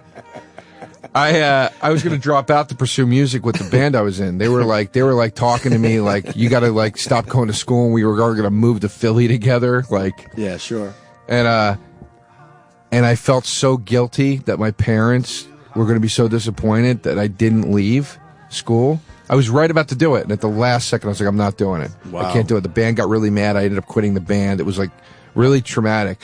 As you look back, are you happy you made that decision? Well, at the time, I soon after regretted it. I resented my parents, and I was like, I felt guilty, and I did this. But now I look back, and I'm like, thank God I would not be a comic right now. Because if I follow the string of events that I'm not going to take you through, it's too long and boring.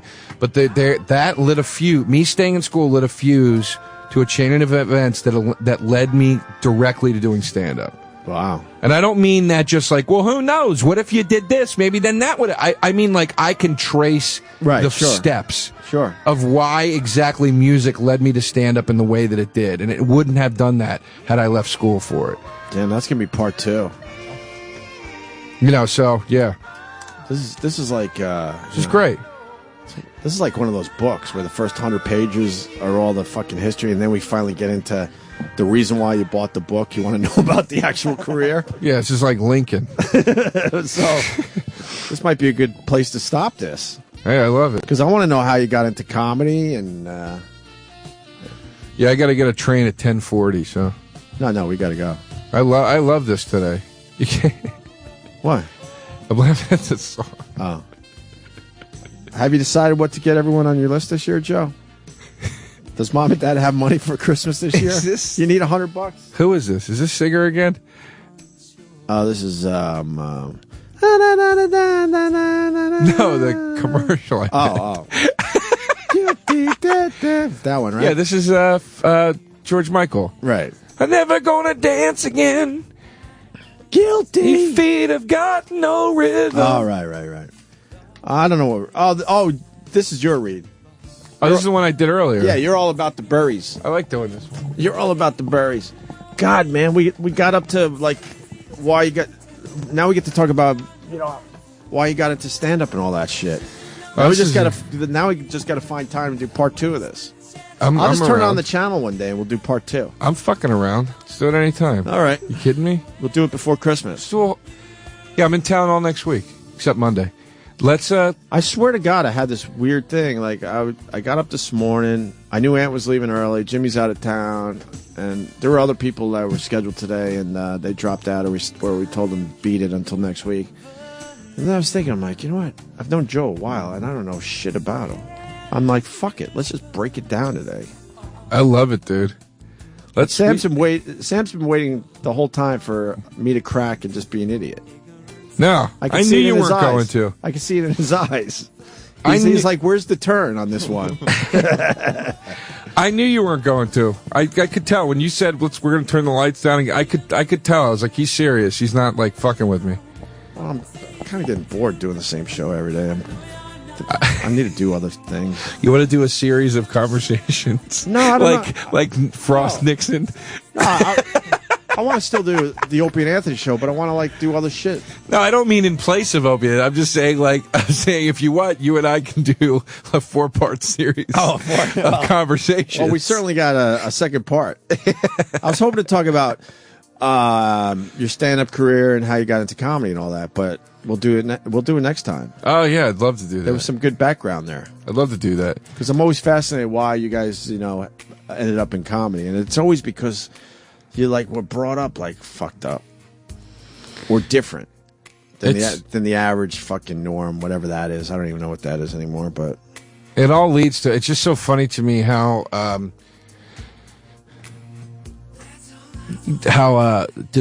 dysfunction that leads you to it. We were just talking about how I had such a resentment for my parents for me feeling guilty that I stayed in school. I was so angry about that for so long.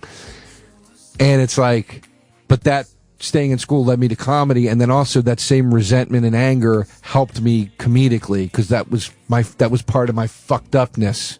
Gotcha. Do you know what I'm saying? Yeah. That you bring on stage and you're working through. You know, it's just weird how it all. Now, the guys from comes your old together. band, did they ever do anything with music? Yeah, they moved on to other projects or whatever. They all did other stuff. Yeah, but any of them kind of make it in that one arena? One of them became a chef in New Orleans. He's still down there, and we're actually going to play a music show in April when I go to New Orleans. And he still plays a lot of music. He's been in some like fairly prominent bands, like on the indie scene or whatever. I guess Any bands we know? I don't think you'd know them, no. But you know, guys that were respectable. You know, it's like comedy. It's like you can work with notable people and get out there and be doing your thing, but at the same time still not be that known, you know? Right. And then the main guy in the band started a small label, and he puts out a lot of other bands' albums now. He put out my band's album a few years ago. Right. So, like, we're still all on really good terms, and, like, we're all still friendly, and we talk once in a while, but it's, you know, not like it was. Just see these guys every fucking week. Sure. You know, these are the kind of guys, that I would have bought presents for at Christmas. Have you gotten a present for everybody in your list? Have you picked it out? Oh my God, I got one dumb thing so far. Well, I hate shopping for Christmas. I hear the stress in your voice. But me and my wife are almost to the stage where we might not get each other anything. Because it's when you have kids. Not because of the money, right? No, it's all about the kids, though. Like, I have no problem shopping for my son and my young daughter. But, like, just buying shit to buy it, like, we all do it, and no one wants to be honest about it. You walk around the mall and you're just annoyed, and you start just fucking buying shit you know they're never going to use. My mom keeps asking me what I want. I got my parents something. I got them a killer gift. They're going to shit their fucking pants. What is it? I don't want to say on the radio because I'm scared it's going to get ruined somehow. Can you write it down? People I know, people in my family listen to the show, so I don't want it to get the roof blown off of it. They're going to freak out. What year is this? What? What do you mean? What do you mean, what year is it? What the fuck? I'll explain when we are off the air. Oh, I want to say so bad. No, trust me. When I explain to you, trust me. I know. That's why I want to talk about it, because obviously there's a story there.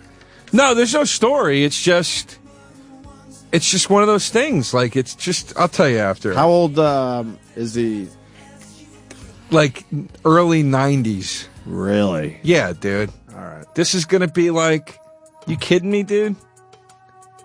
But my mom keeps asking me what I want, and I'm like, I just buy anything I want for myself already. You know, like I never shop for myself, but then when I'm in the malls, Christmas shopping, then I'm like, oh shit, I need this, this, and this, and I start buying all of it, and it drives everyone nuts. Yeah, I think I'm just going to ask. I don't for do it a on gift purpose. certificate. I don't fucking know.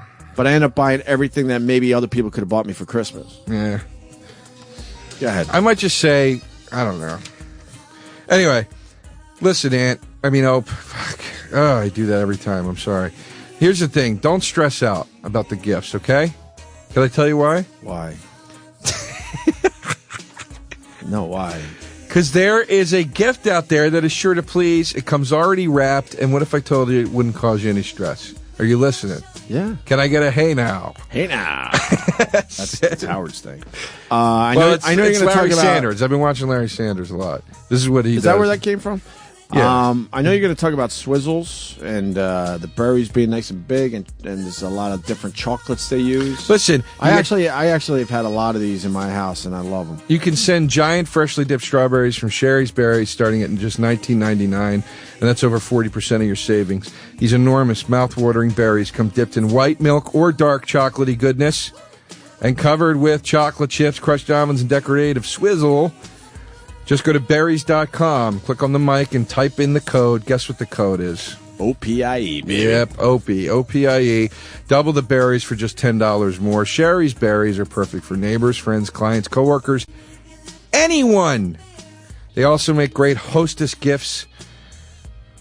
They also make a great hostess gift. I don't know what that means. Gift for a hostess. What's a hostess? Somebody, a woman who hosts a party. Why not a host? Like a man can't have a friggin' party? You're not gonna get a dude like. So basically, it means I would fucking love it if you brought me some strawberries. Yeah, they're What's good. that? How do I find them? Well, Sam, get access this special $19.99 deal at Sherry's Berries. You call 866-FRUIT-02, 866-FRUIT-02, or even better, you visit berries.com. That's BERRIES.com. You click on that microphone in the top right corner. You type in Opie, O-P-I-E. Go to berries.com, click on the microphone, you type in Opie. You get this deal. Order now. Offer expires Friday at midnight. All right, very good. Today. May I say something? Oh, Kenny's in studio. Yes, Kenny. I would like to say something.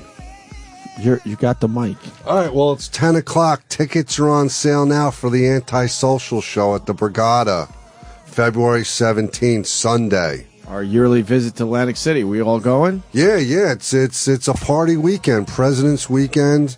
When is it? When's the show? Company holiday. When's the show?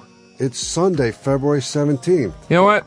I might come down just to hang out with you guys down there. That'd be good. Okay, that sounds nice, like it'd Joe. be a nice party time for everybody. Last year, I hung out with Rich and Bonnie. Yeah, I would come down just hang out. Yeah, so get your tickets now. Go on the Brigada website. Go on the Antisocial Comedy Facebook page. They have all the ticket links there. Tickets are on sale now. What's wrong with your voice, Kenny? I'm a little raspy. Why are you a little raspy? I don't know. I had a little congestion this week. That's a shame. Kenny, you know what else is also available? My new web series. Oh, thanks, Joe DeRosa. Yes. Oh, with your ex-girlfriend that you're breaking up with? Yeah, the web series is called We Should Break Up. YouTube.com/official comedy. And what's fun and interesting about the show is it's based on when Nikki Glaser and I actually dated. It's us recreating excerpts from our relationship. I saw the first one. It was really good. Thank you. Is that a true story? The first one? Yes. That's so fucked up. Yeah. That didn't happen with me and Nikki. That happened with me and another girl. Yeah, but you're just bringing it all to the series. But everything in this series is actually happening. Most of it is stuff that actually happened when Nikki and I dated. Most of it. So the new one that's up about us in a restaurant where she asked me how many people I slept with, that's me and Nikki. Like that was a conversation we had. So, I haven't seen that one yet. I'll check it out today. All right. Joe DeRosa, thank you very much. We're going to do part 2 of this someday. We'll figure it out. Wait, dude. Are you kidding me? I want to know how it led you to comedy and all that crap. What if there was a holiday gift that is guaranteed to get her to take her clothes off every night? If that sounds good to you, then get her a Pajamagram. Pajamagram has the best selection of the softest and most comfortable pajamas that she's sure to love. You could wrap her up in the world-famous Hoodie Footy. Maybe you want to get her something more playful from their catalog of fun and sexy PJs. You could even combine the two with a sweet and sexy set. It includes something sweet for her, the original Hoodie Footy, and the Midnight Fantasy short set, which is something sexy for you. Every Pajamagram comes with free gift packaging to make it super easy. Call or go to pajamagram.com to order, and you can finally have the gift that will get her to take her clothes off every night. There you go. What are you waiting for? Call now. To order, visit pajamagram.com or call 1-800-GIVE-PJs. That's 1-800-GIVE-PJs. Pajamagram.com. Delivery in time for Christmas, guaranteed. Send her a gift that's playful and practical this Christmas. Choose from hundreds of pajamas, from comfy to sexy, delivered in a beautiful fabric hat box. Call 1-800-GIVE-PJs or shop online at pajamagram.com. I'll walk out with you, Joe. Okay. Have a good weekend, everyone. See you Monday. And leave all your shoes. Would you mind if I looked at you for a moment before I make sweet love? Backstage, underage, adolescent, how you doing? Fine, she replied, high side, I like to do the wild thing. Action took place, hey, kinda wet, come on. Don't forget the J, stop, them, the M, the Y, yo. I need a body bag.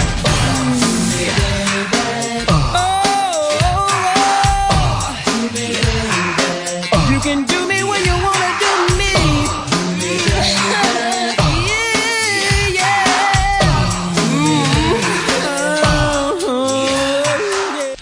Sirius XM.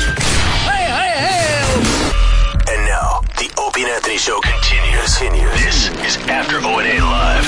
Here's your host, Sam Roberts. That was an odd hour. Maybe a little more than an hour. Much longer. How long was that break? That was... it's about an hour and a half. It's after Opie and Anthony live. We changed the mood in here a little bit. Sometimes that needs to happen. You know your shock jocks. You know how they roll. You know the show as it sounds on a day-to-day basis. Sometimes we need to dim the lights a little bit. We need to, be a little more intimate with our approach to radio. E-Rock, you were a big help. You were instrumental in setting the mood today. DJ Nagel. I had to leave at points. Like, I was sitting in there, but, like, when Opie is talking about the death of his father and Brian McKnight or whoever it was comes on, I gotta go. I can't be in here anymore. It just seems disrespectful at that point. But, I mean, I don't know. Opie may have a future in that. If that's the new format of the show. I mean, that was compelling. Now imagine if Opie just talked to somebody who was interesting. Then we'd really have something. Oh, yeah. I'm only kidding. Right? Are you? Anthony, am I? What? Anthony in New How do you Orleans. feel, though? Anthony. Sam Roberts, usually I tell you good morning and call you the king of the after show, but That's today right. I am pissed off. I hate to hear that, Anthony. I have a message for the shit dicks down the hall. Oh, don't call him that. Fix the fucking app. Day number 2, the app stuck. It logs in, Yeah. but it stops at checking channel art. Fix the shit, or I'm dropping the service. What's I'm the what tired type? of it. Where do you listen? What type of phone do you have, or whatever? I have the iPhone. And it's not working on your iPhone? Day number 2, Sam. It just sticks. It just sticks. Have you restarted? Sam, I am not calling customer service again. I've been on the phone with them 3 times today and installed the app 20 times. I told them to kiss my ass. I'm done. Oh no. What's up, Troy? I can help this guy out. What's up? Because I use the app. You do? Yeah, and this happens to me all the time. Okay. All you have to do is just keep on it for another 15 minutes. Uh-huh. Because like it says, downloading channel art, this will only happen one time. Yeah. Just completely ignore that. That's a lie. You mean where it says when it's taking the time? It says it's a one-time download. That's a lie. You're saying it happens every time. They're lying to you. Yeah. Let me see if it does it right now. Every time the app crashes, Yeah. and it reinstalls it, re-updates itself, it checks channel art. Oh, this went on right away. Hey, Troy. But can it you have happened. 3 seconds. What's up? What? You have a meeting because of it, probably. Oh. No. It's He does. On Sirius XM. Good morning, mashup. I You go to listening the- to Hits One? Well, I go to the gym in the morning before I come in. Oh, you listen to me? Yeah. Nice. So your app's working. I don't like the song though. No, that's showing I hate that song. Actually. JTX? Yeah, it's awful. What JTX sucks. And wasn't JTX the one that was on the after show? Didn't he show? Yeah. Wasn't that the dude that showed up here in Kiss Paint? Yeah, he's terrible. I think that's Jay Thomas's son. Oh, whoops. Well, he sucks. I mean, Jay Thomas. His songs are terrible. He's not good at this stuff. I think that must be why Hits One plays the shit out of him, though. You know what I am feeling though on Hits One? What? Sam and the Womp. That's a great song. That song's great. I hate that song. I love that song. Yeah, it's his long lost son. I think he put him out for adoption or something, and then he found out later that JTX. Then he found out later that Jay Thomas was his dad, something like that. So, what's your advice for Anthony? Just let it go. It'll eventually do it again. It'll eventually load. It just takes like 15 or 20 minutes. Oh, so like turn the phone on and then just put the phone down and then like come back. set the like go to the app and then just walk away. Have breakfast. Yeah. Do maybe work out a little bit. No, do this before you work out because then that way you can listen to the app. That's what I do. Oh, but you have to. So you'll wake up, turn the app on, let it warm up. Yeah, just let it walk away from it. Then just pretend it doesn't even exist for a while. Do your thing for like 15 minutes. That's how you get the instantaneous results. Well. Yeah, well, I guess by the time O&A's contract's over, the app will start working again. Yeah, maybe that's what'll happen. 2 years in, it'll finally load up. Thank you, Anthony. But I understand this guy's frustration because I'll go to the gym, I'll be ready to work out, I'll get ready to go to the app. Then I won't bring my iPod, I'll just bring my iPhone. So it's not just this channel. It's just the app. It's the app. Yeah. So how come it takes 15 minutes? Isn't the internet like the future of all this? I think so. And we seem to be pretty well set up. We have the apps, we have a service to offer. But when the app is working, it's great. It is really cool. And the on-demand shit On-demand's is awesome. Yep. But You're saying the app can sometimes take, and it's, what time do you work out? 5 o'clock in the morning? Yeah. There shouldn't be that much traffic on the app that you have to wait 15 minutes. But then I'll close it out, and then I'll go back to work out later on. I'll try to put the app back on, and then it does it again. I'm like, I just did this 3 times. I don't know what's going on. How gotta do you get our react, shit though? together. You react more angrily, though. No. You know, get a it's little frustrating because frustrated. you want something and you want it at your fingertips, and then there's a delay. The company's got to get their shit together in terms of the internet. The internet. I mean, if we can get the internet going well for us, we're gold. Yeah. If we can't, we're in a lot of trouble. Yeah. You mean? I don't mean. You're saying the internet runs slow in your office? Yeah. I don't mean that the building It's has the to be computers. networked for the internet. I mean the app itself. It's for the consumers, not to make sure that the people who work here have speedy internet connections. Oh. I don't know if it's related there. I know. That sounds like you're more Bandwidth. You're more. It's a different bandwidth. It's not. Well, that's why I don't work there. Like the people who are listening to us, are not sharing bandwidth with us using computers in the office for. Well, I learned something new. Looking up pictures of Bruce Springsteen. Son of a bitch. Yeah, well. Bruce Springsteen's bulge. What do you think of that? What do you think of that, Roland? That there's a new phenomenon that Bruce's bulge is this new thing. He's the boss. Let it hang. Have you noticed it before? No. Yes. Everybody's noticed that. I mean, I know. First thing. I'm not even a Bruce Springsteen fan, like all that big of a fan. Yeah. And like I noticed that he's got like a massive bulge. I know. 12, 12, 12. I was watching that concert. The first thing I noticed was like, holy shit, look at that bulge. Yeah. He may have a full erection in his pants. That's what I said to myself. And he knows it too. Well, that's why he wears such tight pants. Of course. You know that on each show, Bruce has to decide, all right, which leg am I going to sling it over tonight? Which direction am I going to point it in? Yeah. Because it stays put because he wears those tight pants. When Jim interviewed Peter Criss for the Boneyard, he was talking about how he used to come out to sing Beth from the drums. And he would like kind of give his dick a couple tugs to kind of plump it up a little bit. Because they wore the spandex. Yeah. So that way you'd walk out and people would be like, oh, wow, Peter Criss has got a huge dick. Right. So Bruce does that same, everybody does that same shit. What do you think of the theory that Bruce uses? And I don't remember if it was Opie or Anthony that said it. I think it's a great theory that Bruce uses Viagra before going out there. Just to get his blood pumping. I probably don't think so. Why not? It's like Garth Brooks when he wears his super tight pants. No, I've never heard the attention Garth Brooks' crotch gets being anywhere near what Bruce Springsteen's dick gets. I don't know. I get more excited just like, oh, what song he'll play next? Not going, oh, look, there's this. I mean, it's big, Roland. It's really pronounced. You can't deny that. He has a very pronounced bulge in the front of his pants. Massive. Is it bigger than Nagel's? Well, Nagel is a mainly ball bag. You could tell that when he was stripping and he stripped down to his boxer briefs, he had a bulge, but you could tell there's a lot of testicle meat in those pants. You don't think there's a lot of shaft? No, it didn't look like it. Eric, am I wrong? Yes, it shows. No. When Am it I wrong? grows. Is the bulge that I saw? Is that what I think it is? Is that mainly testicle meat or shaft? I have big balls, yes. It's mainly testicle meat. I thought so. I have big balls. In fact, he's got the biggest balls of them all. Bigger than Jonathan's? Now, Roland Bruce, on the other hand, that's obviously shaft. I mean, he's got a piece. That's not balls. You saw it, Troy. Yeah. You've seen a lot of dicks in your time. Well, I mean, you've seen a few. Couple here and there. Okay, so you'd know. Is that ball bag or is that shaft? That's all shaft. You could tell. You could tell the hose. You could tell. You It's could see there. in those pictures that were posted on that thing. You could see the hose. You could see the head. You could see you could see the outline of his penis. Yeah. I didn't see those pictures. You gotta look them up, Roland. And there's Did you watch 12-12-12? Yeah. Did you have a blindfold on? No, I just listened. I thought you had high definition television. I do. Then that F3D. ball should have been boom. I didn't notice it. If you had 3D, you'd likely get cock slapped. You better watch out for that, Roland. Keep those glasses off because you're gonna get abused. I did. Kanye West came on. When you got cock slapped? Sometimes I don't know if you think out all your sentences. I don't. No, not always. Dave? Dave. Yeah. What's up, buddy? I'm here. Hey.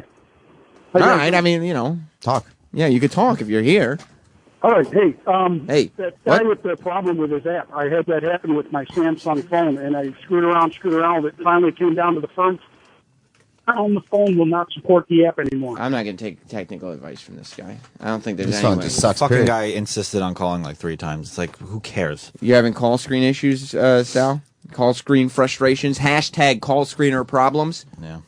I think Sal was getting a lot of calls during that last segment. You were? Oh my god, people were so confused. They were just like, "What is this? I have no idea what this is." Well, because I mean, especially like if you tune in halfway through, and it was a 90-minute segment, so odds are that people did not listen from the beginning, and we were just playing those. Eric, when did you decide to make the transition from Marvin Gaye kind of 70s soulful music to 90s lovemaking CD? When I realized I knew more 90s music because I wasn't alive in the 70s. Troy, as a DJ, did you appreciate E-Rock's music selection? Because if you'll notice, there were transition points. He started with that Marvin Gaye stuff, and then he kind of went into the 90s stuff. And if you notice for a moment, he went even back further towards the 80s, more white people music. Mm-hmm. And then he went with that for a while. And it seemed like, as a DJ, did you think he set the mood in here? Well, there's one thing I got to give Eric props for. It's his music selection. Anytime there's ever like a music selection of something like that, Eric always pulls through. And he knows when to take advice and when to hold back a little bit. Yep. Like we were all running in there with music choice selections and stuff like that. Oh, you should play that. You should play this. Eric was like, yeah, maybe. Let's see if I can squeeze it in. Eric would make a good DJ. You think so? Yeah, because he knows how to make it flow good. You ever thought about doing that, Eric? You ever thought about being a club DJ? No, not really. What would your DJ name be? DJ Sex? Well, Sexy if I'm doing B. The clubs, why not? Sexy B? Yeah. Sexy B. DJ Sexy B. For the party. Would you rap a little bit too? Nah. He'd MC. Yeah, he'd MC a little bit, right? Sure. He'd let the people know that My name's Sexy B and I came to party. Now where are all the ladies? Yep. Entree doesn't rhyme with Sexy B. But he'd probably squeeze in entree somewhere along there. I would. Something like that? Sure, why not? I'd like to see Eric DJ. Would you let Eric jump on your set for a little while? If you were DJ? You wouldn't let that happen. You got a career to worry about. Yeah. You don't have that kind of faith in him. No, I mean, I'd like to see him DJ like a party or something here. Why don't you... In here? Or like maybe if he has a party at his place. Well, the Christmas party was last night, wasn't it? Yeah. Did you guys go? Yeah. It's at 5 o'clock in the afternoon. Yeah. And they don't even, like I went to Jess's. A lot of people didn't show up. Of course they didn't. I went to Jess's. There was nothing. I went and got a cavity filled instead. I was happy with that choice. I went to You probably made the right choice. Yeah. I went to Jess's work party. She works in Connecticut. And like they rented a room in New York City and like everybody was excited and there was a dance floor and one of the women that she works with is married to Alex Winter from Bill and Ted's Excellent Adventure. So he was there, so it was like fuck yeah, Everybody was happy. It was like this is a party. And we get these emails. Did Jess have cold food at her party? No, I mean we had plenty of cold food. Yeah, the food was all cold. And shit. Can I tell you something, Roland? Jess's work party? Yeah. Carving stations. The only carving station was me shitting it out. Well, I want to say that we got this email that the Sirius XM holiday get-together is in the lobby. They've done that the past couple of years. 5 p.m. on a Thursday? Yeah. Well, they used to, when I first started here, they used to have it at the Hard Rock in Times Square. Uh-huh. And it was just open bar, open buffet. It was so much fun. People were dancing. People were having a good time. People were so excited about it. And then now it's like this, like like the food wasn't cold. It was cold. I mean, the sliders. You go, oh look, it's cold. And then the guy brought out those crab cakes. It was like soaked in grease, cold. But Roland was double fisting the entire time. Oh yeah. Were people getting drunk in the lobby? I was. Yeah, he was. But was Roland like setting the pace, or was he just Roland's drunk? Roland has two switches on and off. And it's just like when it's on, it's like full fucking throttle. But were other people drinking like that? Not to that point, but I mean he was pounding them. Yeah, I mean that's like last week when I was DJing, he came out and he was pounding tequila shots. Why did you go? First of all, because I want to see what they have to offer. Because then if you don't go, you can't complain. You were hoping for some delicious food. I was like, you know what? What word would you have wanted to describe the food as? Edible. That couldn't happen. Huh? No. And then let me bring you... Roland gets very upset when he has expectations for an event and the food is not to his liking. Roland knows quality food. He really does. Send me the budget and I'll send you 5 choices. And why don't we do this? Go there and have a tasting menu. They apparently didn't have it there. And then the worst of all, they have like 3 trays of veggie sliders for 5 people who probably are vegetarians. Veggie sliders. Exactly. They're stacked so high because nobody else is vegetarian. Probably 5 people. Tiny little vegetarian hamburgers. Yeah. And there's only 5 vegetarians at Sirius XM. I'm assuming. So why have the whole platter? Because all the slider trays were stacks on stacks of veggie sliders. Yes. But there's just 5 vegetarians. I'm assuming. One would. Yeah, and then you could probably give it to a homeless guy. He'll throw it at you. That's what he would do instead of eating it. Homeless people are so hungry, Roland. Next time, I'll bring a frozen dinner because it's the same temperature as food. He was even You complaining. wouldn't heat it up, the dinner? They didn't. Wow. He was complaining about the cupcakes, Sal, too. I don't know if you've ever had frozen dinners. I mean, they're so cold they will hurt your teeth. Oh, no. Yeah. Unless you heat them up. That's why most people will put them in the oven. So I threw away everything and said, fuck it. He had a bite of Double-fisted. he had a bite of a cupcake. The cupcakes looked delicious. I didn't have one, but he took Cupcakes one were bite good? and he just went and spit it out in the trash can. What the hell?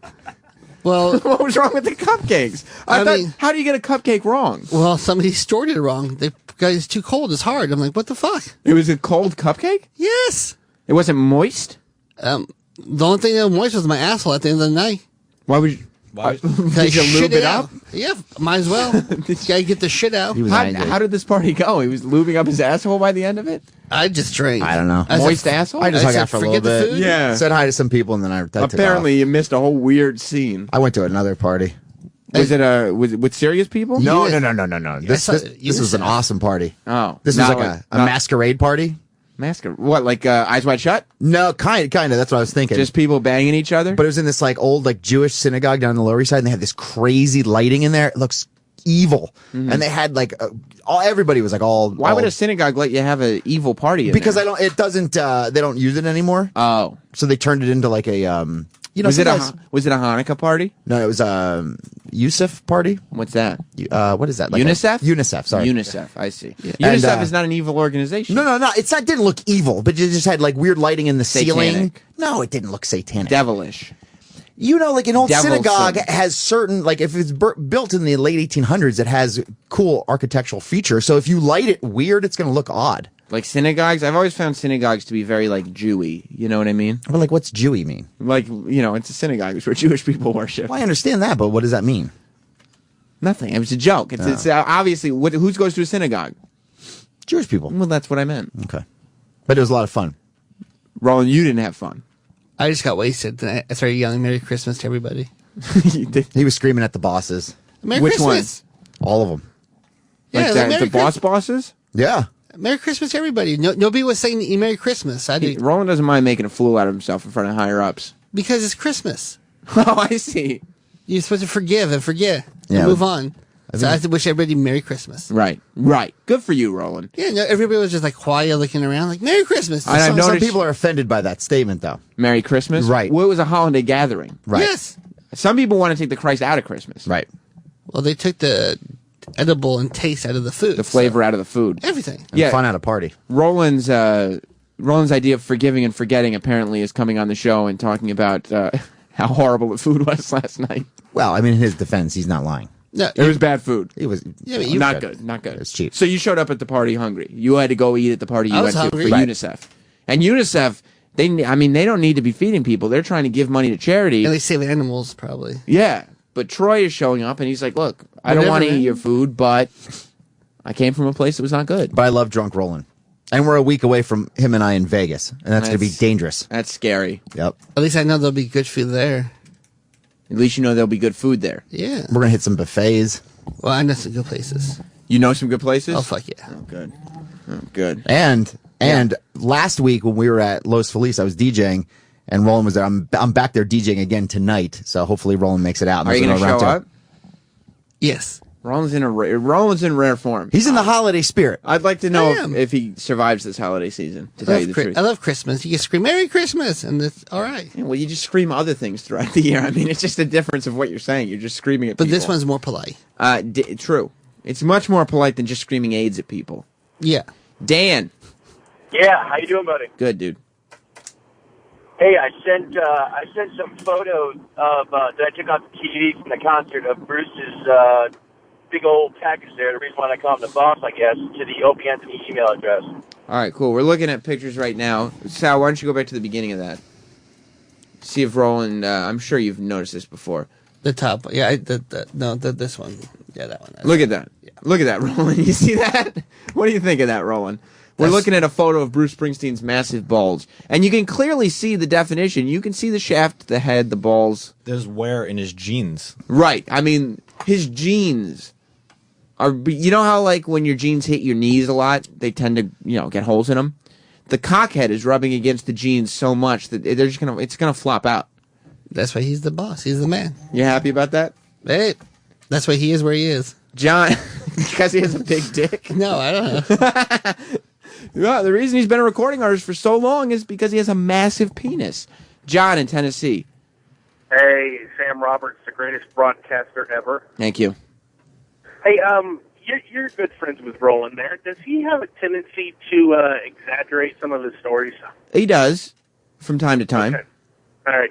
Now, if my memory serves me correct, earlier in the week he told us a story about how he was out in Vegas and he walked into the lake at the Bellagio and put his foot on one of the sprayers for his fountain. I didn't put my foot in the sprayer. Into the fountain. He said, the story earlier this week or last week was Roland was in Vegas. It was one of his Carson Daly stories, and they were at the Bellagio, and he got into the fountain at Bellagio, and before he had the chance to put his foot on the jet, he was tackled by security because... Before I was able to reach it. Because the jet would have chopped his foot off. Okay. Now, how close did he get to the sprayer there? Not too close because they tackled me early. They tackled you. They don't want that happening, Roland. On their watch, they don't need little Mexican boys' feet. Oh no, I was early in, not deep in, and they just grabbed me, and dragged me out. Okay, because you wouldn't have been able to walk out to it because where the jets are is 10.5 foot deep. Well, I mean, you didn't get out there. I didn't get out there. You went into the fountain. I went in, took a few steps, and got tackled. All right. I don't think. I mean, if Roland was lying about this, he would have a better story. You know, I don't think. I just jumped over, took a few steps towards it, and the guy just tackled me and lifted me back in. Plus, you were drunk, and it happened years ago. They're trying to get you on details that you're just like, no. I mean, again, if you were lying, you'd lie better than that. I would hope. Oh, I was. If you're gonna lie to me, make it interesting. Is all I'm saying. There's 4 hookers. There's below. James in Utah. What is happening, buddy? How's it going? Excellent. Hey, Roland, when you did your podcast, I called in to see if I could come party with you in New York. You did a podcast, Roland? What podcast? When he did his restaurant review a couple weeks ago. The food court. Oh, yeah. Food court. I remember this guy. I asked you if I could come party with you in New York, but if you're coming to Vegas, that's 2.5 hours from me. I want to party with you fuckers. Will you party with the listeners? I mean, it depends. What do you mean? It depends. What? Well, it depends what's going on. You know what I mean? Like, you wouldn't be like, this is the spot we're going to? Well, you say, like, I don't know who this guy is. He sounds like a cool dude. But say you get out there and you're like, okay, man, we'll party. And then you get out there and you're like, oh, dude, you're... You think James might be lame? No, I didn't say that. I just don't know. Or Troy up your ass. Or Troy and I do something really stupid and we go, bro, we won't talk about it. James, this is also Real Salty Dicks on Twitter, if anybody cares. His Twitter name is Real Salty Dicks. He can't be that lame. Salty Dicks. Salty He sounds Dicks. like a fun guy. Hey, listen, if you're out and about, we run into you somewhere in Vegas. Right on. Tweet it out, brothers. Love you guys. Thanks. All right, bye, James. I thought you guys... That doesn't sound like... I mean, if you're abroad... I thought you were cool, though. If you're abroad and you're like, oh, hey, want to go party with Roland Troy, then... Yeah, he has his picture. This little thing. Gary in California. Hey, Roland, how's it going, man? All right. Roland's very unsure of these callers. I was wondering if you're feeling giddy about the boss's big cock, just as Sam was giddy when he found out about Hulk Hogan's big thermos-sized dick. Well, I mean, when I found out that Hulk Hogan had a thermos-sized dick, you asked him? I said, this is great news. You know what I mean? This is fabulous because, Hulk Hogan's a little bit embarrassing. He walks around in yellow tights. He's a wrestler. He's got a goofy handlebar mustache. He's got a skullet, for God's sake. When you find out he's got a massive dick, it's like, oh, cool. All right, so there's something, there's something I could throw in somebody's face. Yeah, but before you make fun of the Hulkster, keep in mind, he has genitals the size of a thermos. What do you think? Is this how you feel about Bruce? Well, I mean, I wouldn't ask him like you asked your hero. You wouldn't ask Bruce? No. If you had the chance to interview Bruce Springsteen, you wouldn't be like, Bruce, You could do it delicately. Like the way you did it? Here's what I would do. I would go, say Hulk. We're Bruce Springsteen here. Now, Bruce, you've been at this for so long, and you're known for your live performances. When you do a show that's televised and you walk away with people commenting on things like, the bulge in your pants, what does that make? What do you think of that? No. And then you kind of and then you go, so what is the bulge in your pants really about? And you start asking questions that way. That's you interviewing him. You wouldn't ask him about the bulge in his pants. Why not? Because I don't think you could even interview him. You couldn't interview. Well, that's why I'm not an interviewer. No, he's so starstruck. That's why I'll just book it and pass it on to you, who I know would absolutely talk to him about his bulge. Yeah, like you did to Gene Simmons and Hulk Hogan. You asked those uncomfortable questions, like, "Hey guys," like, "Oh, look at this young guy." Well, you got to be asked some uncomfortable questions because otherwise, what separates you from anybody else? Well, that's why you do what you do. I'm not doing any fluff pieces, Roland. I know. So, can you book me a Bruce Springsteen interview? Because I'd like to find out the skinny on his bulge. No pun intended. He's back on tour next year. Next year, are you going to go check him out again? Yeah. Good. You know what I wanted to talk about yesterday but didn't get to it? E-Rock, do you have the first 30 seconds of yesterday's Opie and Anthony show? I did. Give me a minute. Let me get it. Let me find that. You want to do your read while I do that? Yeah, thank you for reminding me. It's gift-giving season, E-Rock. You should know that by now. You're probably getting your wife something very special. You need a gift. If you're not like... for a gift. Yeah, he's waiting for a gift. If you're not like E-Rock, you need a gift that's not only fast, but affordable. To E-Rock, money is no object. But to most of us, we need something that's fast, affordable, and it has to be a gift that the woman in our life will love. Here's some advice. Go see Steven Singer. Steven Singer is fast, affordable, and he's got the best gifts this holiday season. Give her the gift every woman wants.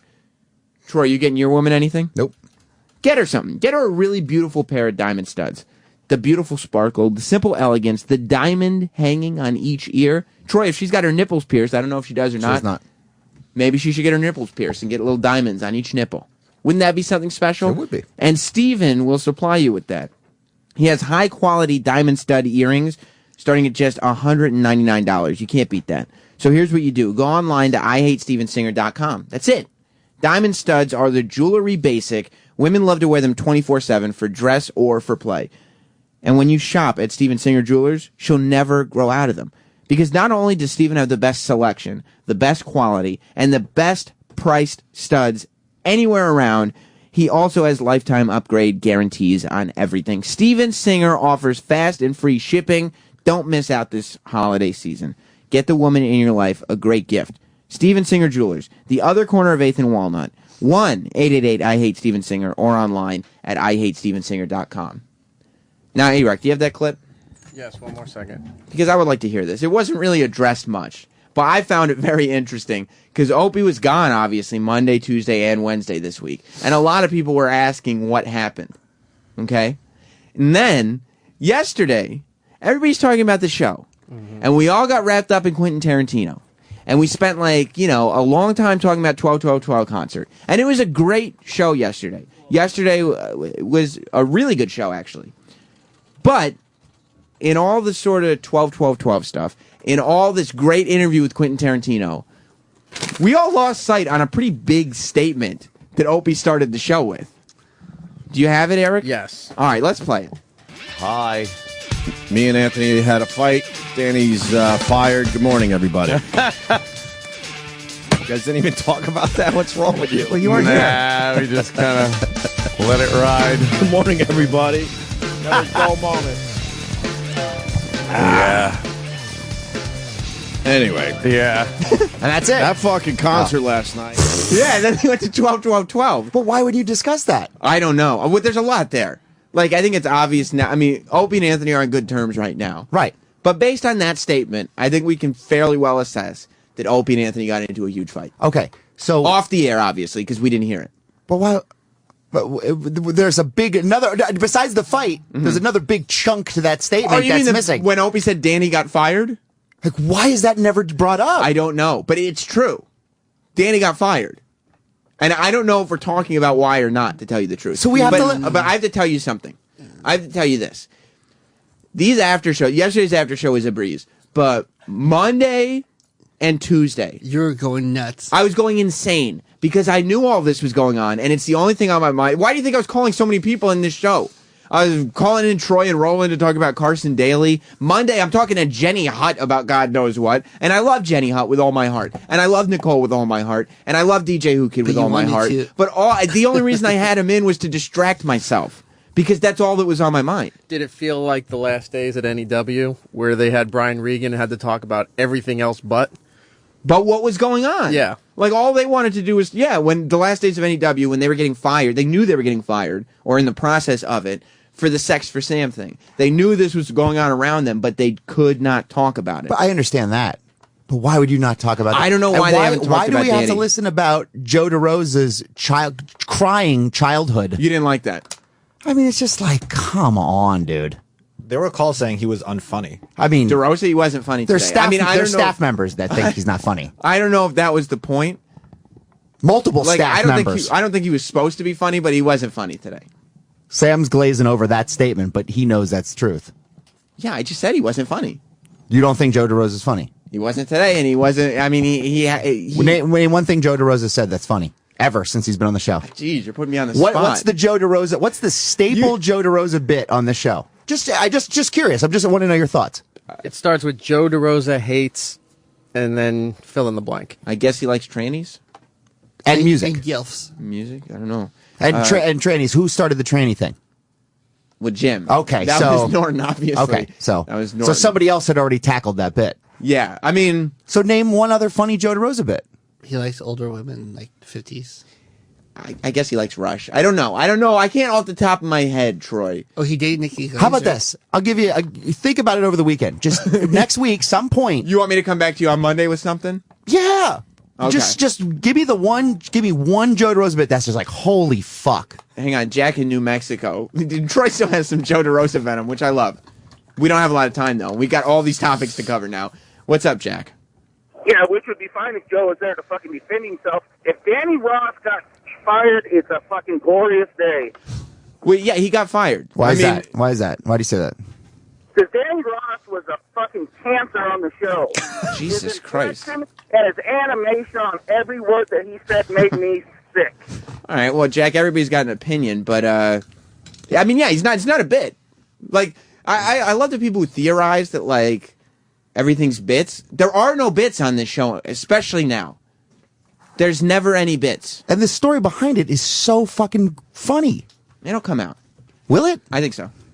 I think so. I would do it now. I'm not going to bring it out because it's Opie and Anthony's thing. No, I know. It's not my job. I'm just wondering why would you gloss over that? I don't know. I mean, they didn't get to it. I'm going to see. I don't know. No, I'm just kidding. Opie and Anthony know good radio. But sure they do. I can't tell that story because that's their story to tell. Of course. But yeah, Danny's gone. And that was something that Opie said once at the beginning of yesterday's show that I thought that maybe we could, it's a big deal. He was on with the show for 8 years. Yeah. I mean, he's in studio for how many years? Yeah. I mean, and his voice is still on half our production. He's not with the show anymore, Danny. It wasn't a joke it wasn't Opie starting a joke. Him and Anthony got into a fight, which they've settled, which they're all good now. And that's legit, obviously, because they've been doing shows together. And yeah, Danny is not working for the show anymore. So. Wow. It's weird stuff going on. Frank in Green Bay. Yeah, I just want to know, last week sometime, Danny called some listener at his house 3 times. Is that the reason he got fired? No. I'll say that. I can say that. Danny, I mean, the thing about the after show is nobody in management listens to it. Like, that's why, I get treated like I get a piece of shit, because I'm not an actual host in any of their eyes. You're just filling the air time. I mean, they're doing this Hunger-thon charity auction on SiriusXM.com, right? And they're auctioning off different prizes, okay? Like, I'm looking down the list, and they're going co-host with Jenny Hutt. Or, no, sit in the studio with Jenny Hutt. Sit in the studio with Pete Dominic. Sit in with Who are these people? You don't think Pete Dominic has a Fox show? He's a contributor on CNN, but you can't go to CNN and see him. Right. You're sitting in his radio show. Nobody thought for a second. I didn't even know this was going on. Nobody thought for a second that maybe I would allow a random listener to co-host Opie and Anthony's after show with me, and that would be a big prize. But you know why they didn't think that? because they don't realize the show exists. No. And by the way, the fight, Opie and Anthony's thing, that didn't have anything to do with Danny's firing either. I think we have to go. Luke in Massachusetts wants to know something real quick before we go. Luke? Yeah, are you guys hiring? No, I'm taking all his money. Give it to... We don't need anybody else. Was this the way for you to get your raise? Yes. I had Danny fired. Can I say something real quick? Yeah. I'm DJing tonight at Los Feliz in the Lower East Side, and Roland's going to be there drunk. Everybody check it out in New York. I'll be pissing on phone booth. We got to go. Ron and Fez are coming up next. Hopefully we'll talk about more about all this stuff next week. Or maybe not. Because there's a lot of stuff going on. Maybe not. Stay tuned for Ron and Fez. Goodbye. Opie and Anthony show is now over. For real this time. Check out the O&A show on Facebook at facebook.com/Opie and Anthony. And catch Opie and Anthony live Monday through Friday from 6 to 10 a.m. Eastern. Ron and Fez are next. Hey. The6.com. Visit Autoblog for expert reviews of the newest and hottest cars. Check out the groundbreaking Tesla Model S. According to Autoblog, this pioneering electric car is the world's first practical, no-compromise, non-combustion automobile. Sleek and sexy from just about any angle and quicker than a Ferrari in a straight line. The verdict, truly revolutionary. Skeptics need just to take one for a spin. Visit Autoblog.com today for more expert reviews to make you a better car lover. AUTOBLOG.com. You're listening to the Opie and Anthony channel on Sirius XM. A gentleman that I worked with always looked good and always had on a crisp, clean shirt. So I asked him one day where he ordered his shirts from, and he mentioned Paul Frederick. Now you too can own the classic Paul Frederick white pinpoint Oxford dress shirt. Regularly $49.50, today they're making them available at the exclusive introductory price of just $19.95 when you visit paulfrederick.com/exclusive. The reason I wear Paul Frederick shirts is because I believe they make a statement. You look sharp, you look clean, it makes an impression. Choose from 6 collar styles, button or French cuffs, with a wide range of sleeve lengths and collar sizes. Paul Frederick has the perfect fit for you, including big and tall or trim fit options. Everything fit just like my custom-made shirts for better value, and I switched. Order today and they'll personalize your shirt with free custom monogramming. To get your white pinpoint Oxford dress shirts at the exclusive introductory price of just $19.95, visit paulfrederick.com/exclusive or call 1-800-309-6000. That's paulfrederick.com/exclusive.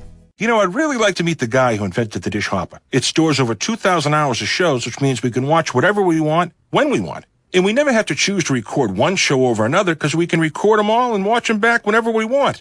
I'd really like to meet that guy and shake his hand. I bet it's made of gold. I never shook a gold hand before. Store 2,000 hours of your favorite shows with Dish's whole home HD DVR, The Hopper. Call 1-800-WATCH-TV to get Dish today. Hopper available with qualifying HD packages. Restrictions apply. Call for details. I need to protect my company's email. Do you want an email security solution that's hard to install? No. You good with paying a fee for every user? No. How about a little extra for outbound email protection? No. Offshore or automated phone tree support okay? No. Then yes, we can help. The Barracuda Spam and Virus Firewall, the world's best-selling business email security gateway, with email encryption and data leak prevention included at no extra cost. Available as a hardware appliance, virtual appliance, or as a cloud service. And always humans to answer your calls. Try the Barracuda Spam and Virus Firewall free. Go to barracuda.com/yes. Hey, Jim, did you finally get that bank loan for your business? After 90 frustrating days, unfortunately, no. Call Anchor Funding Services. They can fund your business in days. Look, Joe, I have no capital in my business, so don't waste my time. Anchor is the best call you can make if the bank said no. Anchor Funding Services help me by funding my accounts receivable and making quick decisions.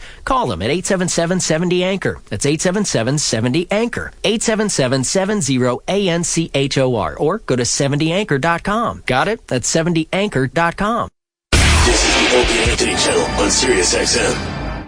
If you're in the market for a fantastic franchising opportunity, one that is redefining the earnings potential of one of the longest-standing business models out there, retro fitness gyms are great investment opportunities. Do I need to work inside my gym? I already have a job, and I'm really looking for an investment opportunity. Retro Fitness is a manager-driven model. They'll train your full-time manager to run your club, and they provide all the proven systems and tools designed to keep you in the driver's seat. I'm looking for something turnkey. From real estate site search, construction, and project management to club operations, training, and marketing, Retro Fitness has been value engineered to help you jump from startup to profitability as quickly as possible. I'm looking for something that's hot right now. There's a huge demand for high-value, low-cost gym memberships, and Retro Fitness has nearly 100 gyms open already. With a proven brand like Retro Fitness, you're poised to meet the burgeoning demand immediately. Let's go Get started building your own gym empire today with a Retro Fitness franchise. Details at retrofranchising.com or call Mark Mealy at 201-867-5309.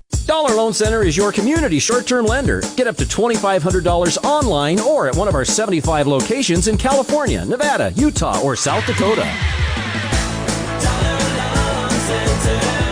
For nearly 14 years, Don'tBeBroke.com has been helping people in Nevada, Utah, and South Dakota bridge the gap between paydays with quick and confidential loans. It is our pleasure to announce that we are now assisting customers in California with our fast and easy online short-term signature loans from Don'tBeBroke.com. If you would like up to $2,500 in less than an hour, just stop by or apply online at Don'tBeBroke.com. We have 75 locations where we can process your loan online. We guarantee to beat the rate of any of those payday loan companies and give you more time to pay back. All of the details are at Don'tBeBroke.com. You don't even need a checking account. Log on to Don'tBeBroke.com now to check out our signature online lending options. Now with 25 locations in the area.